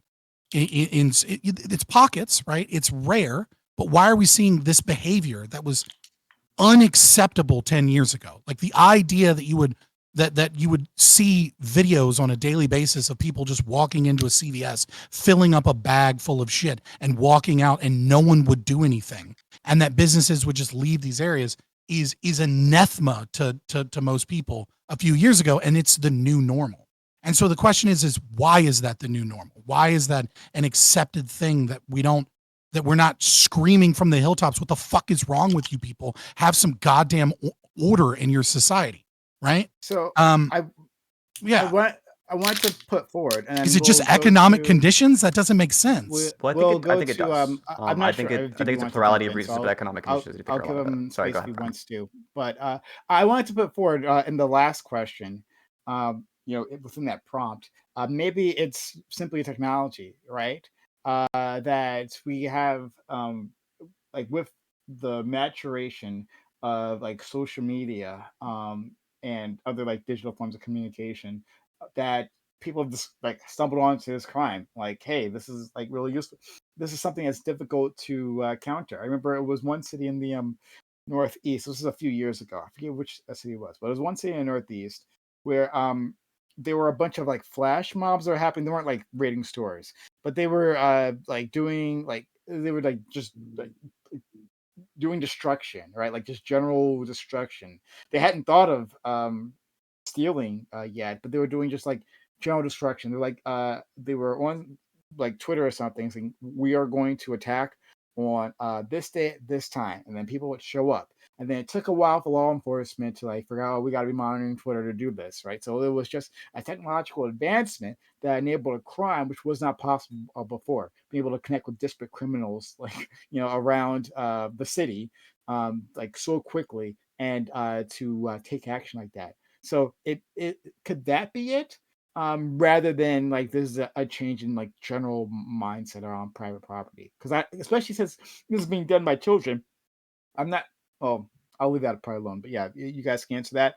Doobie, before you do, Doobie, if you have something to say, I want to give you space and open up to everyone else. I've still got a question from earlier. If that's all right. After Doobie. Yeah. So Prem, I think this is like a really interesting thing because when I was thinking about this earlier, I was thinking like, so we have a lot of these people, probably the same ones that were out, the George Floyd riots, protests, whatever, breaking into stores and stealing shit. And so they have that experience under their belt, and a lot of them got away with it. Right? A lot of them got away with, taking TVs or PS5s or whatever the fuck. And then they're sitting at home with their PS5, and why not try it again, right? And if there's a way to do that quickly, to create that kind of atmosphere, we have like dozens of people showing up to do the same shit that you're doing, so it's very unlikely that you're going to be caught. Like it seems like that would feed into the same kind of like feed into it, right? So like the ability to quickly organize a giant mob of people to do this kind of thing. I think that there's potential like a problem in the culture that is leading people to believe that this is like okay, but who's to say that wasn't there before, right? Who's to say that these same people 10 years ago would have been stealing shit as individuals, right? Now it's just easier to do it as a group, and it's less likely they're going to get caught as a group, so they do that instead. It wasn't the vice president of the United States. Like, you know what I mean? Like, come on. Crime has obviously become more permissible, right? When you have the vice president of the United States spending money to bail people out to get them to go do more mostly peaceful protests, it's obviously a change in the culture. Wait, but so that bailout money, was that like, was the intention there that would go to people who were stealing, or the intention that it would go to people who were like arrested for, staying out after curfew, after like a protest or whatever the fuck? Like, what was the intention? It's everybody. It's everybody, and Kamala Harris certainly knew it was everybody. It's get everybody that has a bail out as quickly as possible back onto the streets to protest more, in protests that were obviously doing hundreds of millions of dollars of damage. In the name of like what? I see. So you think that behind that push was, you think that for them there's no like distinction between this guy was arrested for disturbing the peace or whatever at this protest, right? Maybe he like was out there longer than the cops I think- wanted. Didn't respond quickly enough to their instructions, so he got arrested. There's no distinguishment between that person and the person that broke into the store and sold shit to Kamala Harris. I think individuals have lines. I think individuals have principles and things they won't break, and ideas that change over time, right? But I think, people don't have ideas. Ideas have people. And when you have massive movements that are promulgating an ideology or a philosophy that is becoming increasingly anti-private property, that is justifying these things, that is, that has spokespeople constantly saying that, like, it's okay to steal from these people are just trying to feed their family. I mean, you have food shops on the fucking panel being like, oh, they're stealing a TV to sell it so that they can feed their family. No, they're fucking not. These looters aren't stealing fucking TVs to sell it because their fucking family's starving. Like if their family's fucking starving, there's already enough programs in the United States that'll keep your fucking kids fed. Right. And so it's a culture. And so an individual might have a line, right? But Check Blue donating like millions in certain different NGOs, like that has an effect, an overarching effect, I just regardless of want the to individual. correct Scott real quick. I just want to correct Scott real quick when he said something about the This will be Biden great. bailout. Yeah, it will be great, actually. So when he said something about the Biden bailout inspiring young people to go out to do crimes such as loading up garbage bags with items and then to do these kinds of organized things. Young people, all right, as a political activist, myself, who actually go out and knock on doors and stuff, it is really hard to actually even get young people to go out to even care about politics in the first place, and much less to have young people even care about politics. So the thing is that I just do not see any kind of scenario where I can see young people being inspired by any kind of political event on a high level to the point where they're inspired enough to actually go and start robbing stores. In fact, I would like to attest more to some other reasons. For example, I don't think it's technology, okay? Because I don't think there's a substantial increase in technology for the last 5 years to the point where people are robbing more. I think it is more of the reason of like the COVID pandemic, because the COVID pandemic for the last 5 years, has been like that. And, another thing is like the rising inflation rates. If there has been more of an economic reason, for example, at least for me, I have been laid off recently, in April. And You don't say. yeah. So for especially when the tech market is suffering, and you may argue, oh my God, tech market people who suffer from layoffs would never go and rob a store. Sure, but then there's going to be trickle down effects from there, right? For example, if tech markets are suffering, then from there on, if the products are getting more and more expensive from there, then products lower and lower are also going to get more and more expensive, right? Because if you have tech products that are getting more expensive, then the manufacturing tech stuff that makes the products are also going to get more expensive, and then it trickles down from there, and eventually lower stores, especially retail stores, are also going to start firing off people. But yeah, anyway, so there's going to be a lot of pressure and economic burdens, and people are going to be incentivized to start stealing more, are going to start whatever. And in fact, I know people are going to start pointing. Sorry, one last point. People are going to start pointing a lot towards the Black community and stuff, but in fact, the largest population that is concerned about the rising crime rates are Black voters. But anyway, I'm going to switch up to Corey now. So go ahead. Well, I'm just going to respond to why I was wrong. First of all, I didn't mention Biden. I mentioned Kamala Harris. So thanks for the fact that's related. You got it to wrong each other, in the first sentence. Moving on, I don't know that you quite got this. Maybe you misheard me. But when I opened with my opening statement, I mentioned Tom Tyler's work, and I mentioned the idea that one of the big factors as to whether or not a person commits a crime is whether or not they believe the law to be morally just. And so I am not concerned with whether or not Kamala Harris's support for bail reform money inspired a young activist somewhere. What I'm concerned with is a growing culture that is present in media, present in schools, present on social media, present in many facets of our culture, is more and more justifying petty theft as not a problem and as non-violent, despite the fact that when you steal from people, you yourself went on this very strange economic kind of tirade about how one loss or one piece of inflation has a trickle down effect that affects everyone within the system that's tied to it. And I would counter with kind of the exact same argument, but better because I actually understand economics to a certain degree. That when you're stealing from people and that when that you're doing the exact same thing, that businesses have to increase prices because they have stop loss that they have to deal with. And now poor people are disproportionately affected by rising costs and inflation at Target, at Walmart, at their local grocery store, because people keep stealing, and the rich, it barely fucking affects them, if at all. But it is, and as you said, it is the black communities where all of this violence is occurring, also known as petty theft as a form of violence, that are super concerned with this. And it is the white, and it is the white liberals that can't clean their fucking room and can't keep a fucking job but bitch on the internet, that are the ones that are pushing against their fucking interest. So if I can attempt to address that and also maybe to understand where Scott's coming from better.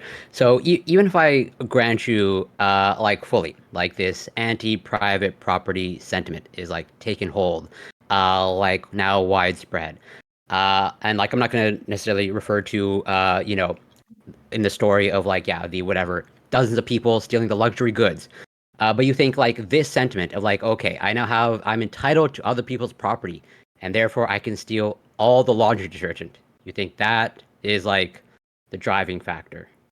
As in, like, you think that even if for myself, if I had that sentiment, like I'm not a criminal as far as I can tell, but like even if I had this sentiment, I wouldn't be thinking that I can now just go steal laundry detergent. I would be going for like the most valuable thing there, like from the get-go. So here we go.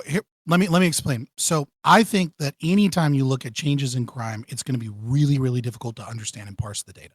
And I think you're going to have to do a multivariate analysis. And even then, you're probably going to miss all kinds of shit that you don't expect. And you just kind of like, and it's going to surprise you, because people and behavior, like behavioral economics, and apply, like there's so much that is in fact here, right? And criminal justice is also, to be fair, as a branch of sociology, pretty new. It's a new kid on the block in terms of things, right? Like, I mean, you really have like structural functionalists coming in like the 70s that really begin this kind of branch of sociology in terms of actually studying like why crime happens.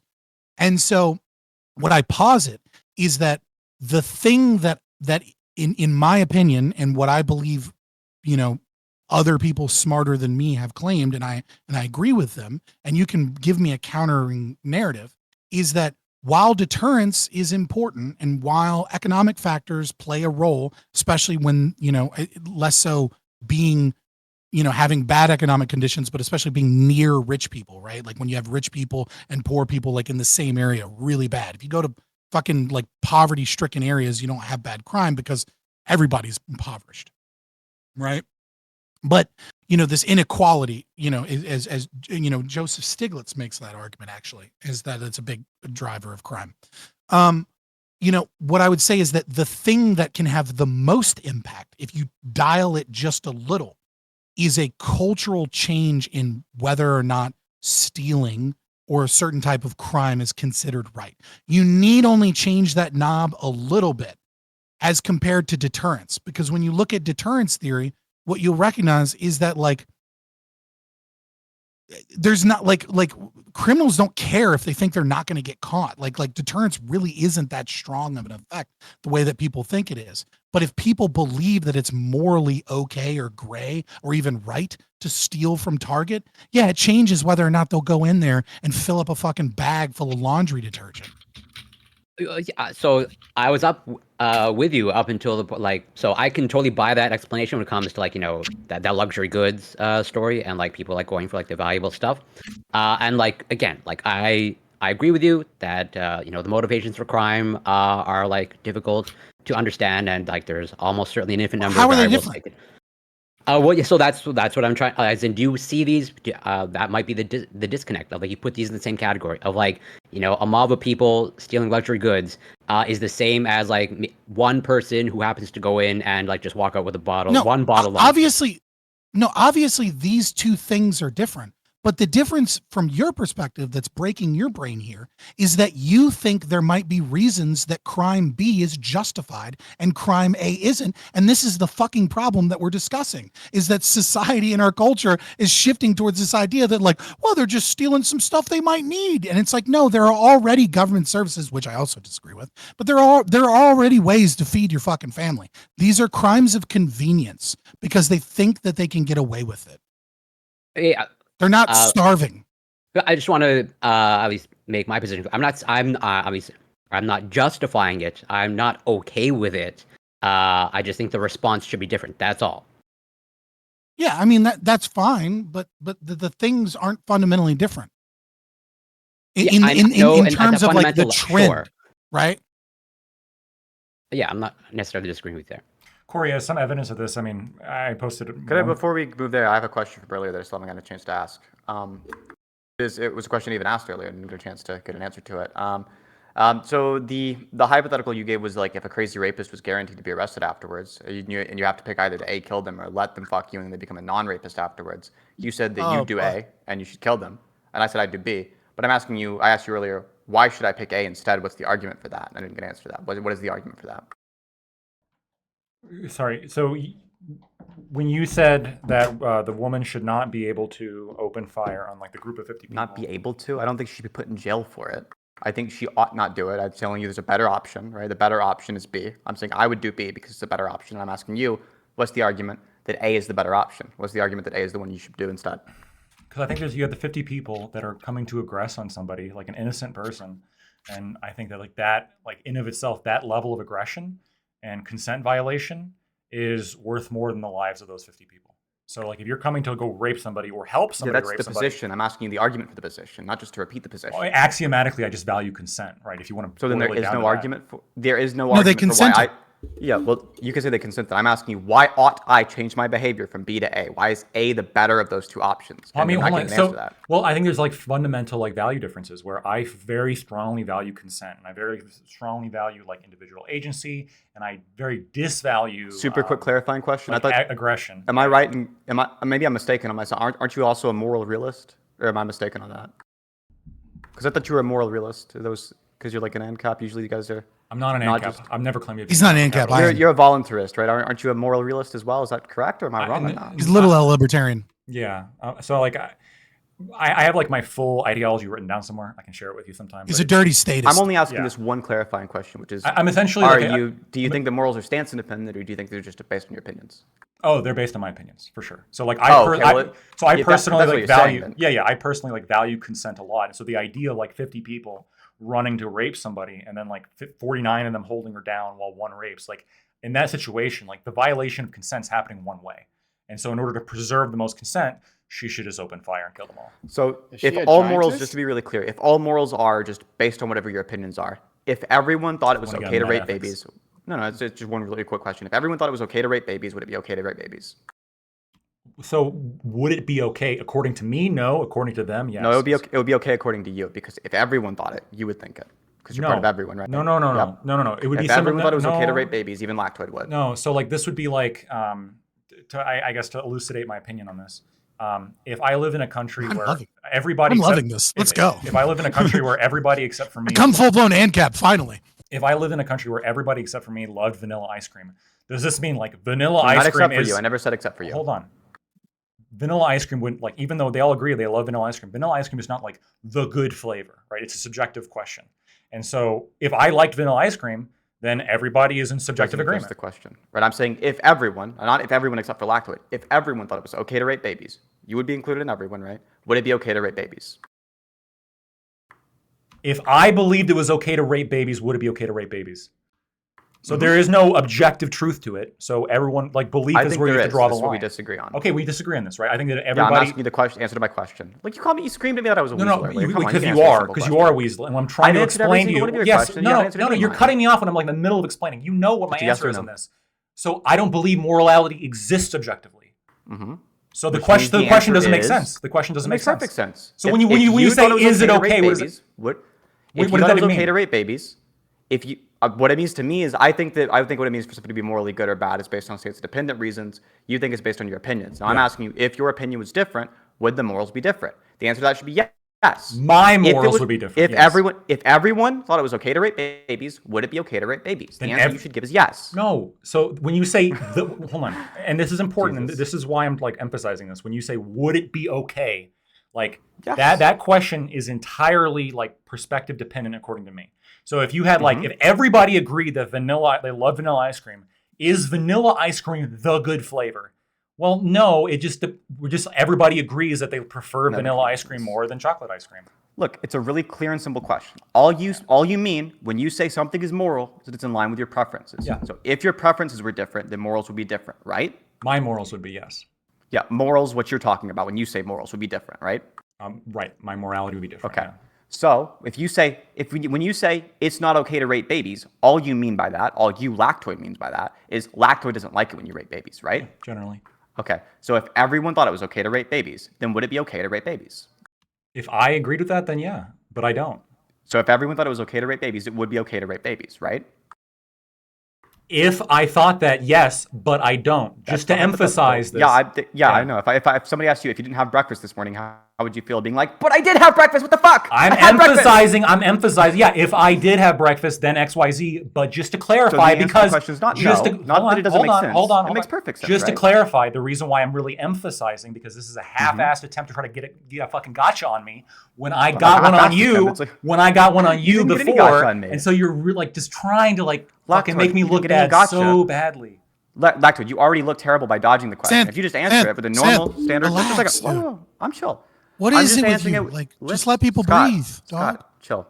You're freaking out, right? I'm just asking questions. Uh-huh. So if I'm somebody trying to follow a asks- this is- conversation this between isn't two a- of you, but you can't. This Just isn't like relax. a chill, Scott. You don't have to bail Lactoid out because he's dodging. Who's a question. interrupting more? It doesn't matter. You're dodging a question, right? You're very clearly dodging a question. No, you didn't I answer answered that. it- You said I answered it directly. You said one, the question doesn't make sense. You said two, no, and then you've also now said yes to that. It doesn't make sense, no, and yes, no. None of these three are consistent. Let me give you No, like two a of very those three clear. are. Let me give you a very clear answer. Okay, if everybody, including myself, believed that it was okay to rape babies, then it would be okay to rape babies. But I do not believe that. Fair enough. Wait, hold on. You do believe if everyone thought that, then it would be, right? Yes, but I currently don't Okay, believe cool. that. But I currently Cool. don't believe that. I'm good? aware. You currently All right, don't. good, perfect. Now, so if Bro, just if, become an ANCAP just and go, on- it's wrong to rape babies. I know, it's so real easy. fucking easy. Like, come on. I man. do. I believe it's wrong to rape babies. You believe that it's your preference not to rape babies. Yes, it is Okay. my That's what you it mean by is that. my preference to be against Okay. raping Okay. babies. Yeah. Okay. Well, Looks way And- worse wait, than wait, anything and to you've be ever clear, gotten. I'm Human not gonna lie, it's a really sacrifice bad is bullet. wrong, To be clear- even if the whole community of people Hold up. are standing atop the volcano Yeah, yeah. going, "Ha-la-la-ba-da, ha-la-la-la-da-da," Right. about to You throw can the virgin respond. in. Yeah, just to be clear, I have such a strong preference against raping babies that I would use lethal force to prevent people from raping babies. Like I have a very strong preference against raping babies, and I So- want to make that crystal clear because I'm against raping. But all babies. you mean by it's bad to rape babies is you don't like it. Okay. That's all you mean. Okay, To the point of all a gun, yes. So I am Okay. happy. I am Don't so stop the fun, thrilled. Prime. I am so thrilled that we went down a baby raping tangent. This is what I've gotten into this business for. Baby raping discussions. All right. Well, moving on from that. What? It What pains- did I return to? It pains me to do so.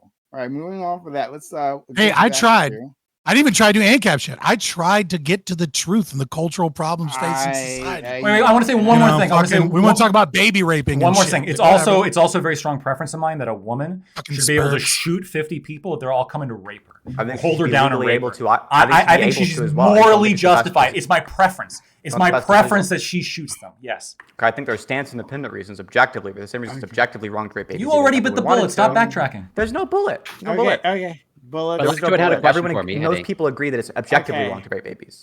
Yeah. Did you have a question for Corey? Right. Oh, I'm yeah. assuming not in the baby raping realm, but It's like not in the I'm baby crossing raping my realm. fingers. Maybe it touching will. that. Which I am against. Okay. Corey, I'm against baby raping. So Corey, when you say when you're talking with Scott about like criminal, like I guess culture as far as criminal involvement, I think like some evidence for this could simply be like the political beliefs of criminals, right? So Hey, I posted, unboxing therapy. Mute your mic. Yeah, please do. And Doobie, I do want to go to you later on. I want to hear more if you have anything to say. But go ahead, Lactoid. yeah. I would agree. Yeah, political ideology affects behavior. Totally. Absolutely, right. And so when you see like such strong criminal involvement from left-wing people and less so from right-wing people, I mean, this could emphasize how culturally speaking, left-wing people are more like okay with like shoplifting and stealing shit as opposed to right-wing people, right? And maybe have more of a respect for property rights, like more of a cultural disincentive for stealing. I wouldn't go that far. It all depends. Like, so we can It's try evidence to use for it. It's not conclusive. No, yeah. So it depends. Like we have to go like sort of claim by claim or behavior by behavior. But let's just say, okay, going by the liberal conservative axis, like who is more likely to smoke cannabis?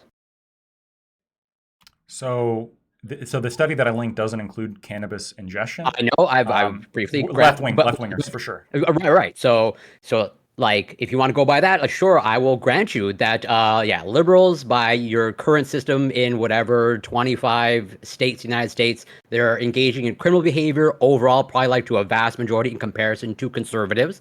But do you think that's like, do you think that says something about the deviance of liberals per se? Well, no, I think this is actually a perfect example because by the fact that left-wingers use marijuana so much more, I think demonstrates like a cultural attitude towards marijuana that's very different than right-wingers, where right-wingers tend to be kind of like more condemning of marijuana as opposed to left-wingers. In the same way, in the same way left-wingers commit more shoplifting, culturally there's probably less condemning of shoplifting as opposed to right-wing. So you made a claim there. That's why so if you want to make that claim that left-wingers engage in more shoplifting, I see nothing that you provided that actually substantiates that. You have showed political ideology and things deemed criminal behavior, but you would even grant yourself that, yes, just going by cannabis use alone, I will fully grant you. And also I would use appropriate terms, right-winger, conservative, not necessarily the same. And in the study that you linked, you would probably more lean towards liberal, at least when going by the academic research and the liberal conservative axis that's usually used. You will be the classical liberal on that axis. So real quick, so the study that I posted that's measuring specific crimes is measuring in the past 12 months if they've deliberately damaged property, stolen items worth less than or more than $50. I don't know why they said less than or more than. It's just any object then. Had gone into a house or building to steal something, had used a weapon to steal something, and this is the one we might find issue, had sold drugs, had held, bought, or sold stolen property, or had ever committed credit card fraud. So among those specific crimes, left-wingers are dramatically overrepresented. Yeah, I would have to see exactly the numbers. Like, I have no idea where that overall aggregate data is coming from, where I can totally believe that as a result of, let's say, distribution or selling of drugs or consuming drugs, like, yeah, you would see an overall increase in convicted criminal behavior among liberals. Like, not for sure, consuming, selling. Point of clarification. Sure, even selling, yeah. Point of clarification is kind of important here. There is a difference between whether or not an individual believes a law is morally right or wrong and social ostracization by their in-group. That like what is more important or what is more likely to cause a person to commit a crime, at least so far as we surmise from criminal justice theory, right?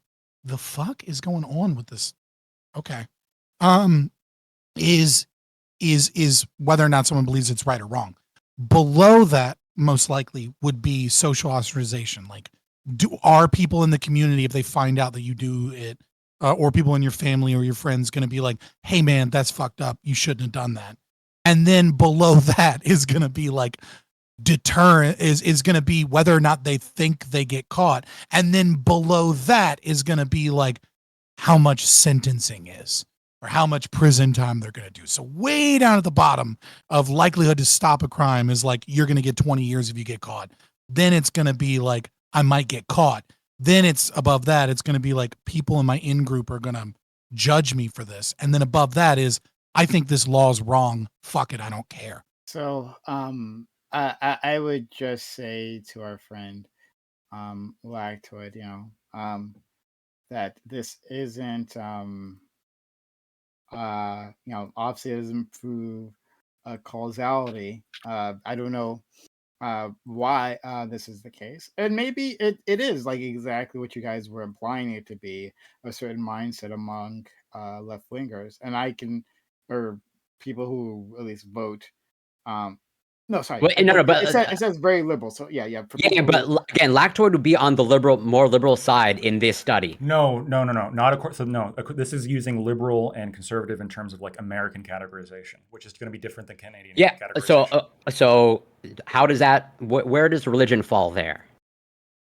Religion. So read this. So where on that axis? As in, what is the Venn diagram between conservatism and religiosity? Conservatives are more likely to be religious. Right. And yeah, I think in the study itself, like they mention religion as in conservative, like almost synonymous, not perfectly, but almost synonymous with essentially religious conservatism. You are essentially a classical liberal. You would be slightly liberal in this study. No, you read the discussion. I know. So read beyond the discussion. Read beyond the discussion, right? So they're talking about for example, right here. Conversely, conservatives place a strong emphasis on law and order. They value social conformity and tradition. They give greater social legitimacy to authority positions such as police officers. Conservatives are also more religious, attend religious ceremonies more frequently, and place a stronger emphasis on religious values than do liberals. These characteristics, conservatives may inhibit behaviors that are not only criminal, but are also risky or that conflict with religious ethics. I have no doubt. I don't understand why you're nodding so much, Corey. Like you're basically like, yeah, religious conservatives don't commit crime. Right. Fucking weirdos. Well, and this is the great part of this. I want to respond to that. Who is more likely to want to criminalize, let's say, same-sex marriage or homosexual behavior? Who do you think would conservatives? Yeah, exactly. So they want to also criminalize things that you are against. Yeah. Or rather, you have no issues with. I don't. Hold on. I don't agree with religious conservatives in all ways, right? The fact that I'm not religious probably makes me more likely to commit crime than somebody who is a religious conservative. This is just probably statistically true. The fact that you're a lawyer, regardless, but the fact that I'm a lawyer probably reduces the likelihood that I'm going to commit one of these, especially one of these crimes that's being measured in this study. I love this study because it also controls for race, age, gender, and years of education. Despite all of that, the super left-wing people, which are going to be more often than not less religious, are more likely to commit crime. But that goes into what Scott's saying, which is that people who come from cultural values or have an internal cultural preference against a certain activity are going to be less likely to do it. If religious conservatives believe it's wrong to steal property because God said so, doesn't matter why. It just matters that they did. Pause. The biggest factor here is which weirdly religiosity is an outlier in, is going to be internal locus of control versus external locus of control, right? This is going to be the biggest factor in determining whether or not someone believes it's okay to steal from Target, because the conservative with a strong internal locus of control is going to say, I'm impoverished because of things that I did. It's my fault. I need to fix this. I need to work harder. I need to pick up a second job.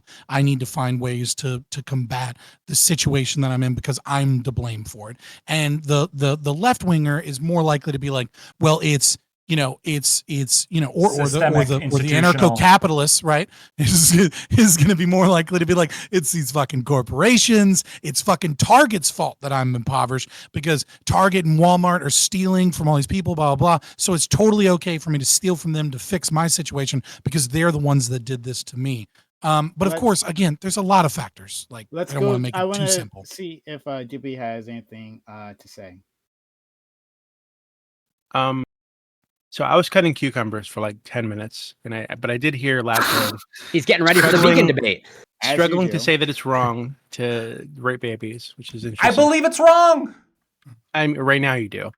I did the whole time. See, this is why I was so fucking intent on clarifying, because I wanted so intent on raping those babies. No, it was so sus. No, I'm just personally, I wouldn't need all those caveats, to say it's bad to rape babies, but it's just me. I think it's bad to rape babies. I'm against raping babies. Unless it was double I even cheeked said up and you had a strong desire to. I even said I have such a strong preference against raping Is it babies. always bad to rape babies in every Yes, case, yes. every circumstance?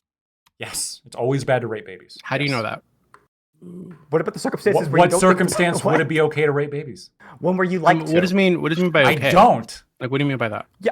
Wait, So it's not a possible circumstance. It's a hypothetical circumstance, but that's it's not like an actual. possible. Wait, hold on. What do you So mean it's it's not possible possible? that it might be It's okay to not rape possible. babies in some places. It's not possible because I would never like raping Some babies. circumstances.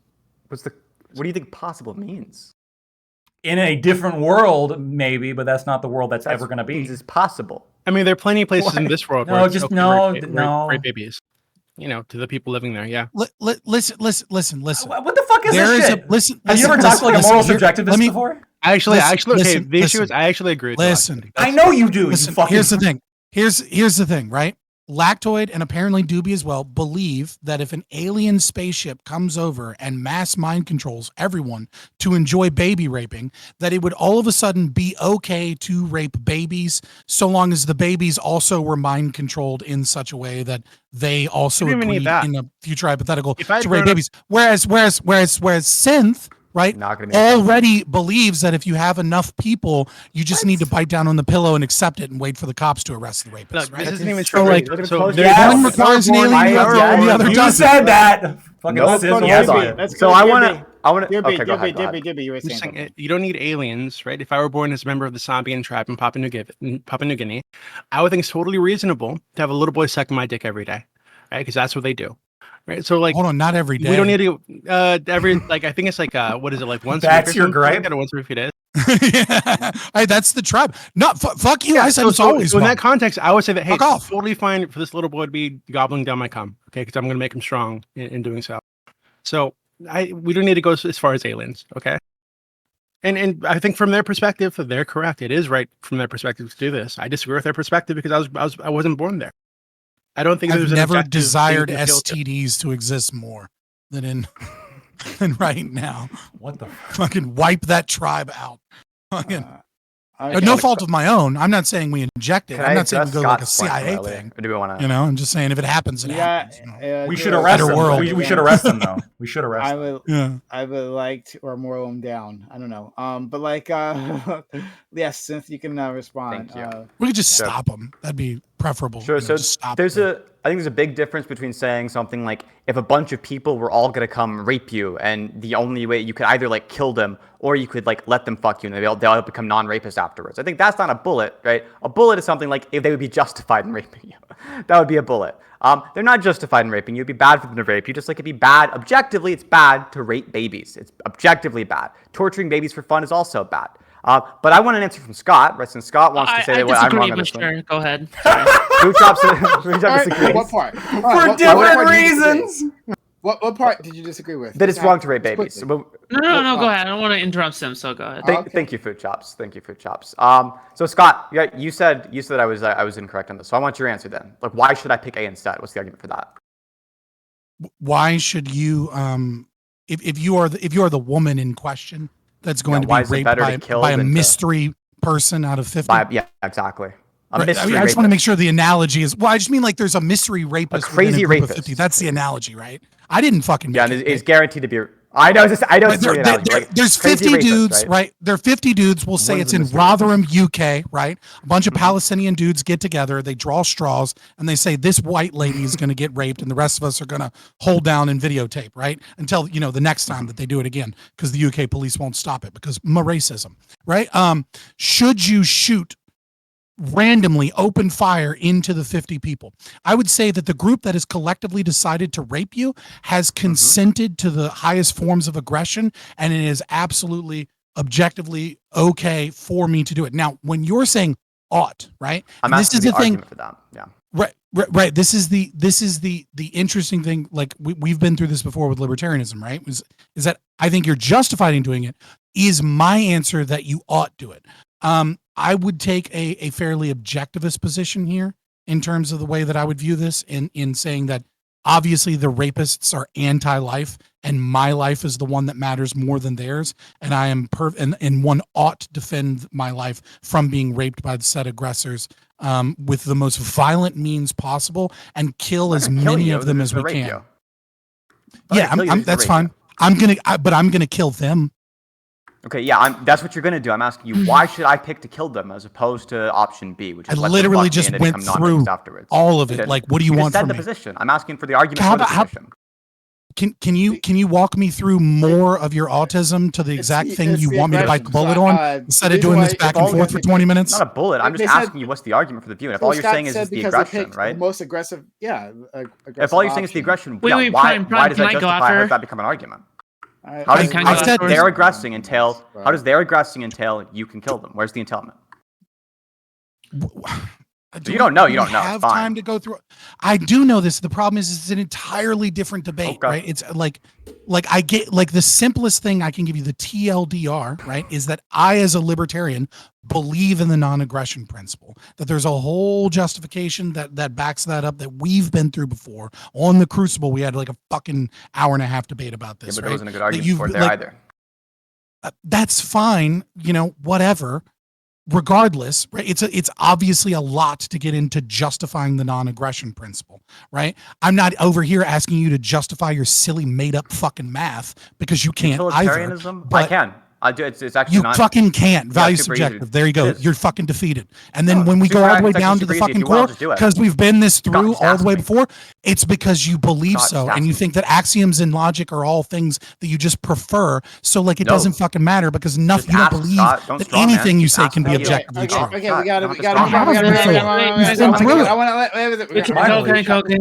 Can we go all the way down to the end? But you believe nothing. Guys, food shops. I'm gonna let her respond. Then I do want to move on to the next topic. This is eating into your main topics. Then, okay. So. Okay. Yeah. Sure. Yeah. Sure. I just want to continue the civil discourse that I had with Lactoid. So just a very fair criticism that I had, right? So Lactoid mentioned that the more ideologically left that you are, it is more correlated that the more crime, it is a better predictor for the more crime that you tend to commit. But the criticism that I have with this is that in statistics, we tend to have something called ghost correlations. So it's not necessarily that is like the left leaning, but simply because when it comes to false correlations, it could be that the better correlation that you can draw is that there are more poor people when it comes to that is more in left-leaning, right? There are more poor people in left-leaning politics. So the better correlation is that poor people commit more crimes. Now, it is just like saying as if when it comes to right-leaning people tend to are more correlated with lower IQ, right? But the reason why I wouldn't take that argument seriously either, right, is because of the fact that right-leaning people tend to not attend higher level education. And higher level education people tend to have, people who don't attend higher level education don't tend to have higher level higher numbers of IQ because they never really go through the classes where they develop higher critical level critical thinking skills, right? So, for example, another great example is why is it that whenever blockbuster movies come out, there tend to be more swimming pool deaths, right? So is it just because blockbuster movies like start skyrocketing, then swimming pool deaths come up more often? No, it's because when summer rolls around, that is why both swimming pool deaths go up, and that is why blockbuster movies also go up, right? It's not because one causes others, because they're correlated, right? So Chops, we do not need 20 minutes for you to describe causation is not correlation, all right? We all have above a 90 IQ. We got it. Well, I'm just making sure because Lactoid went on this entire spiel about it, so I just want to make sure everything is clear. You know. That's true. Well, I want to be Yeah, very but clear. I like to link because- that back to because- the because- like because I wanna- mentality or the ideology. because I want that, right? I want to make Just sure saving us all a lot of time. Wait, We wait, got I it. want to be very I clear. want to make sure. I want to make sure Lactoid. Fuchsia, Yeah, I understand what you're saying, and I even said this before when I was talking with Corey. I said, you're right, it's not conclusive. It's just evidence for the position. It's not conclusive because you're right, even though you do see like a strong correlation between left-wing beliefs and like crime commission, even when you control for other variables, it doesn't actually prove causation. And the study itself says that. Okay. All right. Okay. All right. Wait. So wait. What was the point that you want to show with that though? So the point I was trying to I'm a bit unclear on show, that. yeah, the point I was trying to show is that like there is a strong correlation between political beliefs and criminal involvement. What Scott is arguing is apparently based on some other evidence he has. He's arguing that like cultural beliefs affect criminal involvement.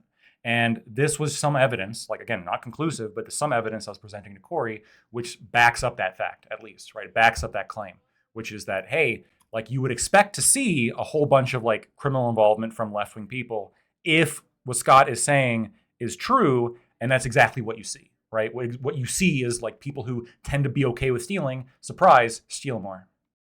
I can also frame it of those who tend to bow to authority will acquiesce to authority. Hence why there's also this overlap between, conservatism and religiosity and bowing to God. Yeah, before you go on for too far, a shout out to Wyatt Lem in the chat who says Scott complaining about other people talking. Ironic. Okay, just want to say that. Okay. All right. So then we. Yeah, but will when I leave- speak, I say Eh, dope shit. All right, I'm just trying to help people say. Yeah, okay, ironic. all right. So let's move on. Oh boy, this has been great so far. Fun. Fun starts is how I now. would categorize it. So anyway, guys, if you've been enjoying this channel, hit the follow button. In case you are not followed on Twitch here yet, consider following the channel. We do this all the time. It's a lot of fun.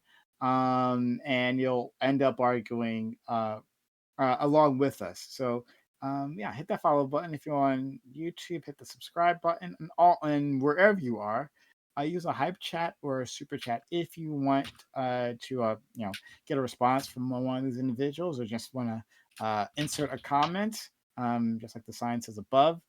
We love to have you. That's how we power this. So consider supporting the channel that way, or of course, you can just subscribe to the channel. You can become a member of the channel on YouTube.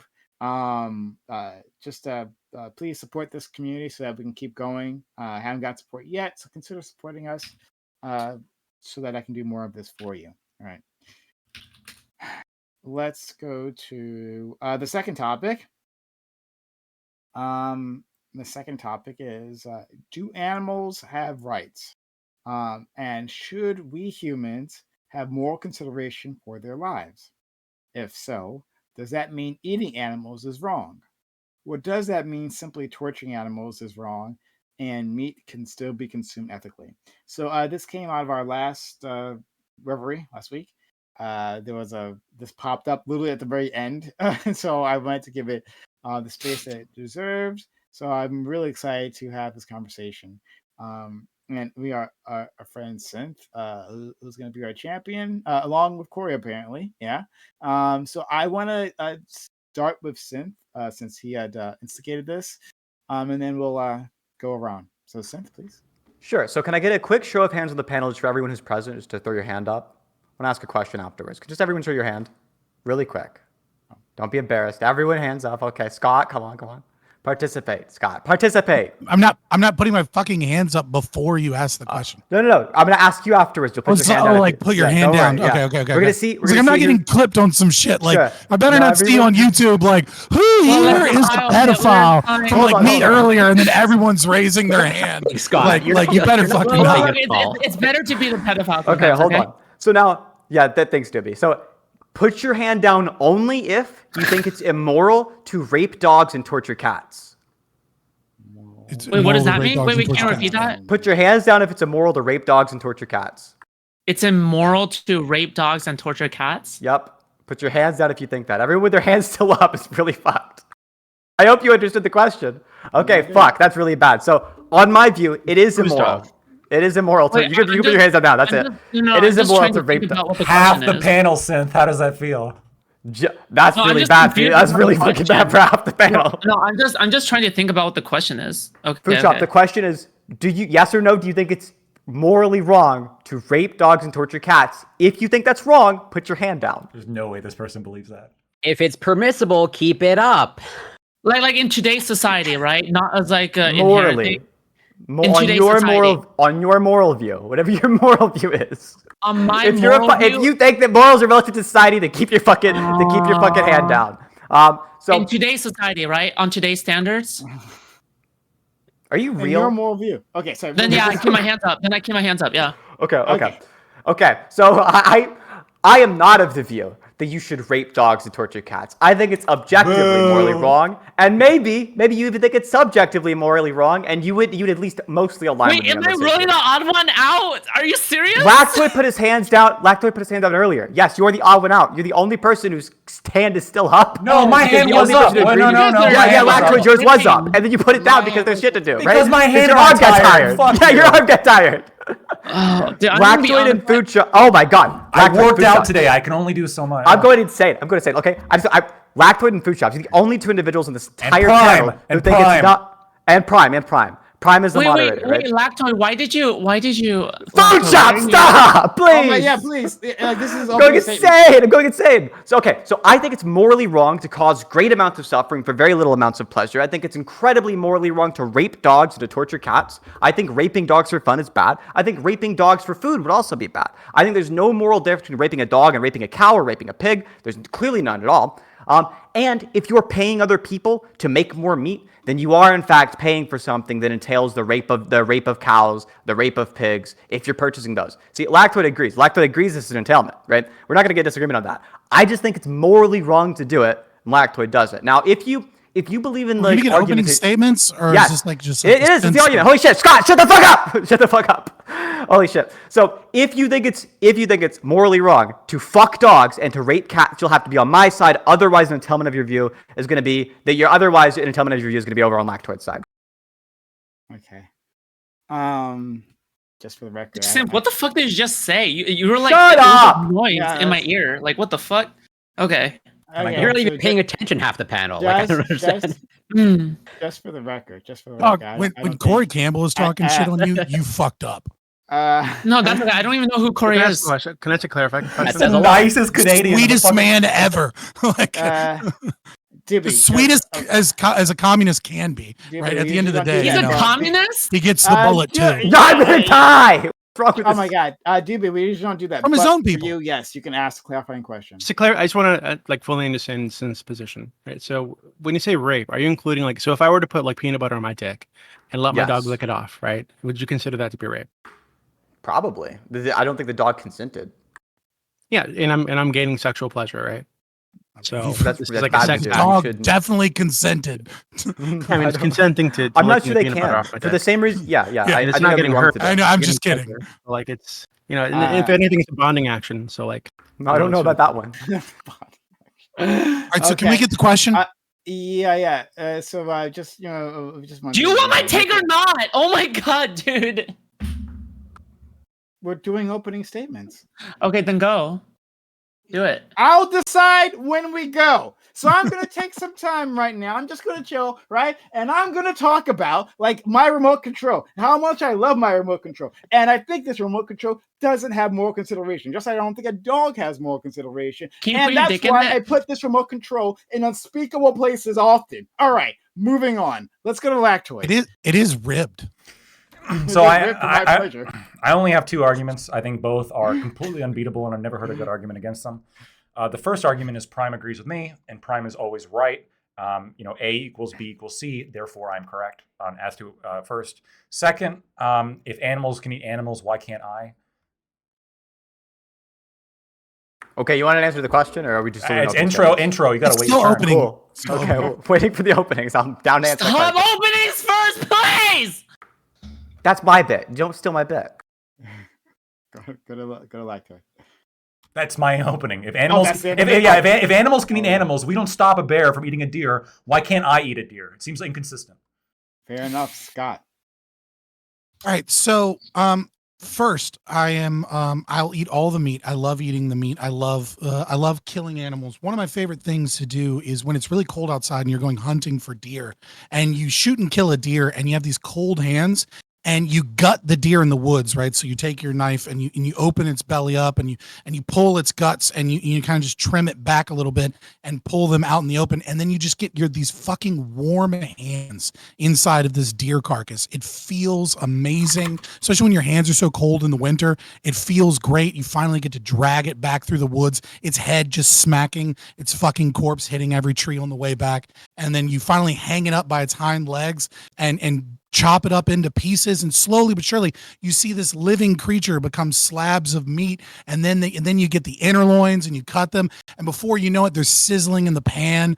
So in terms of arguments as to why that's morally okay, first and foremost, the naturalistic fallacy of like, well, this happens in nature, so it's okay. Yeah, that like Bertrand Russell defeated that lactoid. Like, I'm sorry, like it's been defeated for a really long time. That just because animals do it, that means we have to do it. If you're saying that we're no different than animals, then then that like opens up so many fucking doors. What I would say is that in terms of the non-aggression principle, animals don't have rights, because we never actually got the question, but the question is, do animals have rights? And the answer is no, animals don't have rights, because I would say, let me recalibrate. I don't know if animals have rights. As so far as we can tell, no animals seem to be able to make, is where I believe that rights are derived from. Synth doesn't believe that rights exist, as he said, like in the way that we do, and the way that like libertarians do. Like, well, I'm sure you can respond, right? But like we the way that we substantiate those rights is very different. I would say that in order to substantiate those rights, a creature must, as a species, prove that at least some of them are capable of making valid moral propositional statements. That they have moral consideration because they are moral actors, they are moral agents, and so they don't meet this standard. So, from a perspective of, is it aggression? Do I have a right to use violence to stop you from fucking your dog? The answer is no. But when asked the question, is it moral to rape and torture your animal? This is where again, my moral opinion as so far is that it is extremely anti-life. That when you eat an animal, that is a pro-life thing, right? Vegans, they have to kill all kinds of fucking animals in order to get the supplements they need to survive, because there is no ethical veganism, because you'd be fucking dead if you didn't kill any animals to do it. But, and maybe we'll get there one day, who knows? But the thing is that when you're torturing an animal, this is showing a certain behavior that will likely transcend to humans. The type of person that tortures a cat and gains happiness and joy from torturing a cat is the same type of person that I don't want babysitting my kids, right? Like, this is a fucked up person that I will do everything I can to ostracize them from society. So should Michael Vick have been arrested for fighting dogs? No. Should Michael Vick be made fun of and pushed out of society for the piece of shit, horrible human being that he is every time we see him? Yeah, Michael Vick can go fuck himself. And his brother too, just because, you know what, fuck him. There you go. Why not? All right, and his mom. Why not? Guilty by association. Because why not? I'm kidding on that regard. So thank you for that. Shout out to Sean and YouTube Land for gifting, or for using super chats and sending us $10 Canadian, but didn't say anything. So well, that's worthless. It's literally the best one. It's straight up money.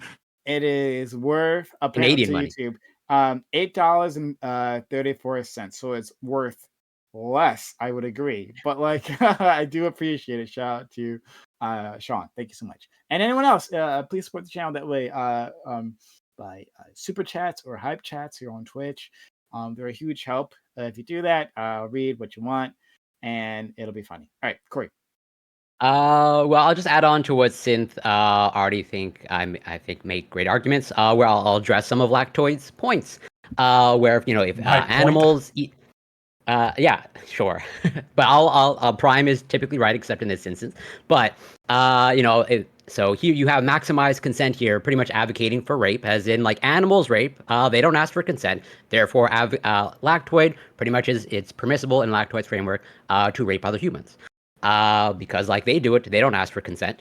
And then for Scott, even though unintentionally, but he says animals don't have rights. I know unintentionally he's more or less advocating that humans don't have rights because humans are animals, but that's a side point, and I'll leave it there for now.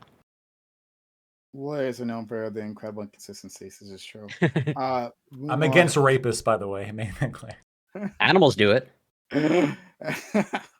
Animals don't ask for consent. I'll elaborate. I'll elaborate my position after. Okay. Oh, fair enough. Thank you so much. And finally, not food shops. So go to deep. No, I'm just kidding. Food shots, please. Go ahead. Can you let Doobie go first? Oh, all right. You weren't even ready? No, I am ready. No, I am ready. I am ready. All right. Just let Doobie go first.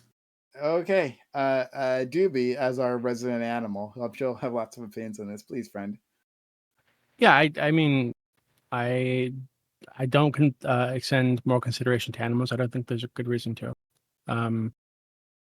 I guess like, yeah, I just can't think of a good reason to. And I've had this argument like a million times that I've never been presented with a good reason to, other than like, it feels icky when you fuck that cow. So like, I need more than that. It's like super slimy, let me tell you. And like not really hygienic.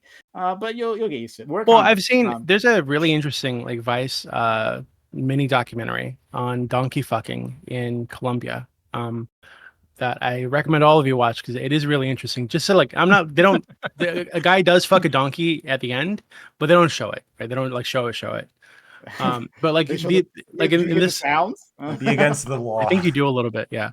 But yeah, he goes behind a bush and he's like their guide throughout this thing. He's like, oh yeah, I fucked like dozens of donkeys or some shit. Like there's like over 100 donkeys. And they're talking to all these people, kids, adults, like women, about how common it is for young men, like teenagers and even like preteens, to fuck donkeys because they think it makes their dick longer. They think it makes them last longer in bed. And it's a lot easier to fuck a donkey than it is to talk woman into letting you fuck her. Right? So they just do it as like a masturbation thing. So it's pretty interesting, just like kind of that cultural perspective, and listening to them speak about it and kind of seeing one guy do it. I can't imagine there's anything wrong with it, really. The donkeys don't look like they're in pain. Seems fine. They're chomping around some grass where they're getting fucked. Nobody's being hurt. Everybody's happy. Go for it. It's easier to talk to women and also more worth your time. Let's go to our friend Food Chops, please. It's time. All right. You guys are some deep ass copium. Okay. All right. If we're looking at the meat industry, all right, I want to focus less on if this is ethical or not and focus more about the hypocrisy. Okay. I know a bit more about the meat industry than you guys. Okay. All right. If we're talking about the efficiency, we're talking about also about the torture animals. I am no vegan. I don't like making vegan arguments. I think vegans are incredibly annoying. Okay. All right. But at the same time, turkeys are getting killed at 1/8 of their prime lifetime when they are putting through the meat industry. Okay. We have cows cannibalizing each other. Okay. And we have chickens crushed under the weight of their own meat, okay? Their literal feet are getting crushed because they're so fucking obese, okay? And what are they getting their crush under, right? They're getting crushed for the enjoyment of your own fast food, okay? While you can cope and say, oh my God, it's for my own nutrients. It's for my, it's for my whatever. Bullshit. If it was for your own nutrients, you'd be eating protein bars every single day. You would be eating vitamins and tea leaves. Okay. That's what you would be eating every single day. But you're not. You're eating food for the sake of enjoyment. Okay. You're eating food for the sake of like how good it tastes, why the fuck would you be eating food for the sake of diversity and like how good something tastes if you're eating food for the sake of like, oh my god, or whatever. You'd be eating like nutrient parts every single day if you're eating food only for the sake of sustenance. Okay, this is no different from raping animals for the pleasure. Okay, how is this correlative? Raping animals is pleasure. Okay, raping animals equals making animals suffer through unconditional without asking for their consent whenever they're crushing their own legs for the sake of your food, for the sake of your pleasure, whenever you're munching on like an extra plus burger, whenever I see Scott's fat obese ass in the middle of a McDonald's, when I see 50 Scotts in McDonald's, okay, all right? Or whenever you see the lack of synth, okay, because he's skinny as fuck, okay, all right? So I'm telling you right now, all right, I'm telling you right now, when I see Corey Campbell in the middle of a fucking Denny's, okay? So I'm gonna tell you right now, okay, Lactoid, I love you, okay? All right, because you're on my side for once, okay? But I'm gonna tell you right now is that when I see these motherfuckers, okay? When I see these motherfuckers coping, it makes me angry, okay? Go to your nearest cat, start fucking it. Go like, okay? That's what I want you to do, okay? That's what I want you to do, okay? I'm gonna tell you right now, there's this problem of hypocrisy in this country that I really hate. I really hate it, okay? Because guess what? When it's out of your eyes, you don't need to think about it. You just don't need to think about it. But when it's in front of you, suddenly it hurts you. Because when you think of sexual deviancy, that is when it actually affects you. Are you fucking serious? So when you put it in front of you, you're like, oh, meat is so good. It's so delicious. Boobs. All right? That is what you think of? Are you fucking serious? Is that all you can think of? This hypocrisy sickens me. It's sickening. It's a plague upon this country. It is a plague. Okay? I want you guys to think about your life, but you fall asleep. Okay, that's all I'm gonna say. That's it. I just want to mention just one thing. I want to clarify one thing just quickly. I endorse everything that was just said. I think it's pretty clear. Understandably, Food Shop has never come across like an athlete, and there are people that fuel their bodies for sustenance, and they're concerned about macronutrients and micronutrients. Chicken breasts and rice, bro. But I understand probably a foreign concept to someone named Food Shops, totally like a stretch. It's Food Shops. So just to clarify, so Food Shops, are you a vegan? No. Do you fuck animals? No. Why not? Okay. To be fair, I don't want to go into the details because she gets her fill with children. Yeah. Let's be. You do kind of. Whoa.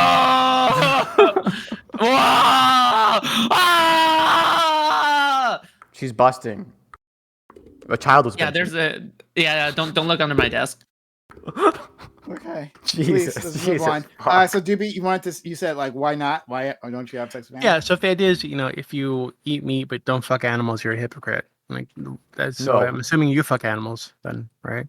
No, the argument's not if you. I don't think I hope the argument Food Shops isn't making is that if you eat meat but don't fuck animals, you're a hypocrite. I think Food Shops. I'm taking the Rob Noor route. Yeah, I'm taking the Rob Noor route of double standards. I think that Food Shops is saying, well, are you actually saying if you don't eat meat but you.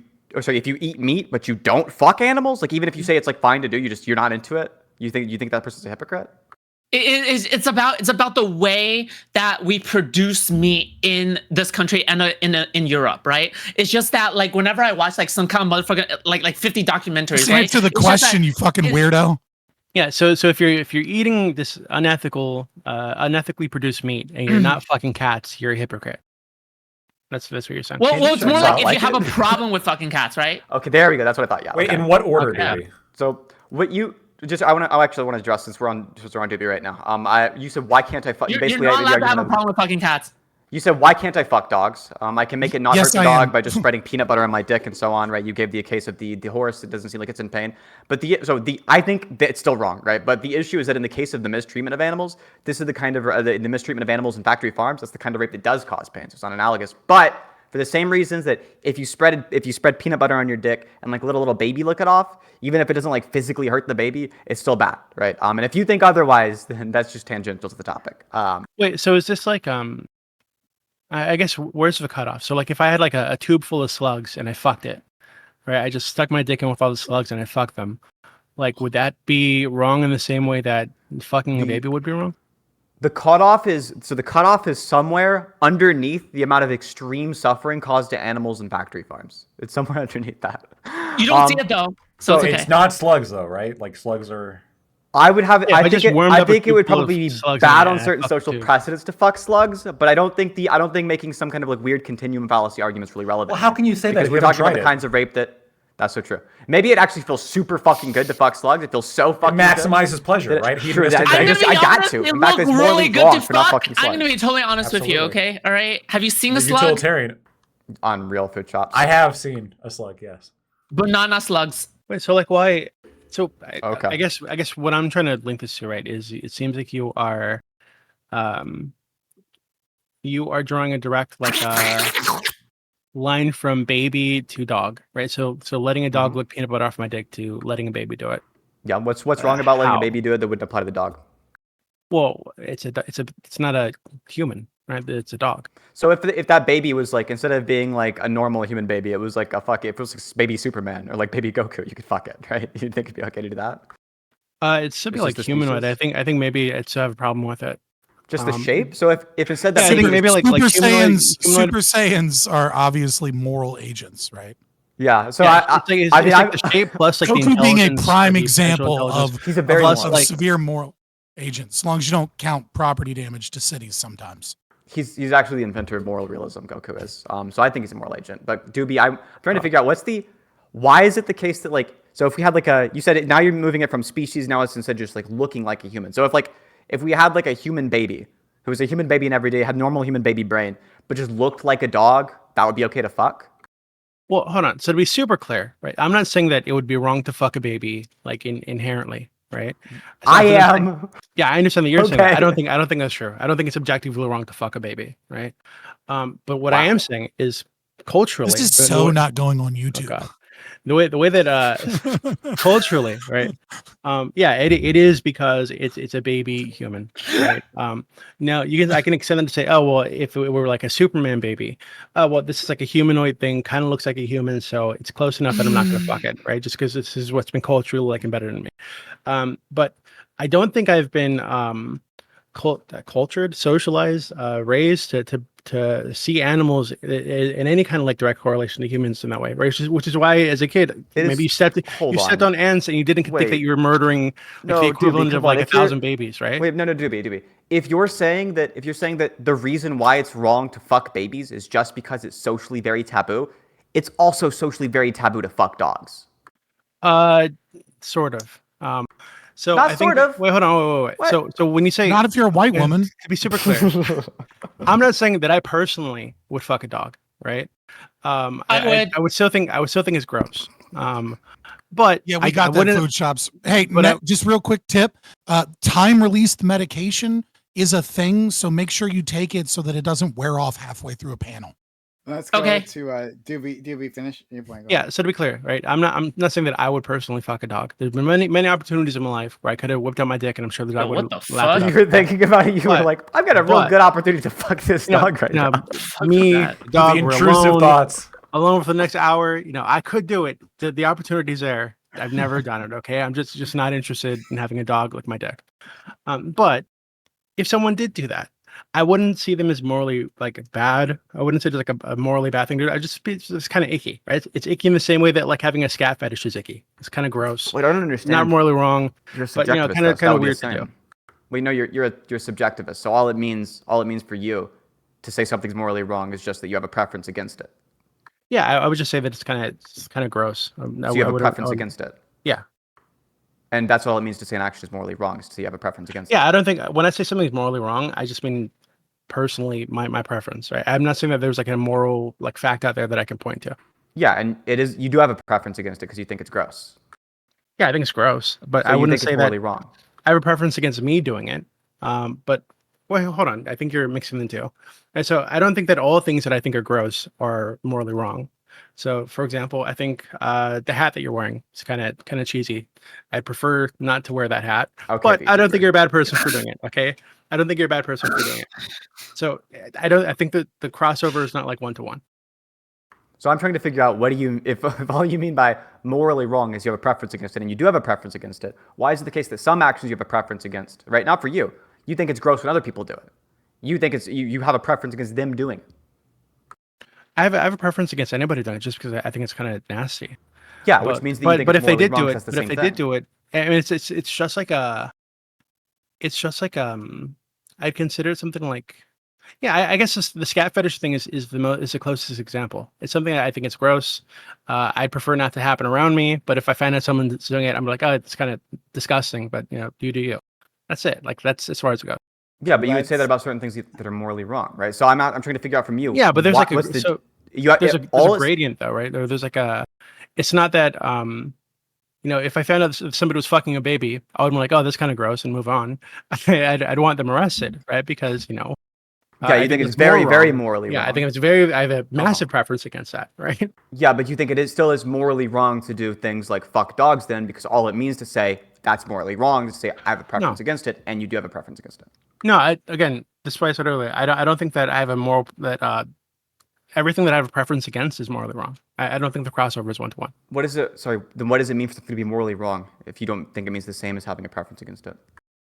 I think that it's like I think that there's like a line, right? So you can have a preference against something, but I don't think, for me anyway, I don't think that I would consider it to be like a moral preference or like a moral line to be drawn until you get to the extreme preference category, i.e., I have an extreme preference against stealing or murder or rape, right? But there are places all along that line leading up to that big line where I would have a preference against it, but you haven't crossed the line into moral badness or moral wrongness.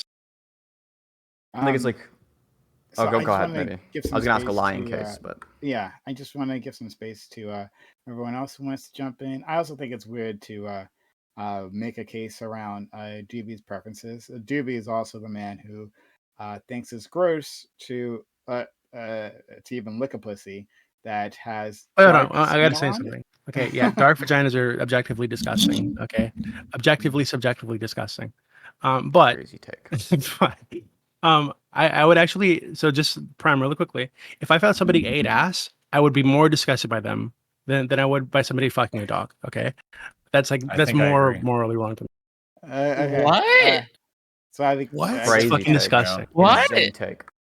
I guess That we can't is be friends. kind of insane, actually. I would definitely be more Literally like gobbling up shit. Yeah, I'd be like more repulsed by like their face, like knowing, like I wouldn't want to share utensils. I would not want them to with breathe on me ever. Yeah, breath. That's a big one too. Yeah. Now we can't hang out. Hold on, pause. But dogs eat their own ass. So what about dog kisses? Well, I'm not going to be anywhere near this guy's dick, right? So like, wait, hold on, dog kisses. Oh, how do you know that? Yeah, I'm just saying, like, if you're more disgusted by people that eat ass than you are by people who fuck animals, then by that virtue, like where are you drawing the line from dogs that eat their own ass? Yeah, and don't other let dogs asses? near your face. Yeah, that's disgusting behavior. Yeah. Okay, but do you find dogs repulsive by the nature that they eat their own ass? I think that behavior is Why is it repulsive. that why would human beings be repulsive by the nature of eating? Well, I think the behavior is repulsive, but I think it's more repulsive with humans because they know not to do that, right? They can, they're doing it for pleasure in some way that I think is disgusting. Well, human shit's also like more disgusting than dog shit, right? Because one is like more closely genetically Hold on, related to you. pause. So there's a You higher do chance know of there's a pathogen. difference between someone that's eating shit and someone that's eating There ass. is no right? fucking, no. There's no difference. There is shit that is being consumed. Okay, True? okay, hold on. So when you read the ingredients and the warning labels on food, and you know that there's a very small amount of rodents and bugs and cockroaches, do you think it is the same thing to eat food that is made in a factory, no matter what type of food it is, as eating a bowl full of cockroaches or just like chawing down on like New York City rabbits? Do you think these are the same thing? Not in scale, but on principle, yeah. Exactly. So a person that eats ass that is clean, that has been cleaned out, it's not the same thing as a person that eats a turd sandwich. No, Scott, what you're missing is what I'm saying is that like, so human feces is like magnitudes more disgusting than animal feces, right? So like if a little bit of rat shit gets in my cereal, like does it suck? Yeah, but I'm probably gonna eat the cereal, right? If any human shit, well, all cereal has rat shit in it. This is a newsflash for you. all cereal has rat shit in it, okay? But if there's any any human shit, there's no way I'm touching that cereal. Like even if like one guy took a shit in like the warehouse. Right, so you don't eat vegetables. So you do not eat vegetables? I wash and sanitize my vegetables. Okay, but it doesn't matter. Like there's still going to be some human shit in it because Is we there? know that many people that hire large amounts of people to come into to pick crops piss and shit in the fields. And then that piss and shit ends up on your food, but you're like, oh, I rinse it off. It's okay. Well, that's all I'm doing with human asses. We rinsing it off, baby. Well, I guess I'm just concerned. Like, in fact, I'm doing more than that. Like, this is we're the fucking first rinsing time, inside, the outside. This is the first time I'm hearing of this. So, like, if it is true that like vegetables have like a substantial amount of human feces on them that can't be washed off, then like stop eating them. Then I might stop. Yeah, well, I guess I would have to just for like my own personal like health. But I wouldn't like doing it, right? But let's talk about the other salad that people are tossing, right? That is like far more disgusting because it's how like, did it get? It's actually, I went to go pee and now it's actually. The reason why that's more disgusting is because like well, it's because we've all had this argument on Twitch like a billion fucking times. because about, I would like, have whether or to not eat, animals have rights. I would have right? to. So of course I it's would, going to divulge. I would into have some to. shit. I would have to eat the salads to serve like to be healthy. But you never have to eat ass to be healthy, right? This is a purely voluntary activity. And it's just pause. Maybe sexually healthy. Some people's happiness is going to be correlated to the amount of ass eaten. These are problematic people. These are people that probably belong on You know what? I'm divorced. I don't know. Again, Let's maybe go to you're Corey, right. And then Simp. We can make our way back to the veganism topic. That's the thing. Yeah, no one answered my question. I don't know who cares in 2020. Oh, come on, you care. No one answered my question. I answered your question. You did not answer my question, Corey. Again, Maybe so I didn't. if we I want to talk about Shane Dawson. I want to talk about Shane Dawson. Why? Yeah, Who the because fuck I want is to talk Shane about Dawson? fucking fucked his cat or he something. he fucked his cat's stomach specifically, Okay, that's What? gonna. which is different. I think it's a type of fucking Okay. cat. Do No, you not care to really. No, I elaborate, don't agree. or are I you don't just agree. name dropping a random person fucking a cat stomach? That's a No. weirdo, So okay? basically, what Wait, the but Corey was about situation to go, was. right? No. I can elaborate. So he basically rubbed his cock against the cat's stomach until he came, but then he didn't go inside of the cat, if that makes sense. But I think these two scenarios are completely different. Oh, I get your argument. Yeah. But I think he didn't really harm the cat because if you put your dick inside of a cat, that's like that's way more harmful, right? Because you're actually using it like a fleshlight, right? But the thing is, if you're just rubbing it against the cat's stomach, like it's sort of like you're using your hand to rub your cat's stomach. You know what I mean? Like you're rubbing your cock against a cat's stomach. Like it might like purr and meow and shit, but then to it, you're just like using like two fingers against it. You know what I mean? Like it's like whatever. Corey, right? So nobody is. Corey, hold Go on, ahead. Corey, tell us, what have you rubbed your dick against? Benignly, of course. Like wait, Lactoid, do you agree with me? No, Corey. Only against consensual agents. But I have a question for Lactoid. Quick question. Have you, like, going back to your whatever feces, etc., and consumption? Like, have you ever had any like fast food burger, any like fast food? I have. To begin. Yeah. Like there's a lot of E. coli and like fast food workers aren't the best in hand sanitation. Like you've consumed it almost certainly at some point. And what is most likely to be contaminated with E. coli, which or originates from pretty much a digestive tract, it's going to be largely animal products. No, this is a very good argument. Yeah, you should avoid fast food, and this is a good reason. Let's go. Can I ask a question though? I want to ask a question. So, when it comes to like we don't go and arrest a bear for eating a deer, right? Obviously, we don't even stop the bear, but we would stop a bear if it was eating like a child or any other human, right? We would intervene, and because humans are moral subjects, and all other species are not.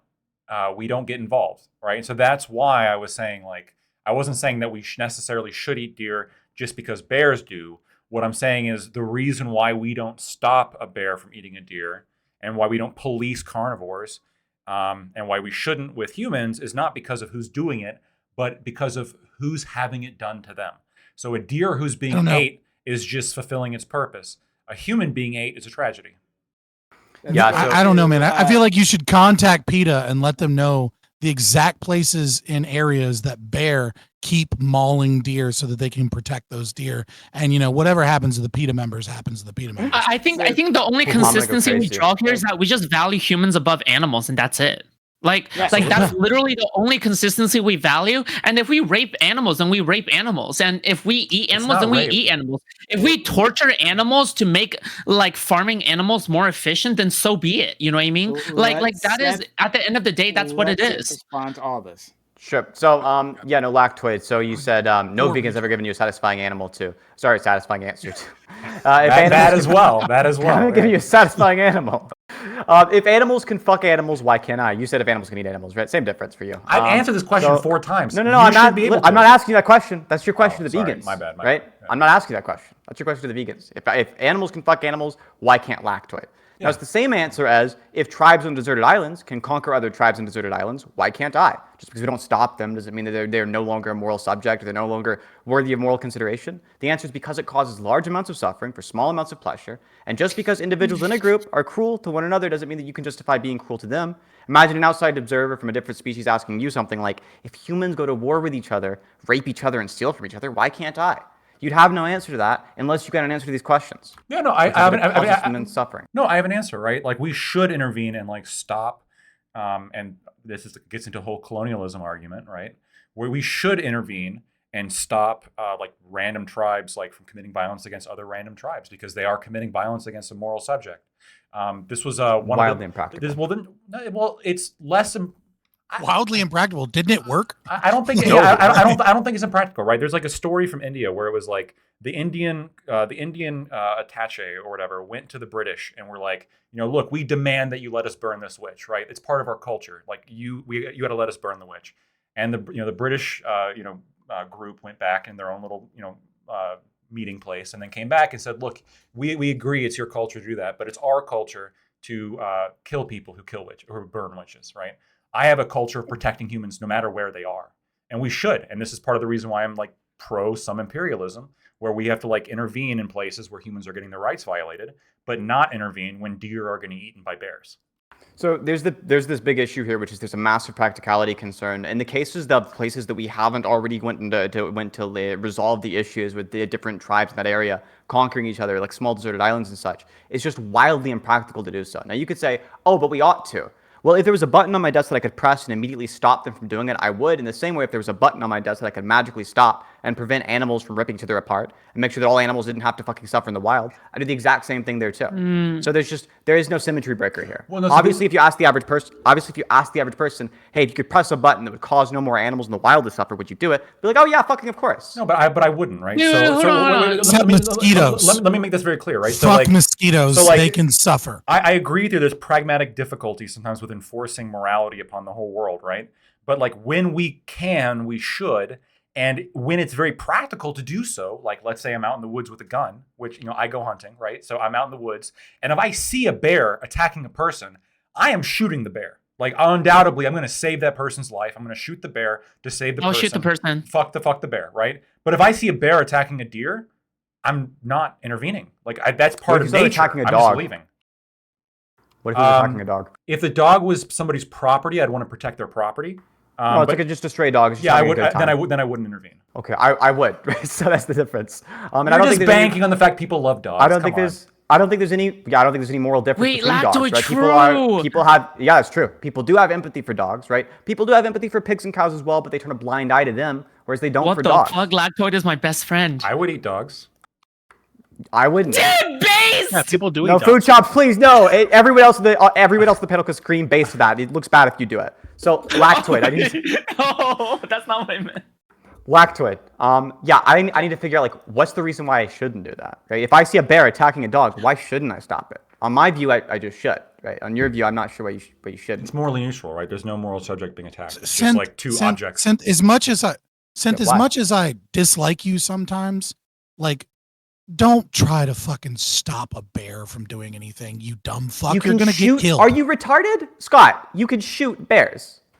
You can shoot fucking bears. So as someone, hold on, survive it and go after you.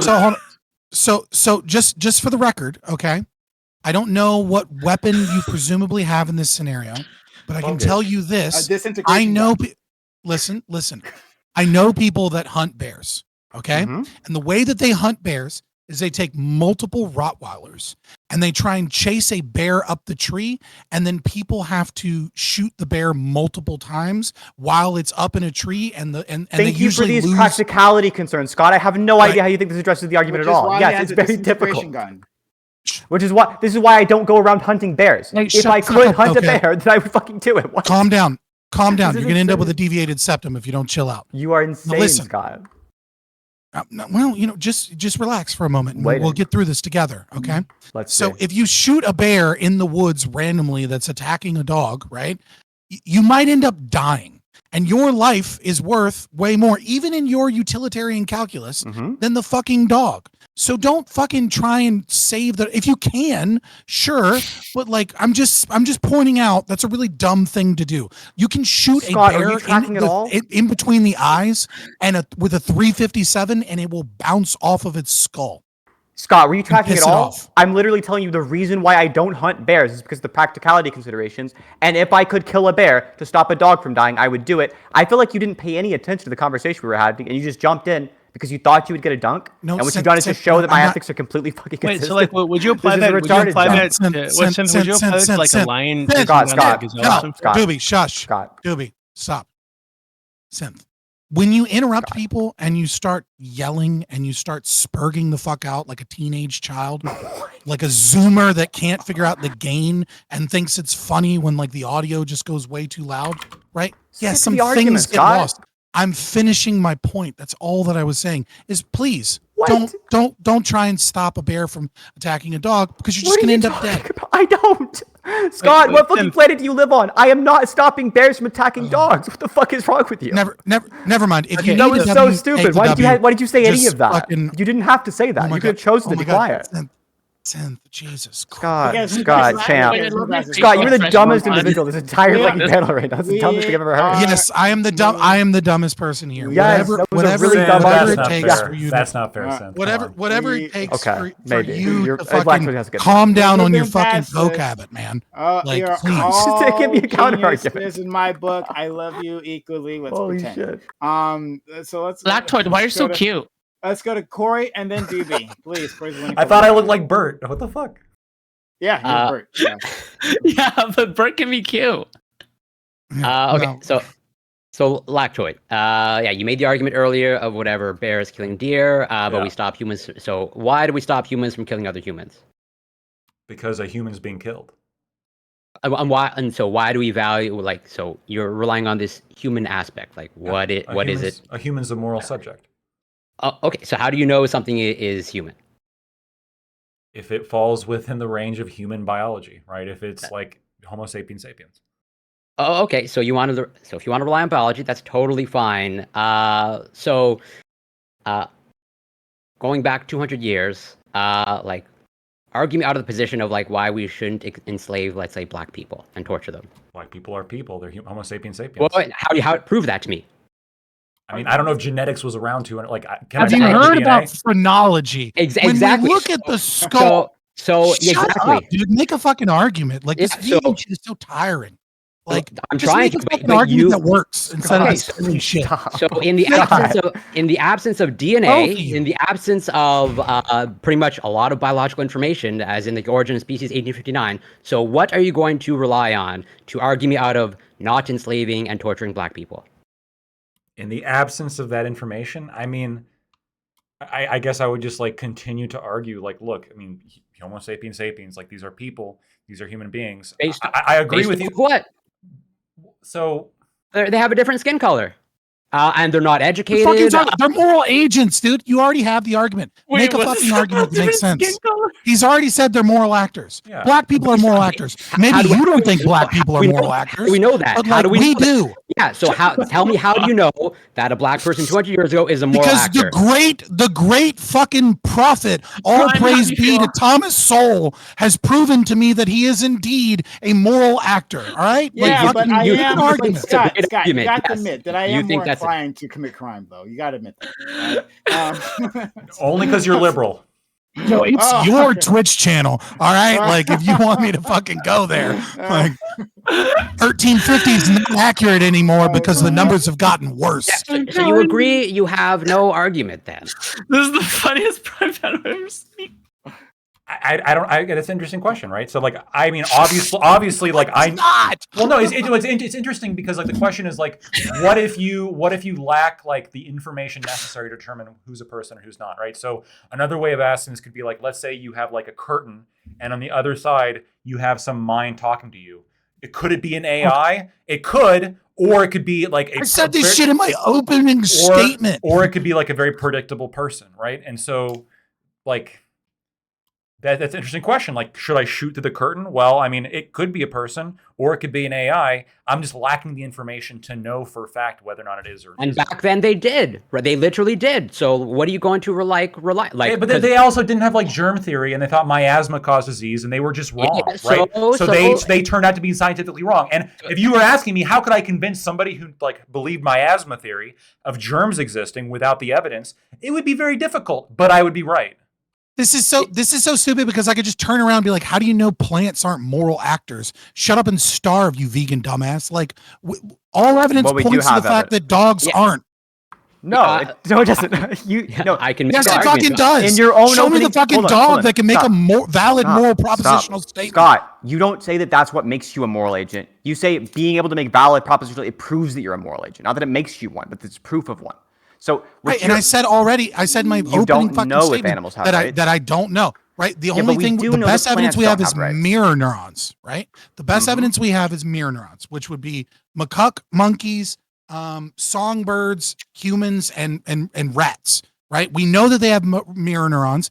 We know that rats' mirror neurons are for territorial reasons, so that they can intentionally be aggressive towards other rats, so that they can be violent. Right, so their empathy portions of the rat's brain is mostly designed to commit violence on other rats. And for songbirds, it's so they can mimic noises and make sounds. And for macaque monkeys, they might actually be moral actors, but we can't prove it and we can't know. And we have yet to find one that can make a valid moral propositional statement. And that gradient goes one direction or another, right? Like pigs and dogs and elephants and dolphins are kind of higher up than like fucking rodents. Why does the question of moral actors Hold on. like There's matter again? there's something that it does matter. It matters a lot. So Scott, I'll explain. So Scott, if you're saying that for things like pigs and dogs, they're in this gray area, and like as you said, you don't know if they have rights.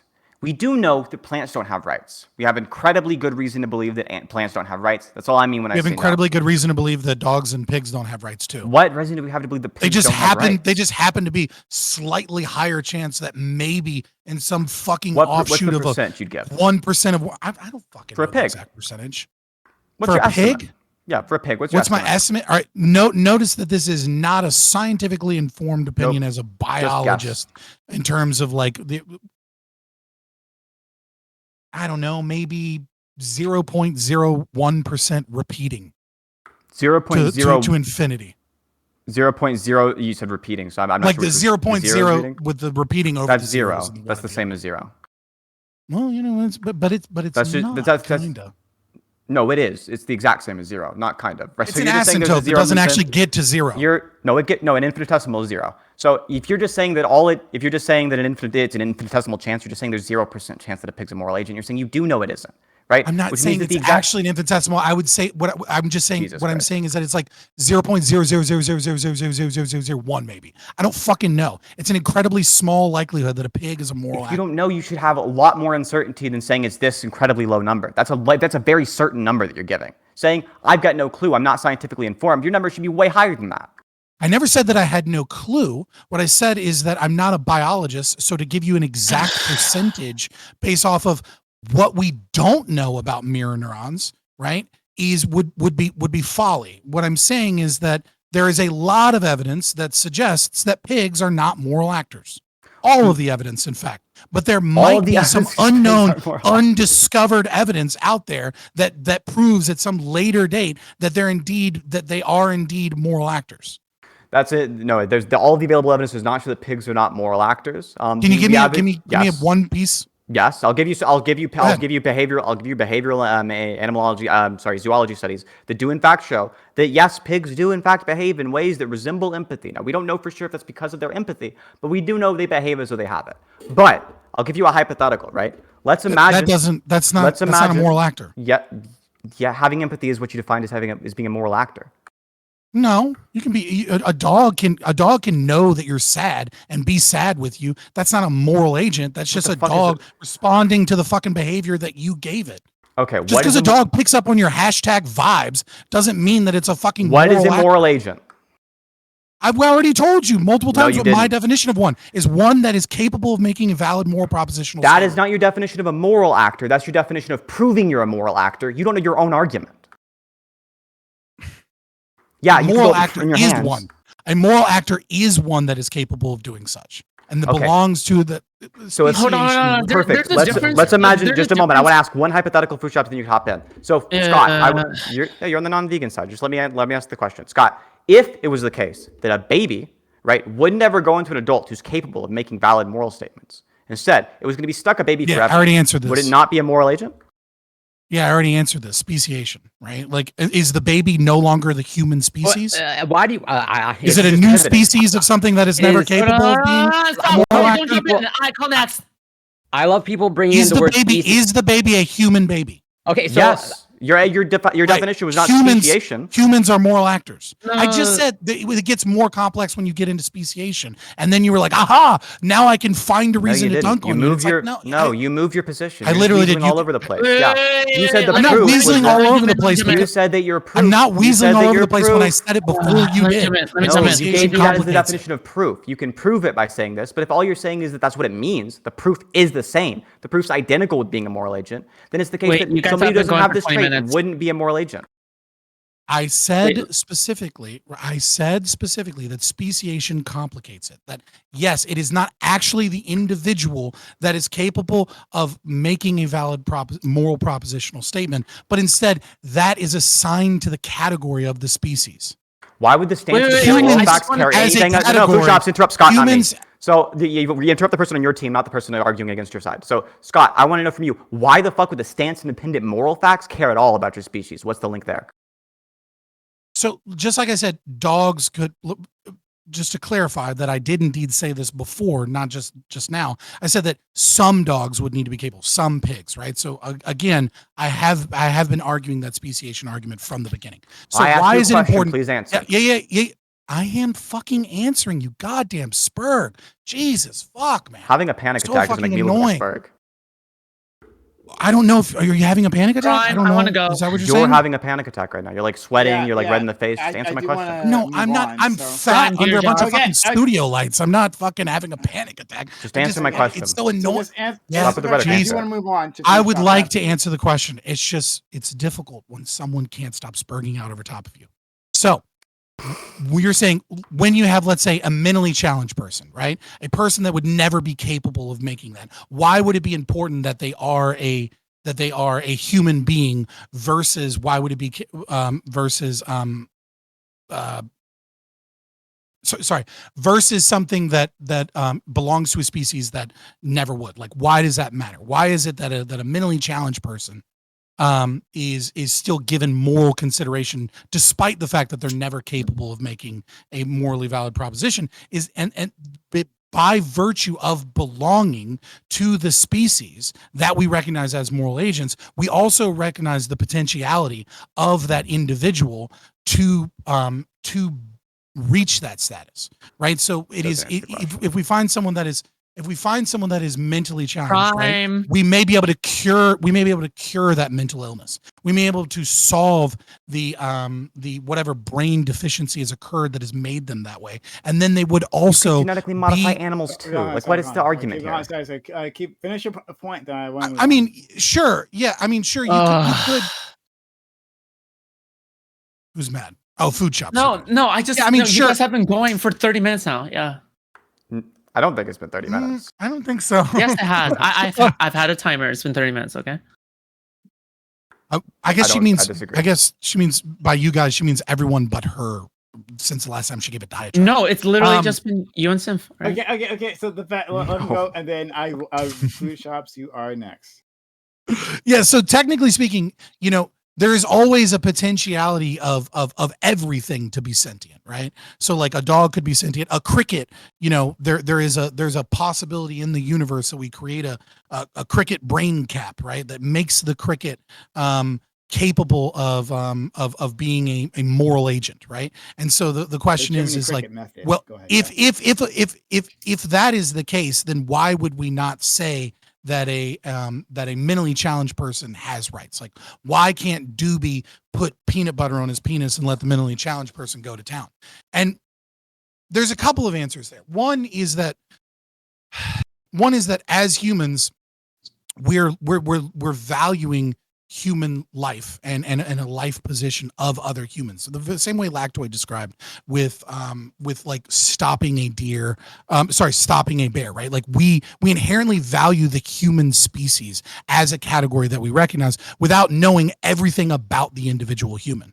Right. So like our moral preference, like aside from the justification from like a non-aggression principle perspective, our moral preference is always going to be for humans because we see something that belongs in a category that we have determined is one that has human rights. Those are all stances. Whether Scott. or not I'm asking you about stance independent. I don't care. Stop.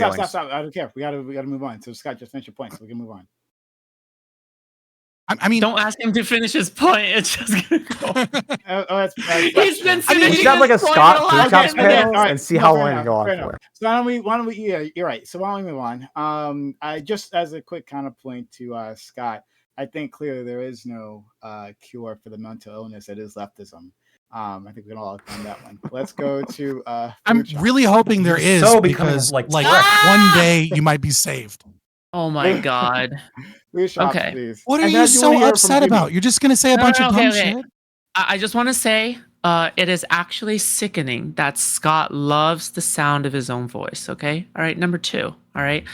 I'm just gonna fight for myself here and just say that empathy is not the end all be all of everything. All right. Ironically, I'm just going to defend Scott's position here a little bit because I don't know why everybody always tries to make an appeal towards empathy, because I know that vegans like to make this point a lot whenever it comes to like fighting for like the rights of animals and all of that, because they always say, oh, dogs have empathy, pigs have empathy, turkeys have empathy and all of that, right? But then just because something has empathy doesn't mean it has something like along the lines of like critical thinking or consciousness or like sentience or like emergent properties, right? Because anything can feel like, oh, I understand that you have feeling or I have feeling or something has feeling, right? But yeah, I just don't know. It doesn't mean the same thing, right? But finally, it just doesn't seem like everybody can sort of agree whether or not like, oh, where should we draw the line, right? Because it's sort of like agreeing, oh, where should we have like a solid line on where abortion can be, right? Even though we need to have like a solid line on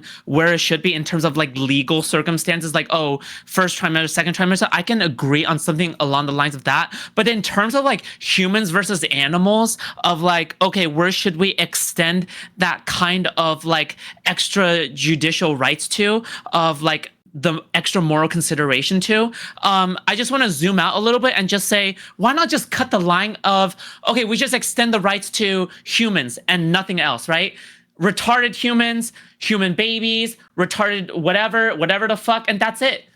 We just draw the line there just for the sake of convenience. Sure, we could find some degree of like contradiction of that, like some animals could be smarter than some retarded Down syndrome humans. But at the same time, even though that contradiction exists, at least the contradiction is not there between species, right? In the sense that, okay, at least the line is drawn between humans and not humans, right? If that makes sense. And that's it. We just draw the line there for the sake of convenience, and we're done. We're done. No, we're not. We're not even close to done. That's an insane take. It's easy. Why? So it's like, why yeah, is so that read taking here, insane? I'm telling you. Before then, Corey, do you want to respond to that? Because you can go forever. You can go forever on the entire animal. Because as an actual, people are throwing around this term. So I'll start with food shops, because if people want to rely on biological concepts in terms of what is a species. What is a species? I don't know. You tell me. What is a species? Marcia, what a species is. Yeah. So then why are you Why are you even using that word and say, let's draw a circle around the human species? I don't know what a species is, so then don't use that argument. Unless you're going to tell me what a species is, and then that is pretty much what Why you use to does draw it your matter, circle. right? Because I'm just talking about humans and non-humans, right? I'm just using for sake of convenience. Yeah, that's exactly the point. So tell me what a human is, then. You want to use, so the human species, tell me what it is. Homo sapiens sapiens? What is Homo sapiens sapiens? A species. Human? Yeah, it's perfect logic there, Lacto. You're definitely... Corey, the just definition being of bad species faith? is Corey, are you just being bad faith on purpose? You know No, exactly what I mean when I say human, no, right? you don't know what you mean. two organisms that can breed. Okay, so there's no bacteria species. Do you? Okay. Are you just being bad faith on purpose? Because I can't tell. No, No. The term So species is a hilariously muddy concept. There are a name bunch the of different trait. species Yeah, concepts. it's muddy, There are but different species concepts. You can use Ernst Mars species concept for fucking sexually reproducing species, but then you don't have a way to capture bacteria species or species that reproduce asexually. That's right. Synth is correct. okay, well then I could just define species Wait, I as still don't get what you're an doing. organism Wait, that hold can. on. But you get what I mean, right? When I refer to humans and Wait, non-humans, right? she's genuinely curious. Wait. At 46 You're doing literally this entire thing around oh my god, when you refer to species, you include other categories that are not necessarily when we picture of that's not human or whatever the fuck. You're trying to do this kind of gotcha weird ass whatever the fuck you're doing. You don't even know how to describe it. You're literally using a term that you don't understand, as in you said we just need to draw around a circle around the human species and then ask you what you're species literally trolling right now. You're honing in on this one specific word I use that is species, and you're missing the entire point, right? You do realize, you do realize, if you want to use that argument, at some point there were certain categories of humans now that weren't part of the human species. Just make the argument first. Okay, make the argument first, and then you will can you go back stop to that. trying to throw 1800s racism into the fucking argument? Nobody means that. Also, just shush. Also, they can there's always the possibility of again sexual reproduction that exists between black people and white people. So because they're all the same species. Then individuals then individuals with trisomy 21, they are not human. An individual that tries to be 21, you said? No. Trisomy 21. Yeah. Try to keep up, food shops. Trisomy 21, also known as Down syndrome. They have an extra chromosome. Yeah, no, I've been asked this question before. This is the toughest question I've ever been asked. I don't know. A genetic mutation is not. Yeah, I'll say they're human. Fucking species. Sure. What is a new species, Scott? Are they not human to you? By your concept, unless you give me a definition of species, then they are not that's why I'm asking you. What's your definition? You just say, well, it's obvious, but you don't. Are the give me vegans anything. trying to run out the fucking clock? You know what I mean? What is this? Now we're just gonna go down. We're gonna go deep down Scott, into define. We're gonna go. We're gonna go. Scott? Aren't you all we're about gonna philosophy? go. We're gonna go. We're gonna. We're gonna. I know now we're interrupting to defend our fucking gish galloping and definition game instead of actually making a fucking argument as to why you believe animals deserve rights. Instead, what you're going is, who can even define species? Shut the fuck up. When someone says human, you know what the fuck they mean when they say human. They don't mean a fucking rabbit. They mean that these are two different things. Scott, and what you're doing is you're trying to run out. Answer the question. You're running out the clock right now. You're filibustering. Answer the question. Oh, wait, that's all Scott does is I'm not filibuster. He playing talks as much as possible. He won't answer the questions. No, he can't answer any questions. Lactoid and Scott. Lactoid is answering questions on this one, but Scott, holy shit, you two. I answer How questions do you every time. always say answer question and then scream and spurt out like a cokehead? You're not answering the question. Right? Look, this is the 400th time you use the term cokehead and insult. I just want to answer the question. What is a species? Do you do coke? No. The entire argument that I'm making is that question is an entirely different debate that doesn't help us ascertain. Weasel, I'm not going to answer a single there question. Are multiple this is different the classic ANCAP tactic. This is why you get interrupted, because you don't answer questions and people ask you to answer them. No, you constantly You're a little interrupt rat, the you're moment. a little rodent. I know the difference between a human and a rat. I see a rat on my screen right now. You constantly interrupt, right? Whenever you feel that you have a win, so that you can try and frustrate the other person with your behavior and try and pick apart. Answer the question, you rat, you weasel, You're engaging in that behavior. I'm engaging in the behavior of interrupting you because you are a question dodger. Right. So again, So You again, can this respond is to why I do wanna give you're to, the DB. one of the most bad faith people that is in the entire faith YouTube and question Twitch asking. politics. People. Okay, Mhm. all right. Bad So, faith No, okay, question. I want you to will know Corey's. I constantly- want to know Corey's will definition. Scott has constantly never interrupt answered a me. question to You anyone will con- ever. Okay, I have okay, answered hey, tons hey, of questions. Hey, Corey, what's a hey, human? hey. Oh, You finally guys we can- get some you moderation guys can- whenever the you got- lefties get you picked on. Shut up. You're You guys winning, can Scott. inter- You're bombing. You guys can insult each other on your own time. I insult you on this time. Well, that's what alright? you do when So you invite synth. let's You go invite a to- weasel to just interrupt Uh-huh. people and Let's spurg out and go never answer and to- bite his I own want to bullet. hear from Dibby, and then I'm going to hear from Lactoid. All right. Hi. Hi, So you David. said something a while back, Synth, that I've been thinking about. So that you would stop a bear that was eating a dog. And I was gonna ask you then, we guys kind of got like lost in the weeds, but so would you stop like and I'm not obviously I'm not saying that you personally would go out and like wrestle a fucking lion, right? But if they had the ability to keep a lion from eating a boar, right, you could stop that from happening. Do you think that it would be right to do that? Unless they're like keystone species, I think we should kill all otter predators. I don't have an issue doing that. Oh, I see. Okay, yeah, that's where I was getting to because it seemed like you just had a preference for like omnivores or herbivores over like a carnivores, right? I have a preference for herbivores over carnivores. Yeah, if they're odd order predators and we can ensure environmental stability, then I have no problem with getting rid of odd order predators. Yeah. Okay, I see. Yeah, that's where I was getting. I'm looking for the counter argument. I don't see one, Scott. I just see you like panicking and posturing the entire time. Let's. I'm not let's go. panicking and posturing. It's okay. It's got. Hold on. it's So okay. hold on. It's okay. Why is it because- okay to be Oh my insulted? God. Can I ask Oh one? my Can I ask one more God, Can I question? respond? You Can I ask one more insult clarifying people constantly, right? And now, look. I Yeah, just and then want I to let them ask you- respond. Yeah, sure. Can I ask And one more this- but you clarifying don't have thing time. really So go, quickly? Doobie, finish your point. And Yeah, then Oh, we we'll don't go we don't to, have time. All right. Like to it. So would you say that it's immoral for a lion to eat a gazelle or a bear to eat a deer or whatever the fuck? So is that action, them eating that creature, is that immoral? It's kind of weird to say immoral because I'm not sure if I'm not sure if it makes sense to talk about their actions in a way where like there's choice talk. But if there is choice, then yes, it would be. And I think the world's worse off when that happens. And I can say that with certainty. It's worse off in a moral sense. Yeah. But it's like saying like the world's worse off in a moral sense with malaria in it, right? It's not clear to me that it's like malaria is doing something wrong. It's not clear to me that malaria has a choice in the matter. I think that you cannot have choices and it can still be wrong to like cause you great amounts of suffering. Okay, yeah, that's what I was just trying to understand. So much. All right, let's go to Lactoid. And then after whatever exchange that happens, then Scott can like counter insult Synth. All right, for our remaining time, whatever. So I mean that was a pretty. Synth. I mean that was a pretty significant bullet. I think. No, it wasn't. Okay. Genociding predators. There's no genocide involved. It's like, just you would genocide the Nazis? Like that's not what genocide means. Wait, Lactoid, bring up the Yellowstone wolves. I think. So I don't know if it would fit I don't think it would fit the definition of genocide, but like it would be a mass like removal of an entire species. Yes, and we're okay with this. We're all okay with this. We all think there are some like species that should be fish, mass removed, insects, like for yeah. example, invasive species. Anything that eats anything else, I think is what the thing. Okay, There's no bullet. We all agree with this. You keep calling these bullets. Well, no. So everyone agrees with that. I don't agree with it. I think that like we shouldn't interfere because like having predators like an ecosystem is a good thing.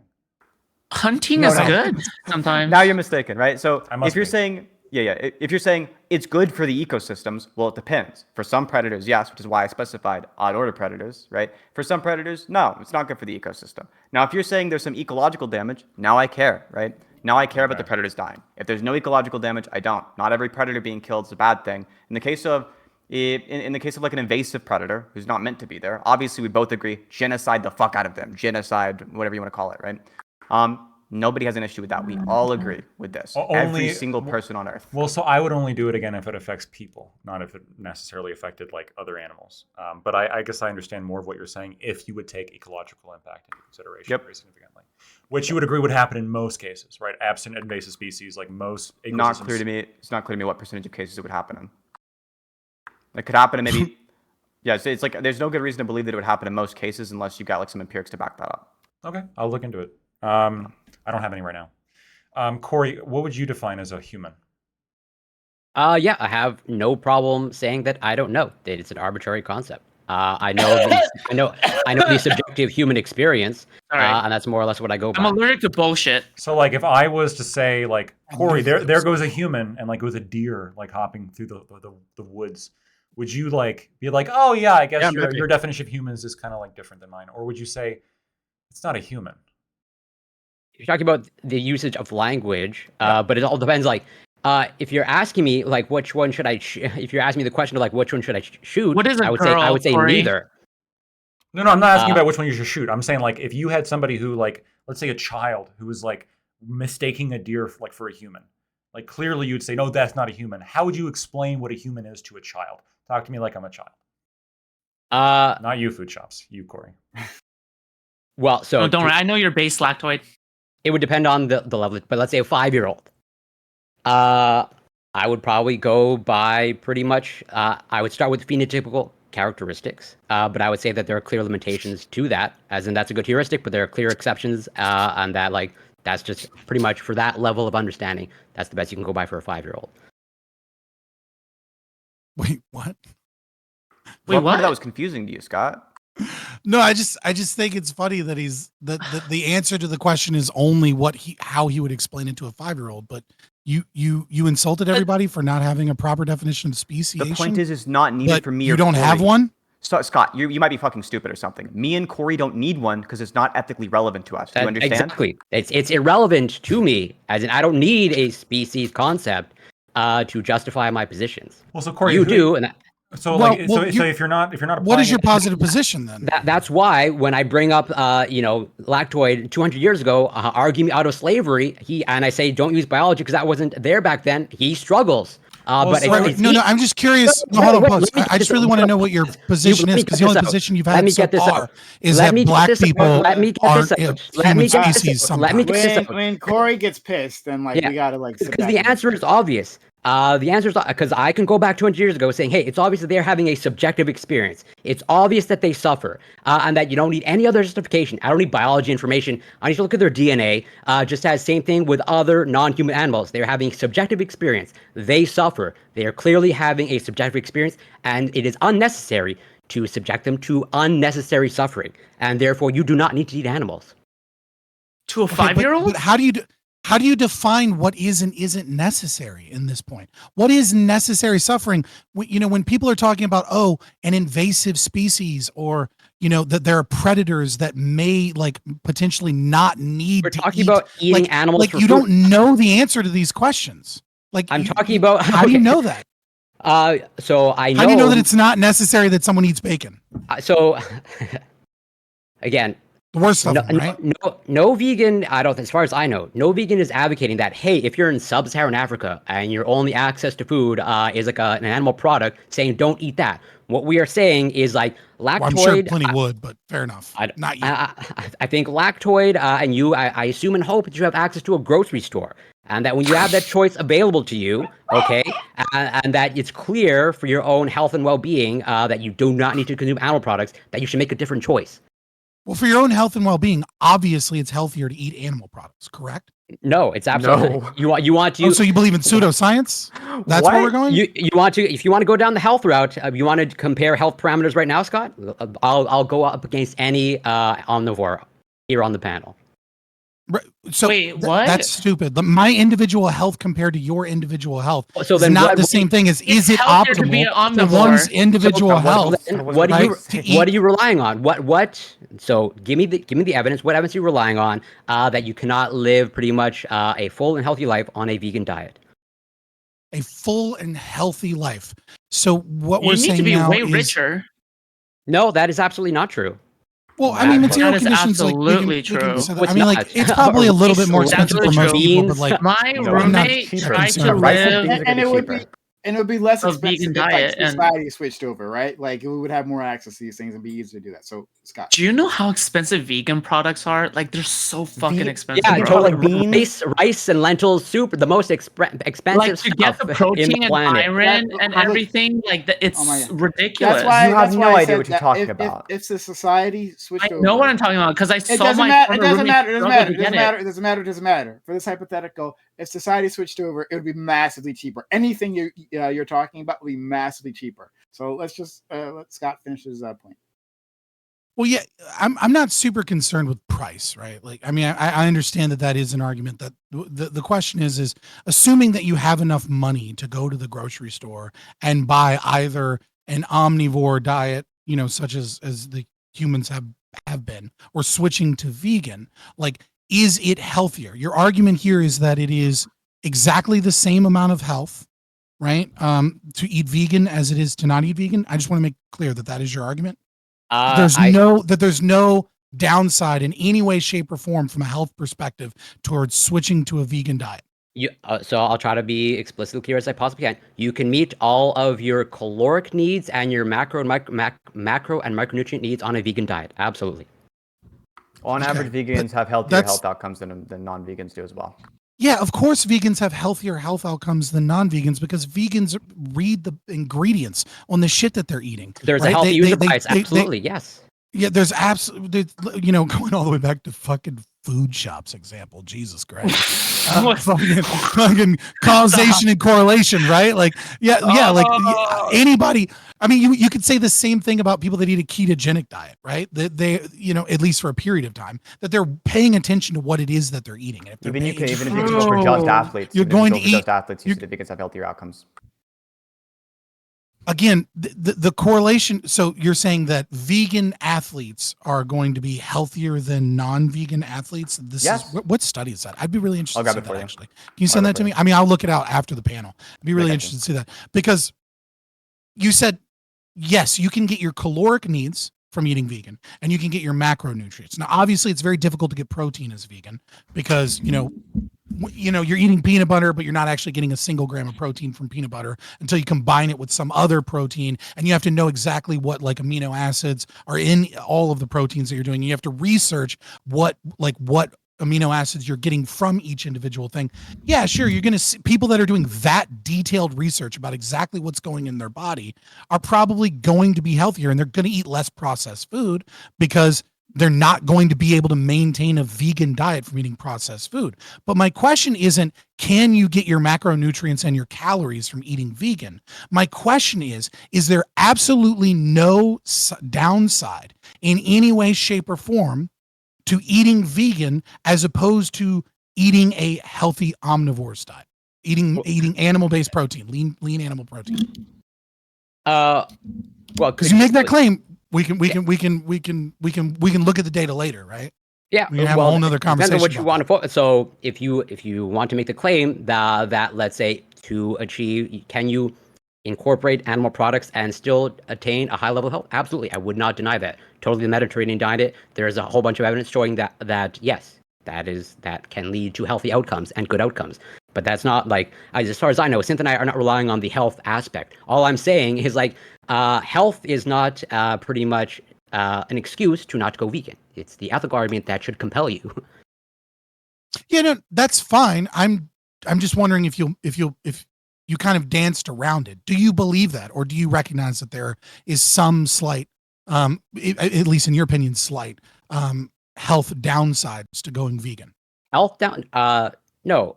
A well-planned. So you believe there's no downsides whatsoever to going vegan? Like I am. So I will fully admit that I am technically like not vegan, but I'm pretty much like 99% like plant-based. And like I also have Crohn's disease, and I'm missing literally large portions of my GI tract. And I think I fare just fine. That's not an answer to the question I asked, but okay. So all I would say is I literally have a condition that is known for pretty much malnourishment and pretty much like nutrient deficiency, and I can achieve a high level of physical fitness and health just fine. I'm pretty sure, unless you, I can't think. You know, that's not an answer to the question I asked.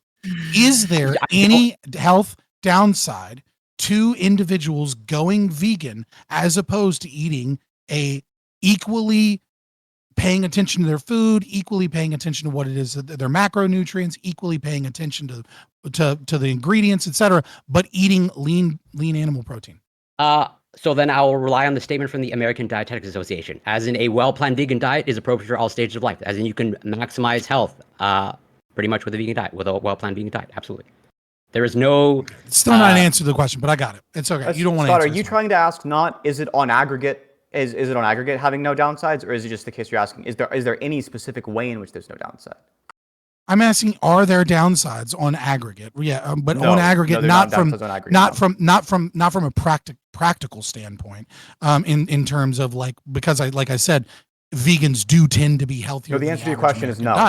diet. There's no aggregate, right? There's no aggregate downside. So if I was to ask you, what do you think the macro or micro is that you can't get on a vegan diet, or what do you think the caloric? Do you think there's a caloric deficiency? What do you think it is that makes a vegan diet less healthy? Could I ask you, like macro or micro? Just name one. Yeah, I mean, obviously we discussed protein before. Obviously, you can get more protein on a vegan diet. Where you get, well, I mean, you can't get more protein on a vegan diet than you would get eating. That's silly. Well, right? the non-vegan, yeah, no, it's not silly because the non-vegan sources come with a bunch of other shit added into it, right? Whereas with a vegan source like You're eating seitan, a lot of soy. No, like seitan, for That is example. a Seitan complete is going to be 70. So with seitan, it's going to be like 75 grams per 100 grams of protein, right? True. I was on so much soy, I turned into this. Sorry. True. Just kidding. Unless we're talking about extracts that are just pure protein, or even if we are, fucking spirulina, which is vegan, is still going to be just as good as those, and that's a fucking whole vegan. Spirulina is not a complete protein. If you're asking for complete proteins, it's different than how much protein you're getting, right? So a complete protein means that you're getting all the essential. Well, amino yeah, I acids. mean, things like obviously, I'm asking for a complete protein. Yeah, like lentils. Right, yeah, beans, lentils, soybeans, right? These are complete proteins. Spirulina is not, right? So we can't really count it in our macros if we're counting proteins that our body can't use effectively. We can, unless we can combined with other protein incomplete works. proteins. All right, so I do want to. I want to move guys. I want to talk about this. I want to ask two questions. I want to ask two quick questions. Dude, you put a vegan topic on here. Like, of course, it was going to be a shit show. I want to ask one question and then make a statement. But there's more fun parts, like the flashlight part. Let's go ahead, Lecter. Okay, real quick. Since if I wanted to talk about fucking a cat, but if hunting like has good effects for like the ecosystem, would like which a lot of yes, I'd be pro hunting. And I am, and it makes a lot of other vegans really upset because I think it's vegan to hunt sometimes. I think it's vegan to hunt overpopulated species. Great. And they think it's actually bad for them, and it makes them really mad. So like in several states, for example, like because of the spread of CWD, like hunters are often encouraged to hunt because it reduces deer populations to the point where CWD has a lower likelihood of actually like transmitting between deer populations. Okay, good. All right, I mean that's good. At least I'm ethical in your eyes. I'm redeemed.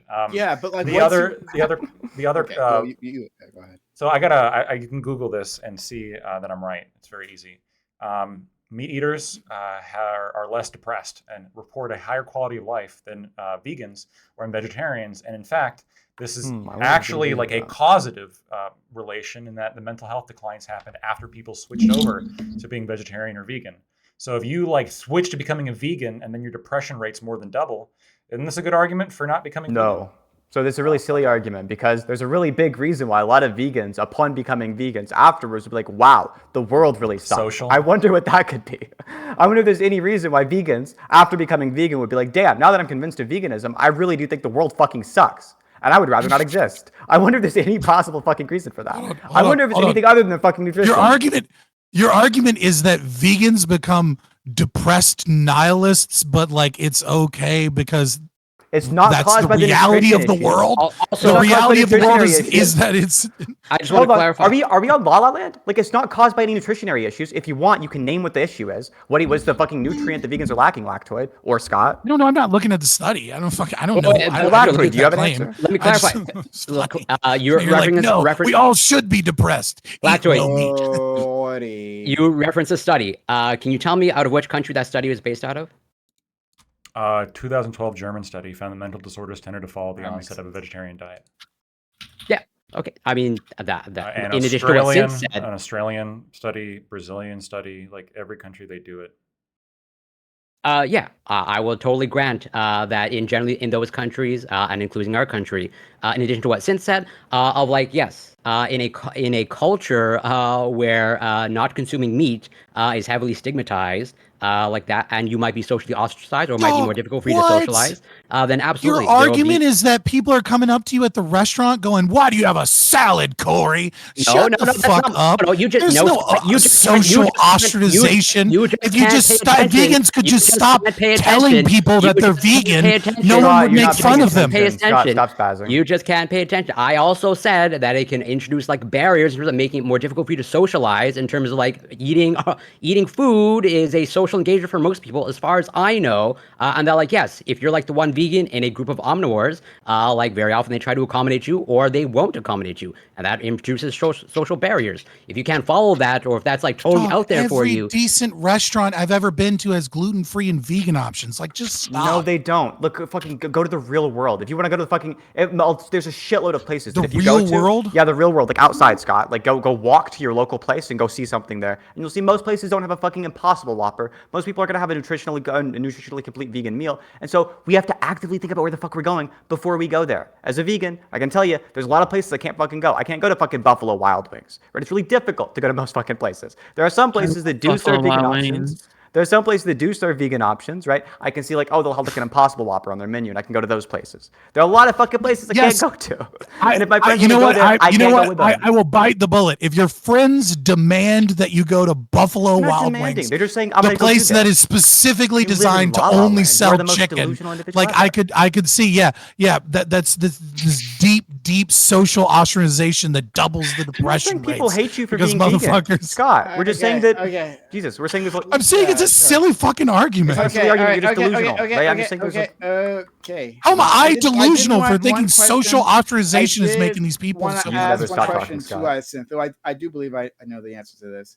You said previously to our friend Lactoid that it's okay to hunt, right? And that it Contextually, to hunt. depends on the context. Would it be okay or moral to eat that? Corey wants to know if you can hunt I don't give a black fuck. people. I don't give a fuck if you eat it afterwards. I think it's the like suffering has already been done for another cause. Then yeah, I don't give a fuck about I don't give a fuck about if you eat it afterwards. Yeah, you can do whatever you want with the fucking eating it or whatever. Okay. I don't have an issue. I don't care about that. In the same way that like That's my thought.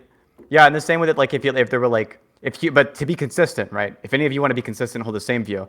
If it was the case, right, that humans were being fucking like they were overpopulated and for some reason you thought it was ethically required to hunt them down or something, then you'd have to say like it's also okay to eat those afterwards. And I'd say like yeah, if you killed a person on a deserted island and ate them, there's nothing wrong with that. I don't know. I'm looking at those census numbers, and the white population is falling, and other population are going. I'm just saying. So anyway, thank you. You're saying we need to correct that mistake? Is that what you're saying, Prime Cuz? I'm just saying, like the numbers are there. I don't know. But I don't know. Some police funding in some neighborhoods, we can fix those numbers and get the white population yeah, we back could up actually. again. Yeah, one way to do it. So anyway, thank you, all. This has been fun, which is the term I always describe that. Thanks so much. Seriously, you guys have been fantastic. I'm gonna go on to open lock on Panna. Well, I was like, yes, you're staying at home, may participate. So stick around. We got more content coming for you. I'm just gonna give an outro to all these amazing individuals. Before I give that outro, though, hey guys, you found this valuable. If you're here the whole time, just chilling in the chat, or listening and enjoying, consider supporting the channel so that we can do more of this for you. Gather these individuals and have a good time, or at least have a time worthy enough for you to be here for like 3.5 hours. So consider subbing to the channel if you're on Twitch. Gifting bits or gifting subs. Use Amazon Prime says Prime Gaming here on this channel. It's a huge help. And it's free for you, but does a lot for us. So consider helping out the channel. Also, hype chats or super chats are helpful. And if you're on YouTube, become a member. I don't know. That works too. I don't know. But yeah, super chats are appreciated. This is how I power it. So help us. We've only got a little bit of support today, but we can't keep doing this without your support. So consider helping out the channel so I can have all these guys and gals, excuse me, come back. All right. There's no gals. Okay. Well, I'm gonna leave that. I will leave that alone. I'm not gonna insert anything there. All right. So, but I do appreciate all of you. Like whatever you identify as. Let's go to our friend Lactoid.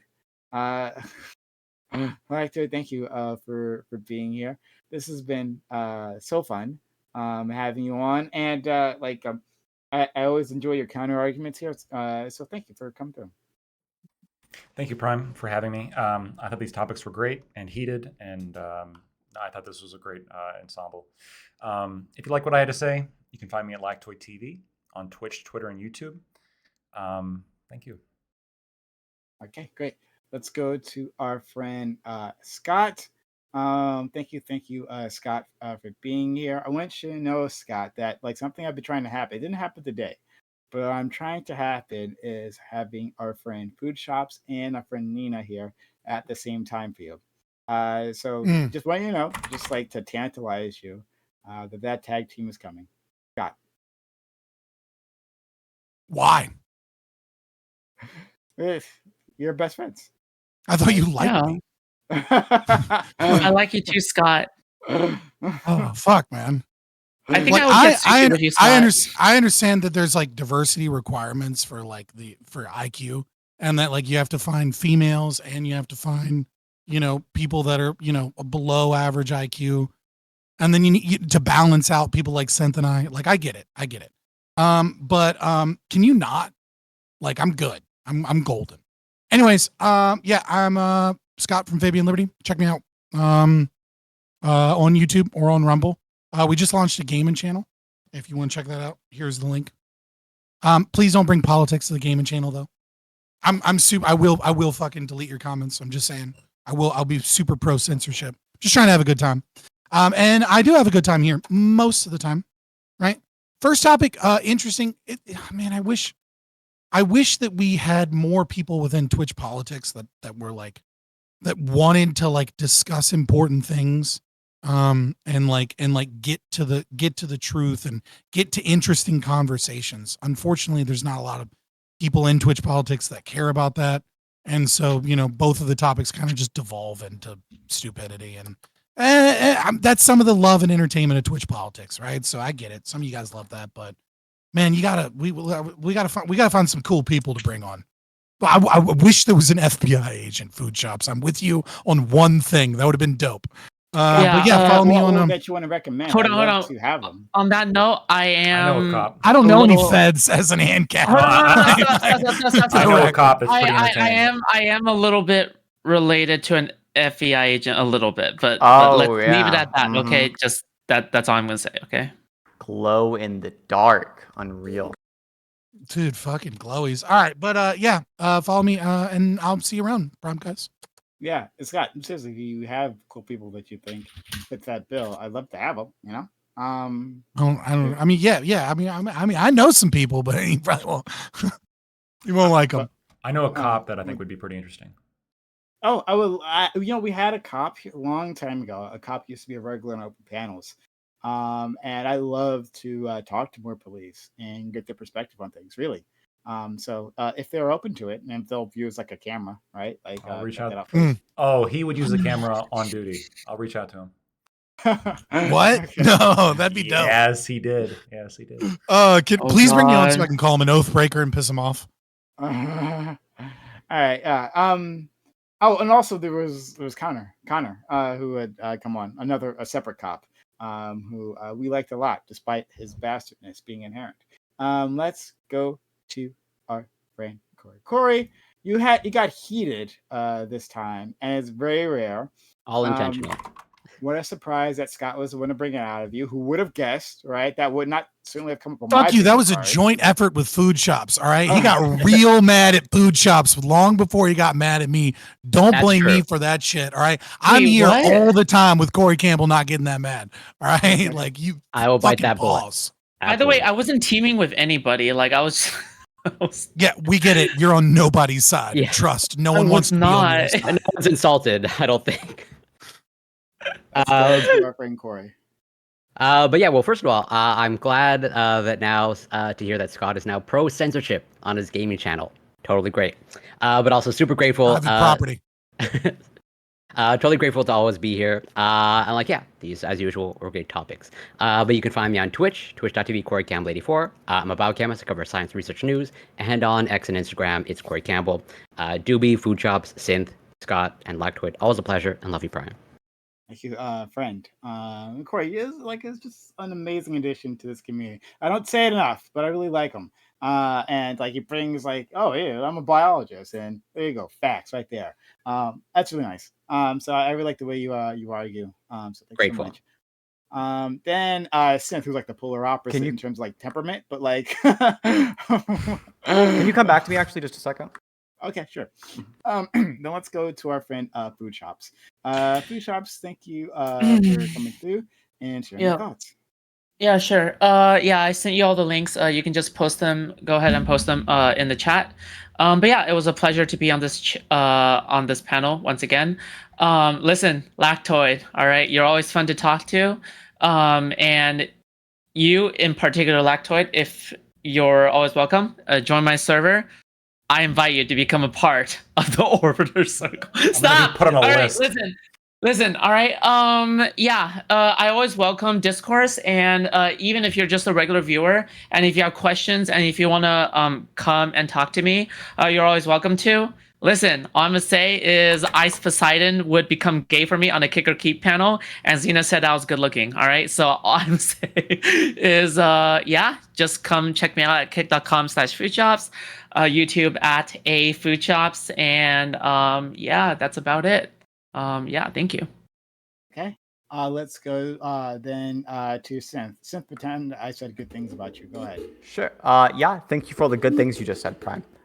Yeah, no, I think the conversations, both of them were really interesting. I think that they both got into like little like on the cusp of like meta ethics territory, and that would have been really interesting to delve into. But unfortunately, it's like kind of a big point for a Twitch panel. But yeah, no, I really enjoyed it. You can find me on YouTube at youtube.com/synth, SINTHE. And there we'll talk about why it would actually not be okay to rape babies, even if everyone wanted to. That's it. Okay. Lastly, let's go to my friend Doobie. Like even my friend Doobie doesn't have like a ton to say on a topic. Just having him around, it's like my warm blanket. You know, makes me feel better. Seriously, to have my friend around here. So I'm glad that you're back, and I hope we can have you on for more regularly in the future. But that life dictates that. But thank you so much, Doobie, for joining us. Yeah, thank you for having me. I'm Doobie. I'm on the politics server on Discord, discord.gg/politics. Okay. Is there something else you want? You raised your hand previously. And I feel like I interrupted you. And get this. No, I was just gonna volunteer to go before Synth. I think Synth is busy. So. Okay. Cool. Anyway, thanks all. These guys and gals are fantastic. And like I'm very appreciative of them all. Like spending time coming through here. I don't have like a huge audience, so like the benefits aren't like they aren't tantamount. Like they aren't like going on Destiny's channel or anything. But these guys, they come on and they have a good time with us. So I do seriously thank all of them for like continuously showing up. All right. Let's go on to our open walk on panel right after this. Anyone here can join us, but if not, I guess you have to go. But if not, that's okay. Thanks for spending your time, energy, knowledge, and your passion for my community. I know they appreciate you as much as I do. Have a good one. Bye. Always a pleasure. Bye. Yep. Deuces. Oh. Well, all right. See you guys. Bye. I got to bounce too. I think I'm actually coming down with the flu. I'm sorry to hear that. I hope you recover quickly. Like and halfway through, was it a bird flu from you getting near all those fucking chickens? All right. Maybe if you were a vegan, you wouldn't have the fucking bird flu, huh? It's just the feeling like in the back of your eyes, like you always get that like that weird kind of feeling beforehand. I'm getting that, and so I don't know. I mean, hopefully I'm wrong, but I'm suspecting it might. Did you take what makes you think it's a flu? Have you taken any sort of rapid antigen test or anything? I guess I don't know if it's a flu. I'm hoping that it's actually not a flu, or at least generally speaking. Nerd. I'm curious though, Corey. What's the definition of a flu? Like, what distinguishes a flu from a cold? I mean, do we really know? Well, by the influenza virus. So that's a very deep question, because there are like viruses. So do you want to get into speciation of viruses? No, exactly. That's exactly. It's like, do you think answering that question is easy? Rhinovirus versus an influenza. Well, exactly. Because actually, we use literally different classification for viruses because we cannot classify them. That's why we go by DNA viruses or RNA viruses. We don't even know if viruses are alive or not. Yeah, are they alive, Corey? Let's not go there. Yeah. And it'll depend on the biologist you ask. That is a great question. Do you think that undermines? You're a biologist. Do you think the viruses are alive? And you know what, Corey?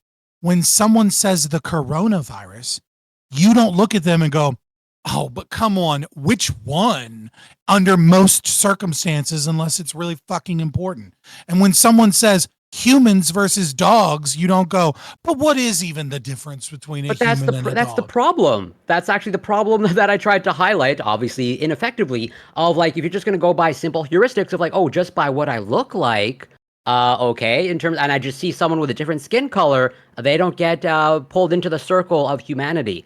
And same thing if they don't speak the same language. These are like bad heuristics. And like that's why it seems to be a challenge as to why when in the absence of biological data, All how are right, you you're not going gonna to bite. You're not. All right, No, you're not gonna be Well, honest. All right. Well, the issue is none of those are cases where the species is morally relevant, right? Like we wouldn't say like, oh, it's if the influenza virus wasn't the influenza virus, we'd care that much. Like it'd be just as bad. We don't give a fuck about the species, right? Okay, yeah, and yet everyone is under here is in the no one in the debate was under the consideration. Like this is literally like a black people Brento box weren't argument. humans. No offense to them, but like this is like when I talk about a chair and a dog, you know what I'm talking about. I don't need to explain any further. Yeah, and it's like, well, actually, philosophy, as far as I know, I'm definitely not a philosopher, but it's like drilling down and like getting to like philosophical Well, bedrock. are But you then, a philosopher? Because some would say that the definition of a philosopher is one who does philosophy. Dog, yeah, like or a I lover mean, of I wisdom, understand. yeah, sure. I understand. Another I case where it's not understand that morally there- relevant, right? Another case where nobody gives a fuck Right, about it more. That's the special thing Yeah, about all these except- definitional it's cases is like if we're I don't know, moral I realists, just we don't find care it about the definition.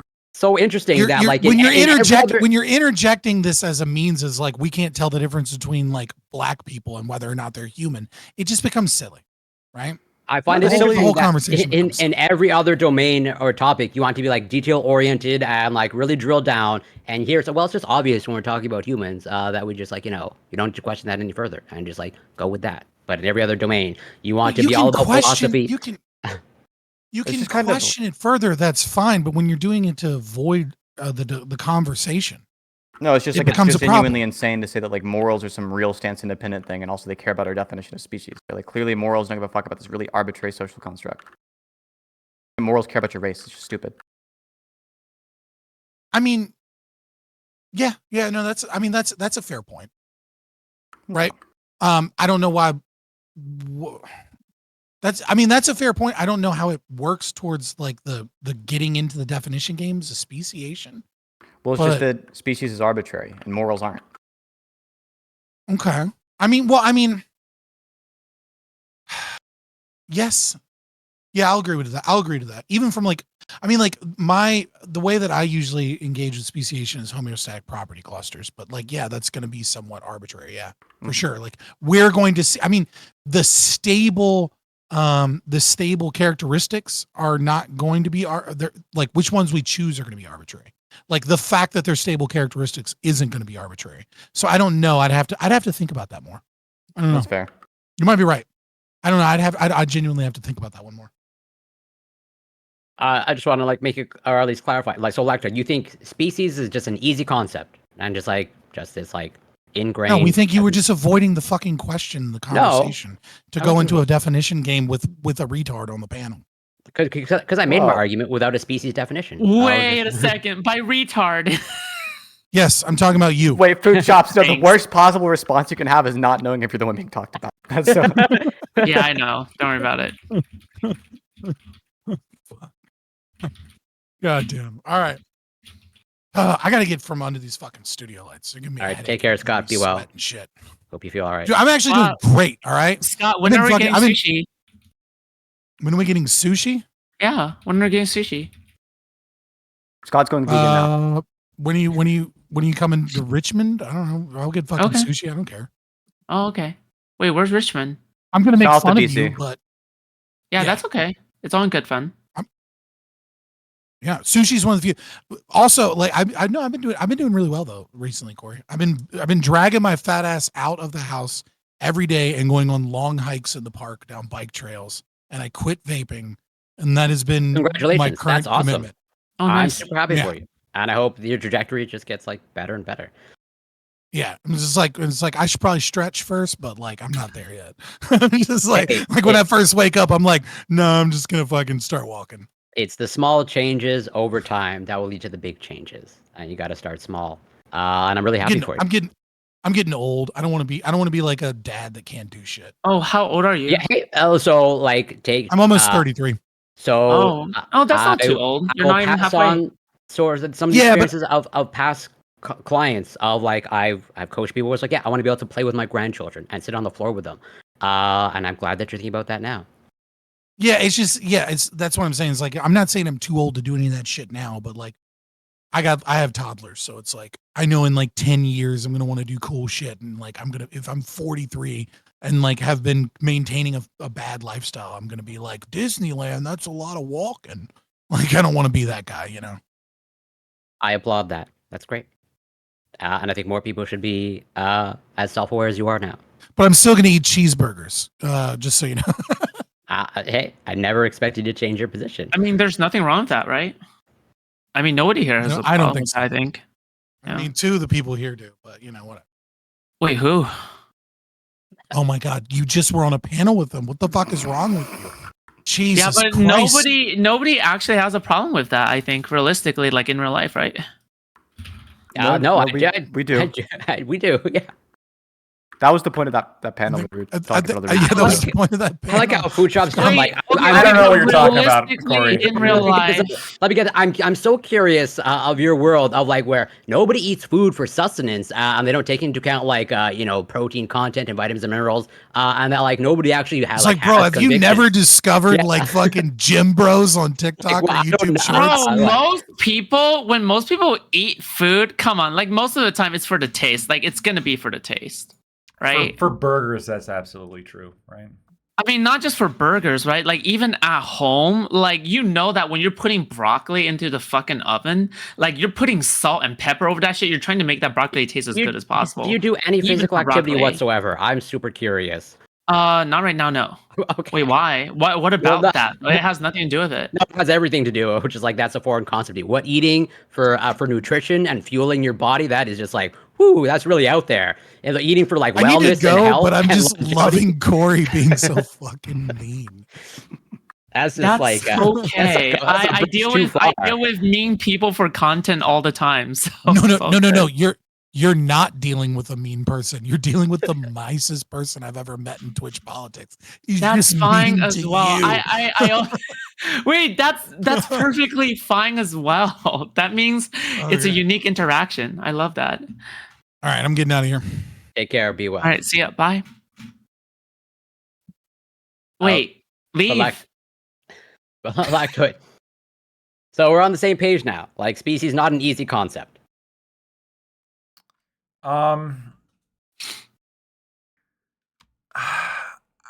I guess like it's still easy. Like I haven't changed any of my opinions. Like it's still easy enough for me to work with, in the sense of like humans are clearly humans. Like they fall a Homo sapiens sapiens that can breed with another Homo sapiens sapiens, or are of the genus who can breed with each other. I mean, this is kind of the category, and all categories fundamentally there's going to be edge cases, right? But the point of categories is to like have like this is like a fundamental process, like.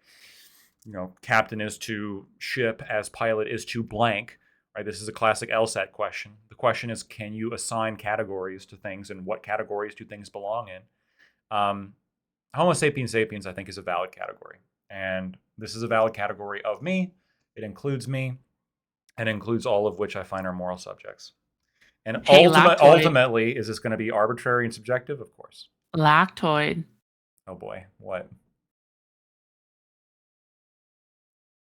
I'm not even sure I want to know.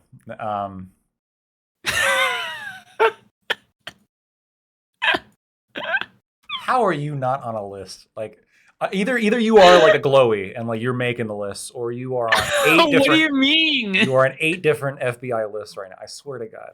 What do you mean by 8 different FBI? You do realize that FBI is like super friendly most of the time, right? Like when they go and visit you, if you're like complying with them, like I'm pretty sure. Wait they're a super second. nice. Hold on. Do you have the FBI come visit you often? Yeah. Yeah, they're really friendly. They're just like picking up the document. Yeah. Like most of the time, like Wait. yeah, 95% Don't of the that. time. Yeah, 95% of the time, like they aren't gonna prosecute you. Like if you're gonna be super friendly and like it's a nothing burger most of the time. I've never I'm just speaking for myself, and I don't want to be judgy. I've never had the FBI come and talk to me. That's fine. It's because it's And I'm just a because you're prepper. innocent. That's fine. Wait, why did the FBI you're- come and visit you so often for jobs? Because people just report me all the time, and it's fine. For what?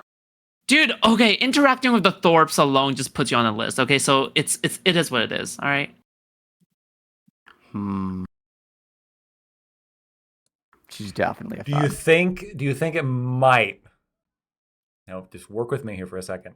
Yeah, I'm have working with you. something All right. to do with some of your opinions. What do you think? Having opinions alone does not put you on a list. Okay, how do you get put on a list? It is. It's what you do. All right, what have you done to get the FBI's attention? I don't want to say it. Come on, say it. I don't want to say it. You brought us this close. Yeah, but like I came this close, and the last time I went this close, I got the FBI knocking on my door. So say it. Wait, hold on. Is this gonna get me come Twitch banned? Is on. it against TOS? I'm not sure. I want to know. Actually. I'm literally on stream right now. Come on. Admit that you fucked a kid. do not No. admit anything on Twitch. No, right now. what though? It's not worth it. I am It's streaming. not worth it. It's not worth it. Once It's I end just not streaming, worth it. I'm no longer on Twitch. Yeah, now then you can say It's whatever you not want. Okay? worth it. Just say allegedly or in Minecraft or something, so it's fine. No, that will not help you. Stop. Oh, does that not help you? You would No, know because saying you're a in fed. Minecraft does not help you whatsoever. Trust You me. would know I've because been you're a there. fed. Because you're a fed, yeah. I've been there. It does not help you. What did you say you were going to do in Minecraft? Because I've been there before. It doesn't help. No. Where were you before? What did you say you were going to do in Minecraft? I've said in Minecraft before. It doesn't help. You do realize Food Chops is like a second identity, right? It's not been my first identity before. Synth, are you trying to get me banned? Like, there's gonna be Like, collateral before- damage to this. Hold on. Before I transitioned, when I was a guy before, I did some content creation, but then after I transitioned, that's when I returned to content creation. But nobody has ever figured out like what my identity was before. But that's probably a good thing. Everyone start searching. No. Well, hold on. Isn't that like actually transphobic? I don't know. No. Search for somebody's old identity. No. But think at this so. point, you're searching for something that's not really based on something that's transgender. You're based on, I don't know. You're searching based on like digging on someone's past, which is not really that, but it's based on something. I don't know. It's complicated. It's more creepy than. It's not creepy. transphobic. Oh, come on. It's not creepy. You sound like you're a pedophile right now. You sound like you fucked a kid. Like not even like a non-offending Okay, pedophile. I You think sound I- like you. I think I have to. Feel better, Lactoid. I hope you recover Yeah, quickly. please, Lactoid. You have a good one. To be Yeah, fair, I to think we're getting to the point where I gotta. I mean, the thing is, I have issues against pedophile hunters, but Synth might not. So it is. Is that it what is. your? Is that what your probation officer says? I mean, I have no problem against like federal officers who hunt pedophiles, but I just have problem against like vigilantes. Okay, I also think it's bad. Like gun down and hunt pedophiles. I think it's bad. Yeah, because Not they were because fucking kids. because all Ooh, they that's do bad all too. they do is like dox people, and then like they just send mobs. Like I don't know, they just dox people. It's weird as fuck. Yeah. Bye, friends. Oh, I don't. Bye. Take care. Be Yeah. well. Feel better. All right. See ya.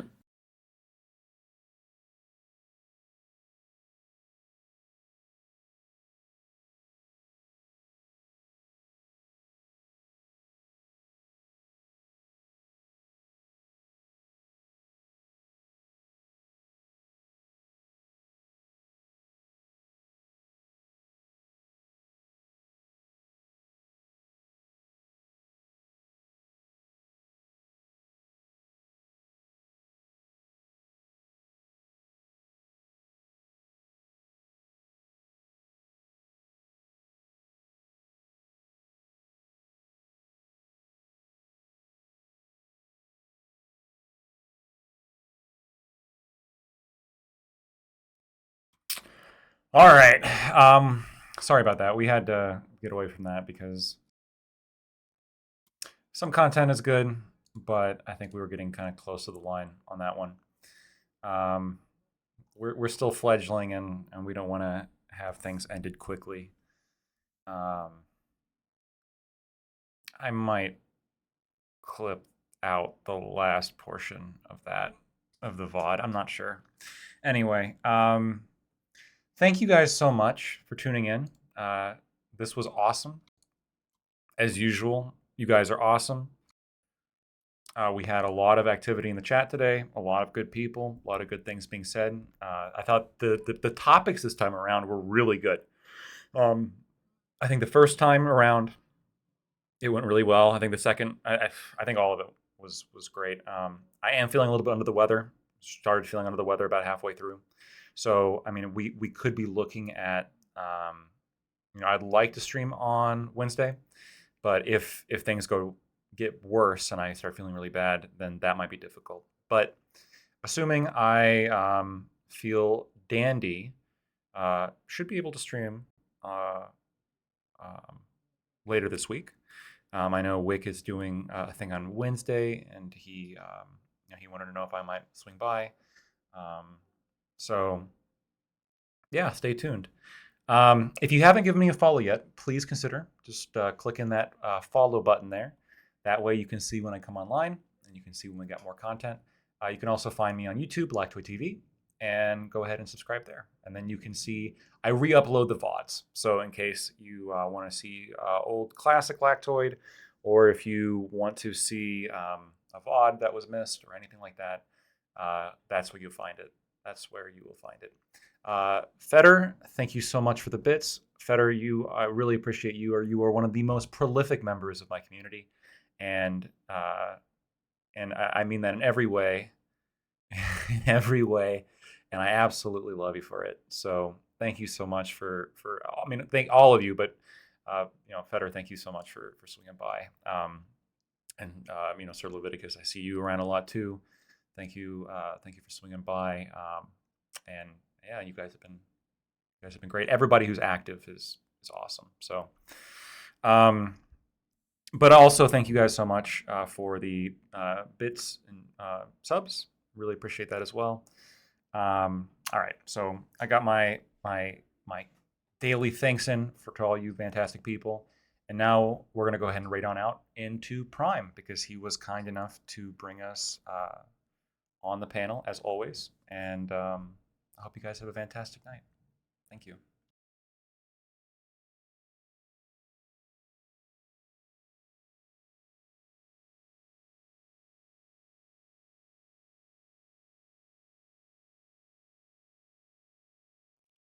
I appreciate that, Leviticus.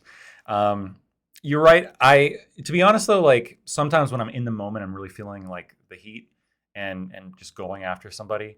I feel like sometimes that's necessary to get at like the truth. Otherwise, they're gonna keep weaseling. And I think that's what you saw with Synth, right? Did I yell? Absolutely. Did it get heated? Absolutely. But we got the admission, right? At the end, we finally got the admission that was obvious and that was being dodged, but we made it there. And I think that's why there is a benefit to that. But I hear what you're saying, and I'll take that into consideration as well. All right. Love you all.